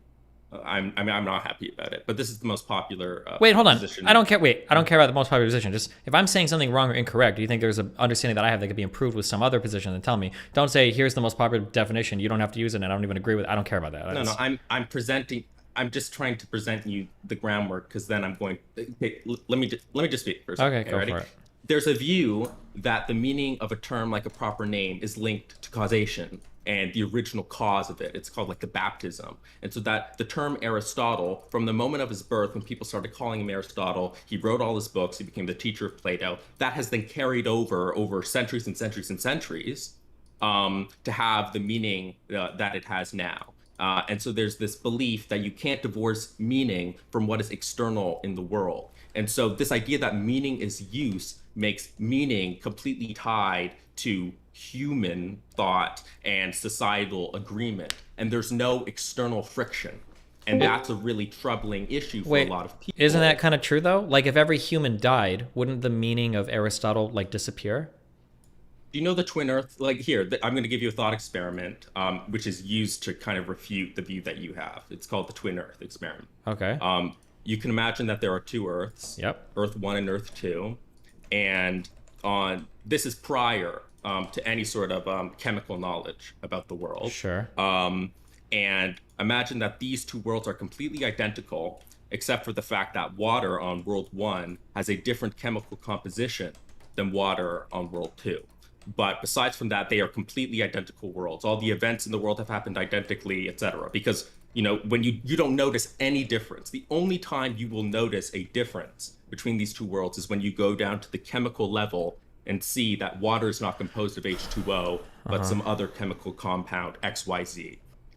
This is Putnam's argument, and he uses it to conclude that, well, clearly in these worlds, water doesn't mean the same thing, because they can't, because we know that once we did the chemical investigation, we found that they have different chemical compositions. So meaning ain't just in the head. That's sort of the phrase, and that's that is the predominant view. Okay, so I don't know if this would be like a Wittgensteinian like rejection of this, but I feel like the question is on its head meaningless. Like by the time you've asked the question, you've already disproven like the whatever you're trying to get at. To say that water could exist in a twin world where the water functions identically but has a different chemical composition, by the time you've established that much, the question has become absurd. That's what it feels like to me. Because why? Water being chemically different could never function the same way. Like by definition, like it couldn't. So it seems like the context of that second question. Not true. That's not true. It absolutely is true. You don't think that there could be two substances that prior to scientific investigation appear to us completely the same, and only upon going down to the sure, but we're not talking about like some really high on the periodic table, some esoteric element that only exists for fractions of a second. We're talking about a pretty fundamental like molecule that exists on the planet that is like used in a ton of different things. The idea that it could be completely different is and still functionally the same. By the time I'm just saying, by the time you've asked that question, you've begged so much that I think the question kind of becomes meaningless. I'm not investigating anything of interest. Rem, oh my God. How does Rem? Hey, we've never spoken, but I just have a question. Most people would agree that Wittgenstein is in total agreement with semantic externalism. So I'm not exactly. No, I'm not sure. arguing against Wittgenstein. I'm arguing against Destiny, whatever he's taken from Wittgenstein. Obviously, Wittgenstein doesn't. But meaning is use, and semantic externalism, or the twin worlds experiment, are in total agreement. There's no issue there. Again, it depends on, this is what I'm pressing Destiny on, because clearly he's rejecting the experiment. So clearly there's a disagreement with him and Wittgenstein. I'm trying to pull out his own. Well, he's rejecting the experiment because you presented the experiment. Why are you speaking on behalf of him? You presented it as something that was at odds with what he was saying. So I think it's a little unfair. I mean, his response to it is that it doesn't make sense. Because he was trying to work out what you mean. To be fair, I don't fully understand what you mean in terms of using this to negate any sort of meaning is use or anything that Destiny said so far. Destiny, do you not see the difference between a view where, what you seem to say, where it's completely dependent on human interaction and our own contextual understandings of it, and that there doesn't need to necessarily be any tie to the world, versus what I'm presenting, where there is a necessary tie to the external world and how we come to know the meaning of the world? The reality of something and the meaning of something. Listen, I don't know who you are, but I'm trying to. Well, hold on, wait. Okay, wait. Well, let her hold on, because she can talk to her, but we'll just let her present that because she has a better grasp of the philosophical concepts than I do, and I feel like for me, like I'm getting lost on stuff that's not relevant to the broader philosophical question. Like I wonder if maybe H2O isn't like the best example, but maybe because just my understanding of chemistry means that if that molecular arrangement was done any other way, then necessarily from that a whole bunch of properties, like the world would be. Chemist. Destiny, okay, sure. Here, let me. There is a reason it is one of the most famous philosophical thought. There's a lot of famous philosophical thought experiments that are garbage, though, right? Like there's objection to it. I think you can agree is kind of off. Like that is not the point it's trying to get at. Like it's almost like don't object to the hypothetical. The hypothetical is just supposed to make a point. Okay, sure. I mean, we could have that chemical argument, but that's why I'm trying to get. I'm just trying to get into like what is the point, I guess. Because like the point is that in the two worlds, like phenomenologically, from the point of view. Okay, let me change this slightly, and then I think we'll be on the same page. Okay, I'm just trying to make sure because I don't want to address, accept, or reject something thinking that it's about one thing, it's about another thing. Let's say that there's a subject. Let's say that there's a liquid called lava lamp, and in the twin worlds, the same lava lamps exist, and they're filled with a fluid called lava lamp. But we find out that in these two different worlds, it's actually a totally different chemical, even though they functionally are the same. Like something like that would be okay, right? Mm-hmm. Okay, gotcha. And you would say that in both of these worlds they mean the same, despite the fact they have a different chemical composition. Would I say they mean the same thing? I mean, yes. In one world it means one thing. Those words the same? Is the meaning the same? Meaning is social. You're not talking about the ontology of the thing. It's not the reality. H2O can be a different, real chemical substance on the two different worlds, but meaning is social and created between people. So yeah. So wait. Don't, because I don't want you to hijack my whole thing. Because I don't want to make sure. Okay, fuck you. Because I was going to say something similar. So what I would have said was, when you asked me if the words mean the same thing, I think that can I bring Marty in here too? Fuck no, absolutely not. Absolutely not. No. Can we just have a discussion? No, because she's good at cutting through the conversation, and Marty makes things 50 million times more complicated. Okay, hold on. I'm just asking the question. It's not a debate. It's not a debate. I'm just trying to clarify my views on language. Okay. So when you ask me, does it mean the same thing? Okay. I think that I need to break apart that word mean. When you say, does it mean the same thing, as in, does it refer to the same chemical realities or underlying physical reality? I would say, no, it seems to, or it obviously seems to mean two different things. But if you were to say, does it mean the same thing to the people using the word, then I would say, well, in that case, it does seem to mean the same thing. On a social level, the meaning is identical, but that doesn't necessarily map onto some true statement of reality or true description of reality. Well, okay, well... But this is where I would also point to, with my poor understanding of Wittgenstein, and I would say that the philosophy that you're engaged here is a form of a language game that's making it more complicated than it actually is, because that word meaning could mean two different things. Like, what is the meaning of this? Well, are you asking what it means to the people, or are you asking, like, what is the underlying, like, true descriptive reality fact? That's what it feels like. There's two different questions that could be asked there off the same word, is what I would feel.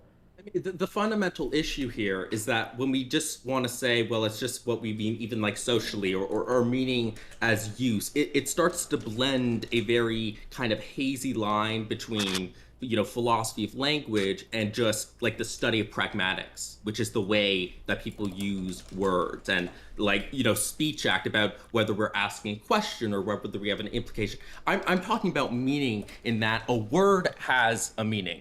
And that explains how we come to understand each other and communicate. Wait, hold on, wait. Aren't you hardcore putting the cart before the horse? The word doesn't exist and then is discovered by humans. The word is invented by humans to describe a phenomenon or a thing.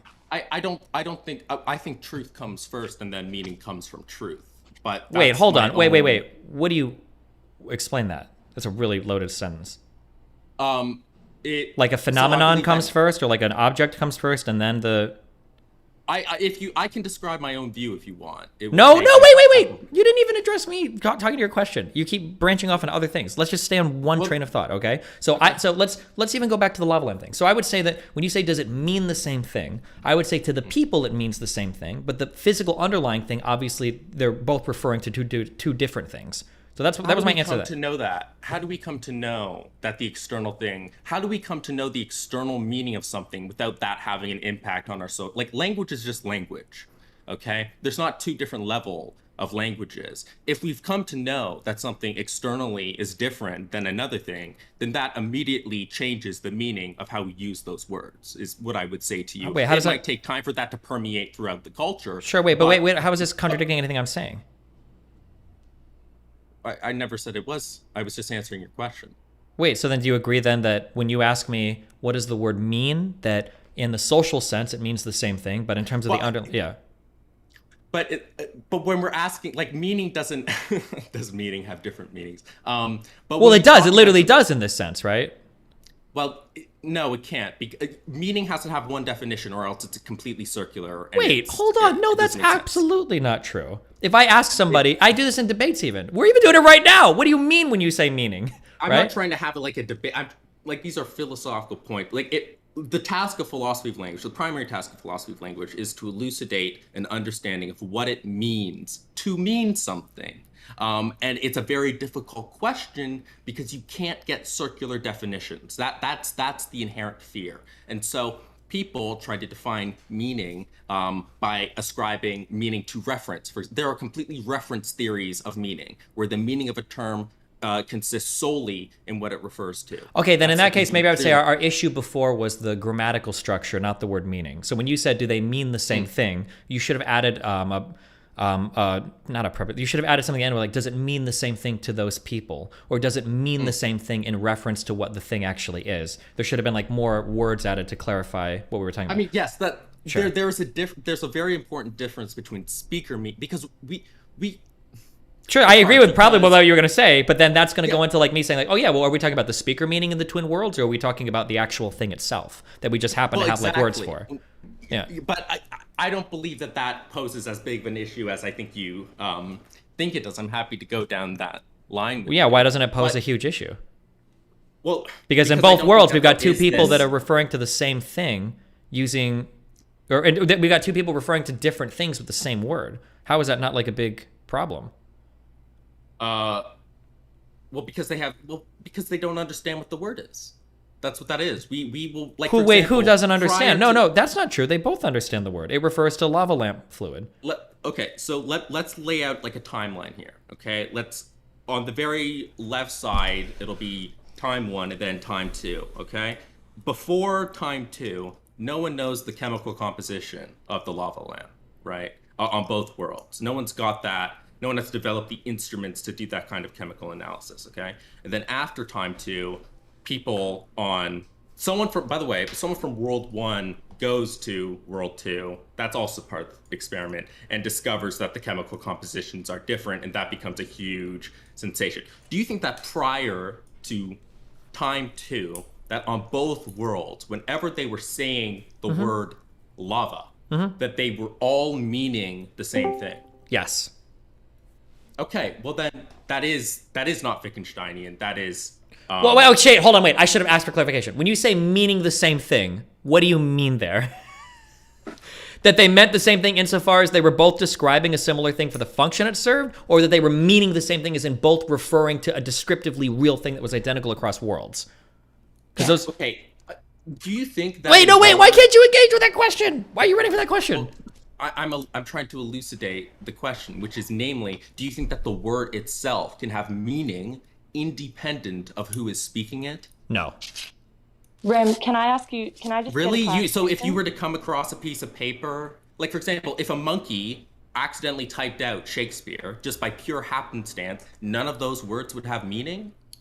You're using words that have already been created by humans. No, stop. They're not. When you say type out Shakespeare, dude, all my Wittgenstein alarms are going off from the emails I've gotten, Rem, okay? Here's what they've told me. They told me that Wittgenstein at some point in his life said that all of philosophy was just people playing dumb language games, and that when they ask questions, the questions are actually meaningless when you break them down. So when you ask, if a monkey types Shakespeare on a page, do those words then mean nothing just because a monkey typed it? Well, you're calling forth words that have already been created by other human speakers. So of course they mean something, but not because the monkey typed it, but because they were already created by other humans. Mm-hmm. And those meanings have their meaning in virtue of what other humans said they mean. Rem, this isn't the. Go, Joe. Rem, you're not presenting the externalist position. So can I just clarify that when you talk about Putnam's externalism, you are saying that one person could claim without contradiction that two different people who have exactly the same cognitive function could say the same thing and mean different things. While looking at something that they think is the same. So two people could say the same word and mean completely different things, and that wouldn't be a contradiction. As in meaning is use, as in two people with the same brain, like with similar brains, could be looking at something That's not the conclusion Putnam makes in that paper. Yes, it is. Do you want to pull up the paper and we can go through it line by line? No, that's boring as fuck, but you can I just read it 2 days ago. Like, he's an externalist. And he believes that meaning is not just in the head. It is not purely based on linguistic agreement or language games. That's what I'm asking you. I'm asking you to tell me what you view the externalist position is. I just stated my understanding of Putnam's externalist position. So could you please clarify what, in a sentence or two, the externalist position is by Putnam? Well, you can't do it in a sentence or two. You definitely can. Okay, Joe, you're coming in a little hot here. Go ahead. I'm happy to re-explain the position I think Putnam takes away from it, which is that because we actually have this intuitive reaction to this twin Earth experiment, that in retrospect they didn't actually mean the same thing. This is the point that Putnam makes, which is that because these words were referring to something different all along, but we human beings, because we didn't have the tools, weren't fully aware of that. So if we were to look at every past instance of those words, even though, yes, there might be agreement because we haven't truly discovered the underlying chemical compound of the lava lamp or water, if you're doing the twin Earth experiment, because it refers to something different in both worlds, they are not the same meaning. Namely, meaning ain't just in the head. That's what he says. That's why he is an externalist, because meaning is mapped onto external conditions, independent of human thought. Okay, I'm sorry for coming in hot. I'm also Australian, so just everything sounds more aggressive than it means to, okay? So you agree that two people could use the same word, but be using that same word to refer to different things? the same like linguistic token or the same? The same word. Like, just keep it simple. The same word. Well, no, but that, it doesn't. Well, then obviously no, because we have homophones in language. Okay, but don't worry about that. Don't overcomplicate it. Just the same word. So H2O to be referring to two different chemical substances. You mean water? Yeah, water to refer to two different chemical substances. The two people could do that without contradiction. Sorry, can you repeat the whole question? Sure. So you agree that two people could use the same word to mean completely different things without contradiction. Are they in the same language group? Yeah, they've got the same brain. Then no, I'd say no. Okay, why? Well, because I tend to lean externalist in this respect. That is externalist. That's Hillary Putnam's argument. I promise. I'm not trying to trick you. I'm not trying to trick you. That is his argument. Then let's pull out the paper. I have it. I can grab it. Can you link it real quick, and is there a conclusion I can read? The conclusion is meaning ain't just in the head. Go to the Wikipedia page for semantic externalism. Do not go to the Wikipedia page. What's the name of the paper? Go. Give me the name of the paper real quick. Go. The name of the paper Nature of Mental States? No, The Meaning of Meaning by Hillary Putnam. The Meaning of Meaning. I think it's 75. Yep. Damn, you're criticizing my Wittgenstein shit, and you're citing me a paper that's fucking 50 years old, Rem? Because you said Wittgenstein was too old? Wow. No. Not impressive.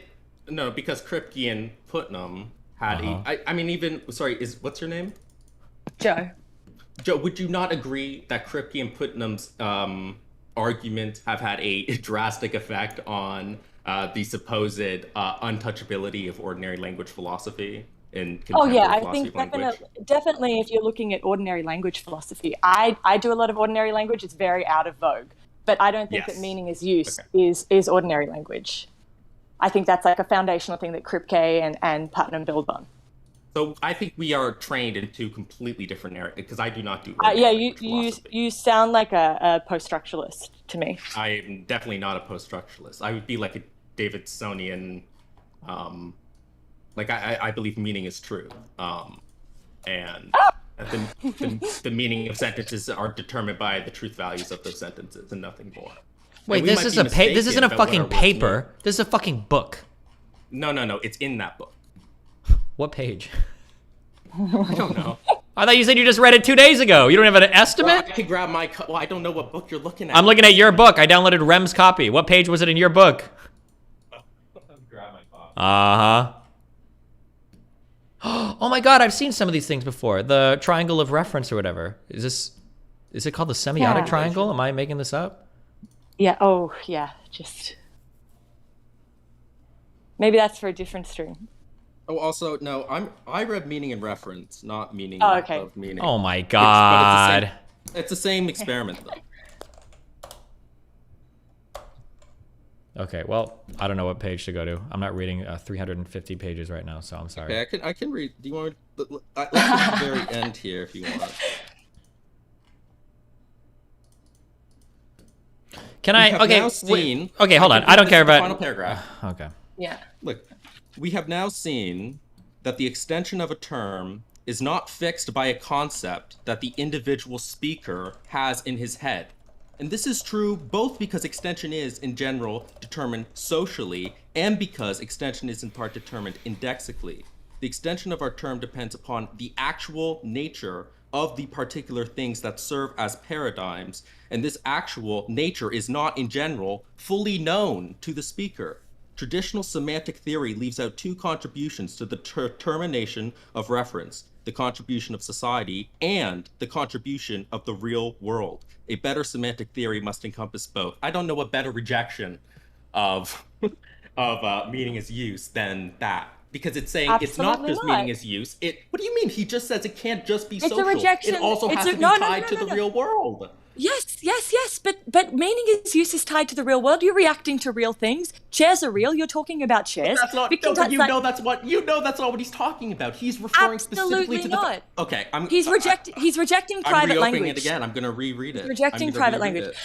I will go, Rem. I'll go because like it doesn't I'm gonna matter. read this one sentence. It's a single sentence. No, it's a single sentence. Explain to me how this supports meaning is use. Okay, ready?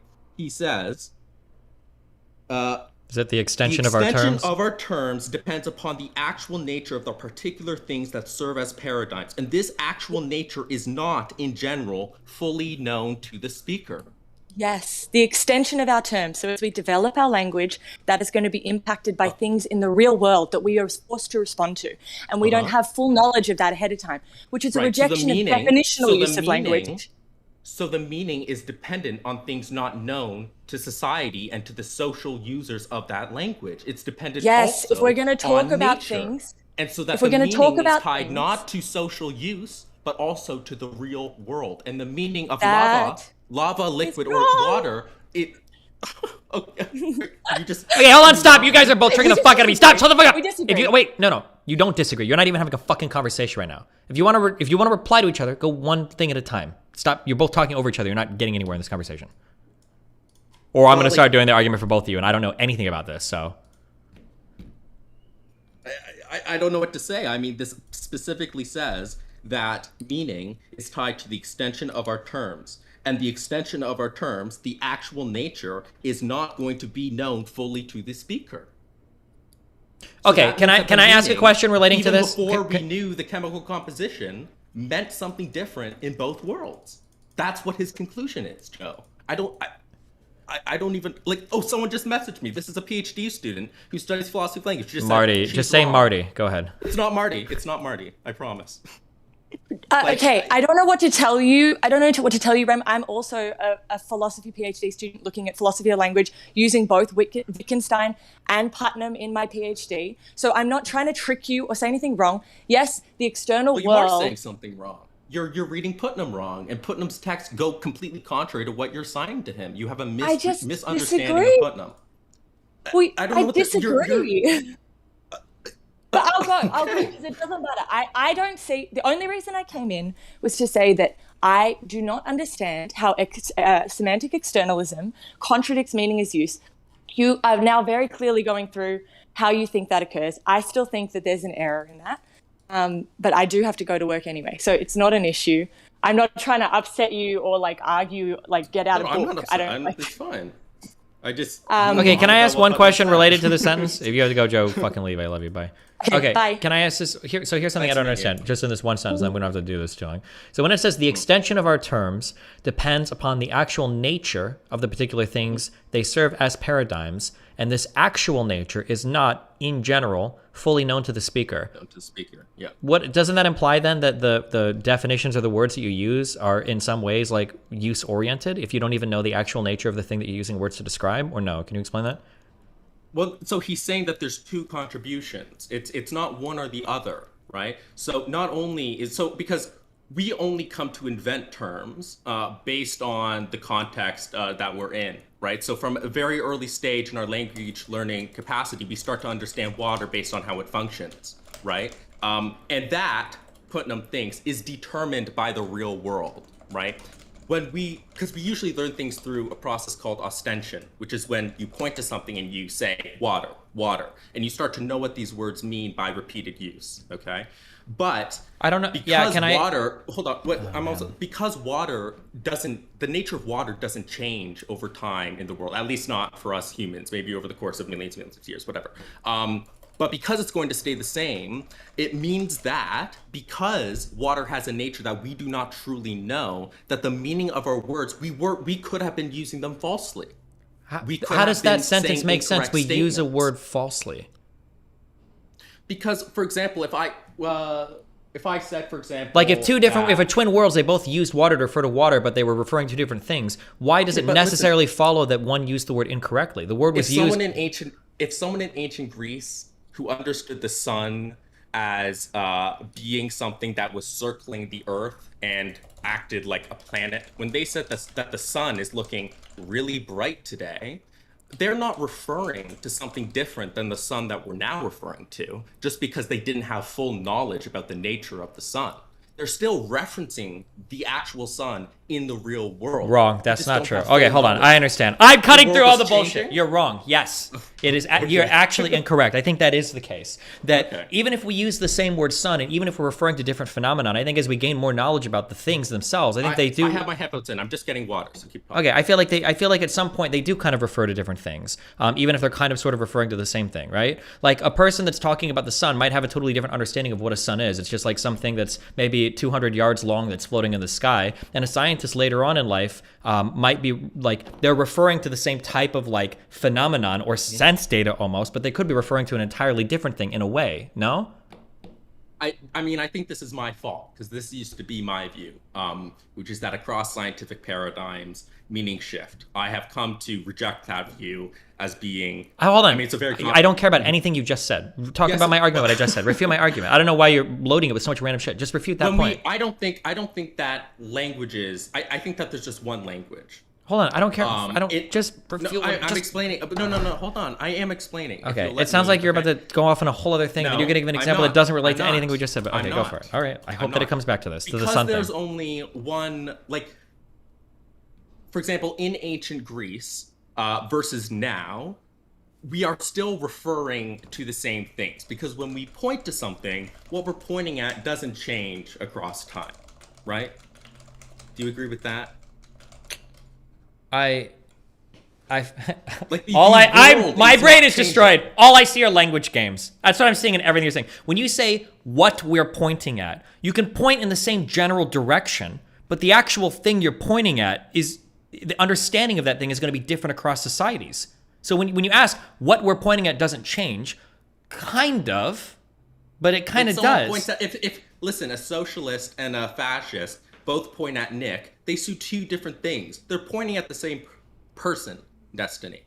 You agree with that? But we're not talking about the thing itself. We're talking about the words and the language, aren't we? They have different understandings. They have different understandings of what it is, but they have different senses. I mean, that's the key term. That's why I brought up sense and reference, right? There's a difference between the way in which we come to understand or know what an object is versus what we are actually referencing. Imagine a mountain. On two sides, there's two different groups. They call the mountain by different names, but they're still referring to the same thing. Even though one might have a myth about this mountain that has to do with the deities and they came down, and the other one believes. When you're saying they're referring to the same thing, when you're saying they're referring to the same thing, what is the thing that they're referring to? What do you mean when you say that?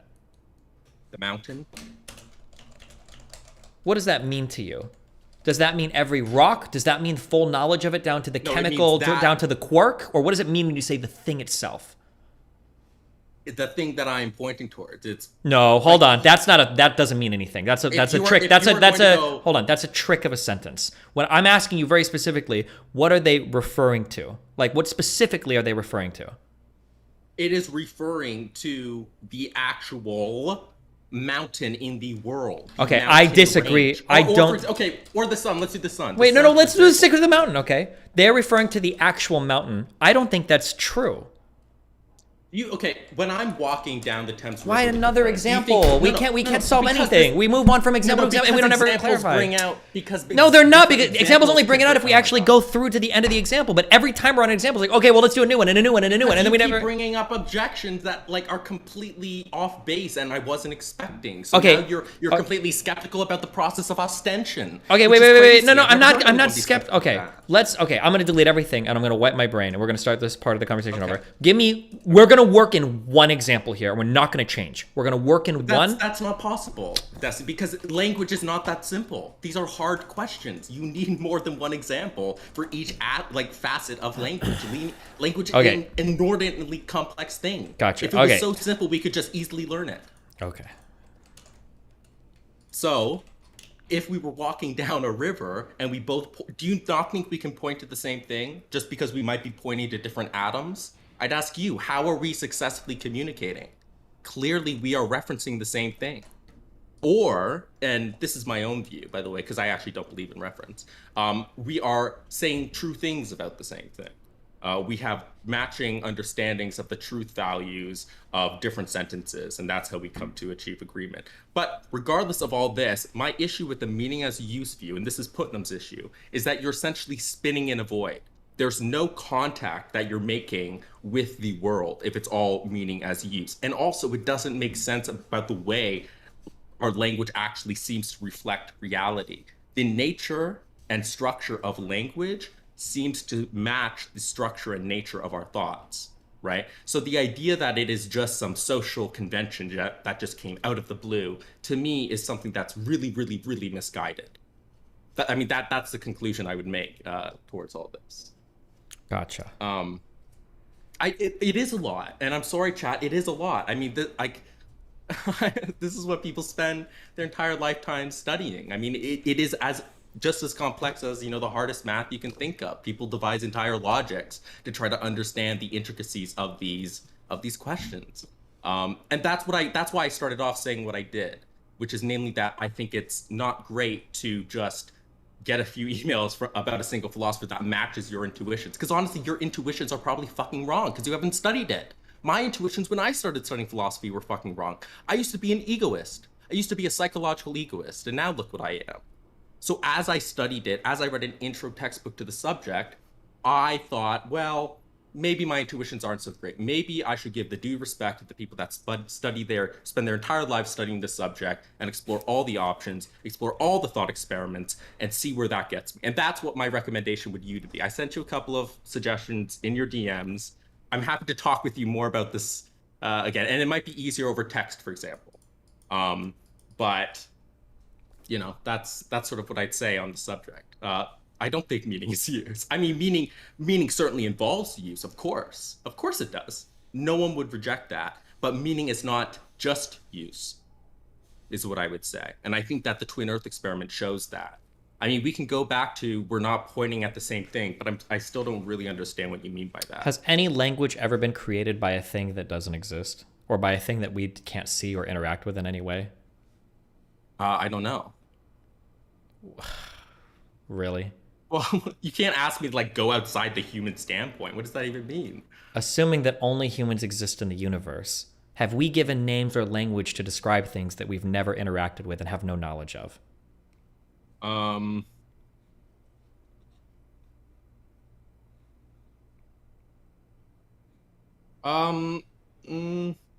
Yes, I would say, because we Are you can going to form say descriptive fictional concepts, or what do you mean? What? No. Descriptive. For example, I think of any description you want, like the tallest person in Bangladesh. I might know nothing about this person, but I'm referring to them, despite having zero knowledge about them, other than just what I've introduced the term as, right? Or the inventor of the paper. Are you really referring to are you referring to an actual thing there that you know about? Does that count? That sounds like another language game. I'm going to refer to the because you're making it sound like you're saying something, but you're not saying anything. If I were to say, do you know, do you have information about the largest star in the universe? And I say, well, yes, because I can utter the statement, the largest star in the universe has matter. Oh, cool. I know something about it. Well, I mean, you kind of have deductively, from a priori knowledge, gotten to some kind of statement.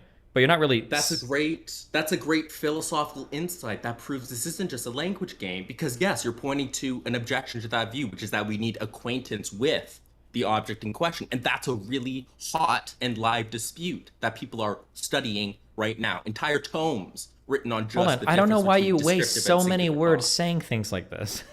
Because I know who watches you. I know on the subreddit. I know the impact that these discussions and your casual flaunting with these ideas can have on people, which is that they can become really anti-intellectual. Because they treat these problems like it's just easy math. It's not. You're turning more people in that direction by not engaging with the questions. Just answer the questions, or give a compelling argument I feel like I have answered the question. No, you jump from example to example to example to example. And we haven't actually found so for instance, I haven't heard a single thing that you've said so far that's contradicted use as meaning, or meaning as use. I haven't heard a single thing that's you said that every single statement consists solely in the way that we use it.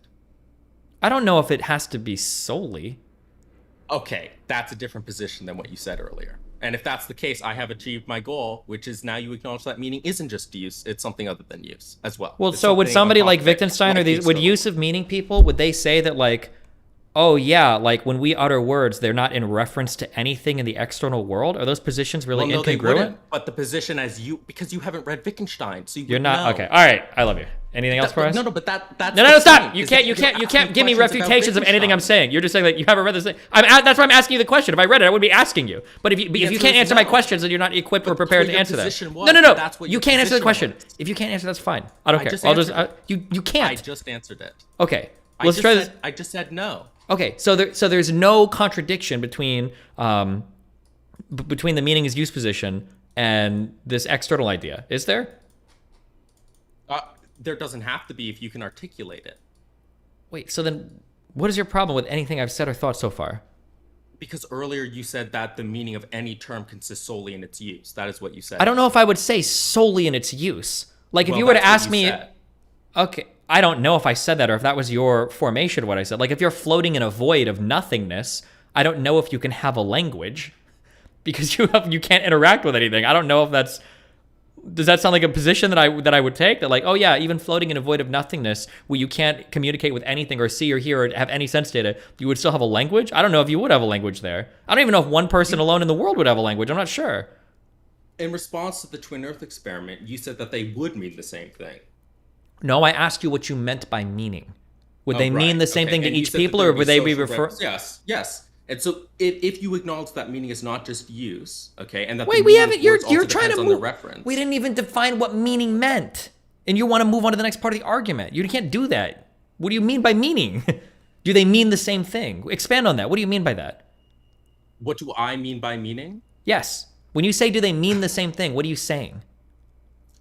I am saying that when we use those in conversation, do they have the same types of truth conditions? What do you mean by types of truth conditions? For example, when I use the word water, think of all of the sentences that could be formed using that term in it, okay? And now consider another word, let's call it, botter or something. If they have identical truth conditions, to me, that would mean they have the same meaning. Well, but the truth conditions would diverge as soon as you make more investigations. Right. So, but they were Because true it's up not until tied you. just to social use. But they were true up until the point. No. The truth conditions weren't the same, though. But that's because they didn't know. Of course, yes. I don't understand what you're saying. So botter and water are referring up to the exact same thing until they investigate closer and then they realize that they're not. No. But okay, I think this might be our very key point. The world is not changing as soon as it was always like that. Just because we have it's the same thing. Yeah, with, the world is not changing, but our use of the language changes once we make a deeper investigation. So how is that not meaning is use exemplified? Okay, so let us say, for example, that a scientist, again, I'm not a chemist, a scientist made a claim about water that contradicted its actual chemical composition. But at the time, it seemed to be completely true based on our knowledge. Retrospectively, once we have more knowledge, we would say, oh, well, that was an incorrect statement because, actually it has the chemical composition XYZ. No, it would only be incorrect. No. It would only be incorrect insofar as somebody misidentified the chemical statement before. But all the other statements of like water can be drank and it quenches thirst, water can be swam in for recreation, the rain is made of water, those statements would all be correct. Yeah, they wouldn't suddenly become incorrect because we have a deeper understanding of the word. But now that we've fleshed out the understanding of the word, we might apply it differently depending on our deeper understanding. But that would just be more use as meaning. Or meaning as use. Sorry. No, it's fine. I swear to God, if you bring up another hypothetical. No, I'm not. We're using the same hypothetical, but I'm trying to, because this might be the very crux of the disagreement. Gotcha. So do the T1, so after T2, we've done the chemical investigation. If someone before that time period made a statement that, looking back on it, was false, are you saying that the truth value of that statement changed from true to false just because someone in the world did a little investigation into the chemistry of water? As soon as they put their microscope down or their electron microscope, whatever the fuck you want, all of a sudden the truth value of those statements just completely changed? No. Okay, then it doesn't just consist in use. It was always there, regardless of what. But the word has changed. The word has changed, though. No. Well, no, not at this point. Someone's just looked at it. Well, but the word, what the word is referring to now has changed into something different. It's a homophone, essentially. In a way, we've played the trick, right? Where now water is referring to something different. Well, no, because we acknowledge that on both worlds, they have different chemical compositions, and they always did have different chemical compositions. This is my point. Just because we did a little investigation doesn't mean the world's changed. It was always there. We just needed to uncover its structure. And so the truth conditions of anything we made were always there, regardless of whether we had done any investigation or not. As soon as we started the ostensive project of pointing at water, being like, I can swim in that, I can drink that, I can freeze that, I can make that into a cloud of steam. These truth conditions mapped onto the world, and those stayed the same all the way until Okay, I'm going to ask you. humanity. Okay, I'm going to do another example now. Ready? What? Okay. Okay. I'm looking around in the world, and I'm seeing a whole bunch of ones. Okay. What does that mean? I just see a ton of things that are the number figures? ones. It's the number one, okay? Or this is one, this is one, this is one. Like the number, the mathematical expression, one, okay? Now, let's say that I don't understand what that, like painted pictures of one? No, just like somehow I can see the concept of one. There's like a one. So you're objecting to my thought experiment. I'm going to go one step further and you'll understand what I'm saying, okay? Hold on, I'm going to go one step further, okay? I'm going to call all of these numbers here on my page. I'm going to call all of these one, okay? Uh-huh. Yes? Okay. Now, let's say that I do like more investigations, okay? Do you remember significant figures? Significant figures? Like if I write the number, one, like theoretically, this number can refer to 0.5 through like 1.49 repeating. Does that mean anything to you? Oh, fuck, or do you not understand this? Well, it's been too long. I don't do it anymore. But let's do something other than numbers. No, because this is going to be exactly, because I was going to say, let's say that we do this, and then let's say that we do, let's say that we, no, it has nothing to do with philosophy of math. Because my next question is let's say that we do more investigations and we discover that some of these numbers are 1.0, 1.00, some of these are 1.0000, like we get way more granular with things, right? Let's say that we do that, okay? We go really deep. Does that mean that all of a sudden calling all of these numbers one was wrong? Well, no, I don't think so. Insofar as it identified some property, no, one was correct. It was one. That was fine. But when we do deeper investigations, we find out that we can be more precise and say, well, this is 1.0, 1.00, this is 1.000. Now, technically, the first number one that we had works, but when we do more investigations, we see that we can flesh that concept out more. Like, but it doesn't make all the prior statements wrong. But then I would compare this to the water thing, where like it does because the entities are different things. The truth conditions of using those different numbers would be different. Careful. When you say using the different numbers would be different, I agree to some extent, but discovering those differences would require us to investigate more. But now you're back at uses meaning, because it's how we would use those numbers differently that would determine the differences, right? Like if I'm dosing medication, one is way different than 1.00, or in a chemical setting, 1.0000. These are going to be really different numbers, but it depends on how I use them. Okay, so for example, like imagine, I don't know, who was it that came up with the idea of one? Arabs, right? I don't know if that matters, but go ahead. In like Babylon or something like that, okay? We call that initial moment like the baptism. That's when we first came up with this thing and we linked it to something in the world, okay? That's the thing that you seem to not want to allow to happen, is that we can't fix it to the world. You want it to always be within the social world.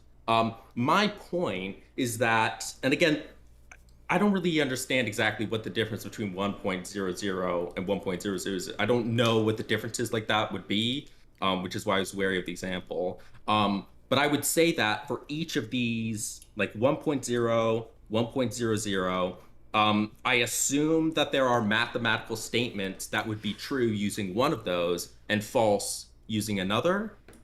Can we just assume that? Because otherwise, I mean, they wouldn't be really... It would depend on use. Like, let's say you're taking a medication and you need like 1 gram of that medication. and let's say it was a very low tolerance for a threshold that would kill you. Let's say that if it was off by 1/100th of a dose, you would die. You don't want to take one of that thing. You want to take 1.00. The significant figures means that there's no rounding up or down there. You're getting 1.00. It would be from, there'd be a range past that 1.00, but there'd be a range, but you would know that those first 3 figures are significant. So the threshold is important. Yes, significant, like in science. Like you only have to round to the first. I actually know what you're referring to. Yes, now. the Okay. significant figure. Yes. Yeah. So like if I needed 1.00 of a dose and somebody said, oh, this is measured out to 1, you're good. I would say that tolerance is not good. 1 could be 1.09. It could be 0.93. It could be 1.2. Like one significant figure, that's not enough. I need 1.00, all 3 significant figures, right? No, and so, but this is where I agree, is that. Well, but the difference between how important this is different context, use. That's what the context is use. This is yes, but no one would ever reject that. The point is that it's not just that. That's all I'm really trying to stress to you. And again, well, but no one, like, it doesn't have to. We agreed the whole time because you've been pushing back against this idea that we're fixing to the world the entire time. You have been. No, I'm not. So of course, there's going to be some interaction with the world. It has to be. You objected to my son example.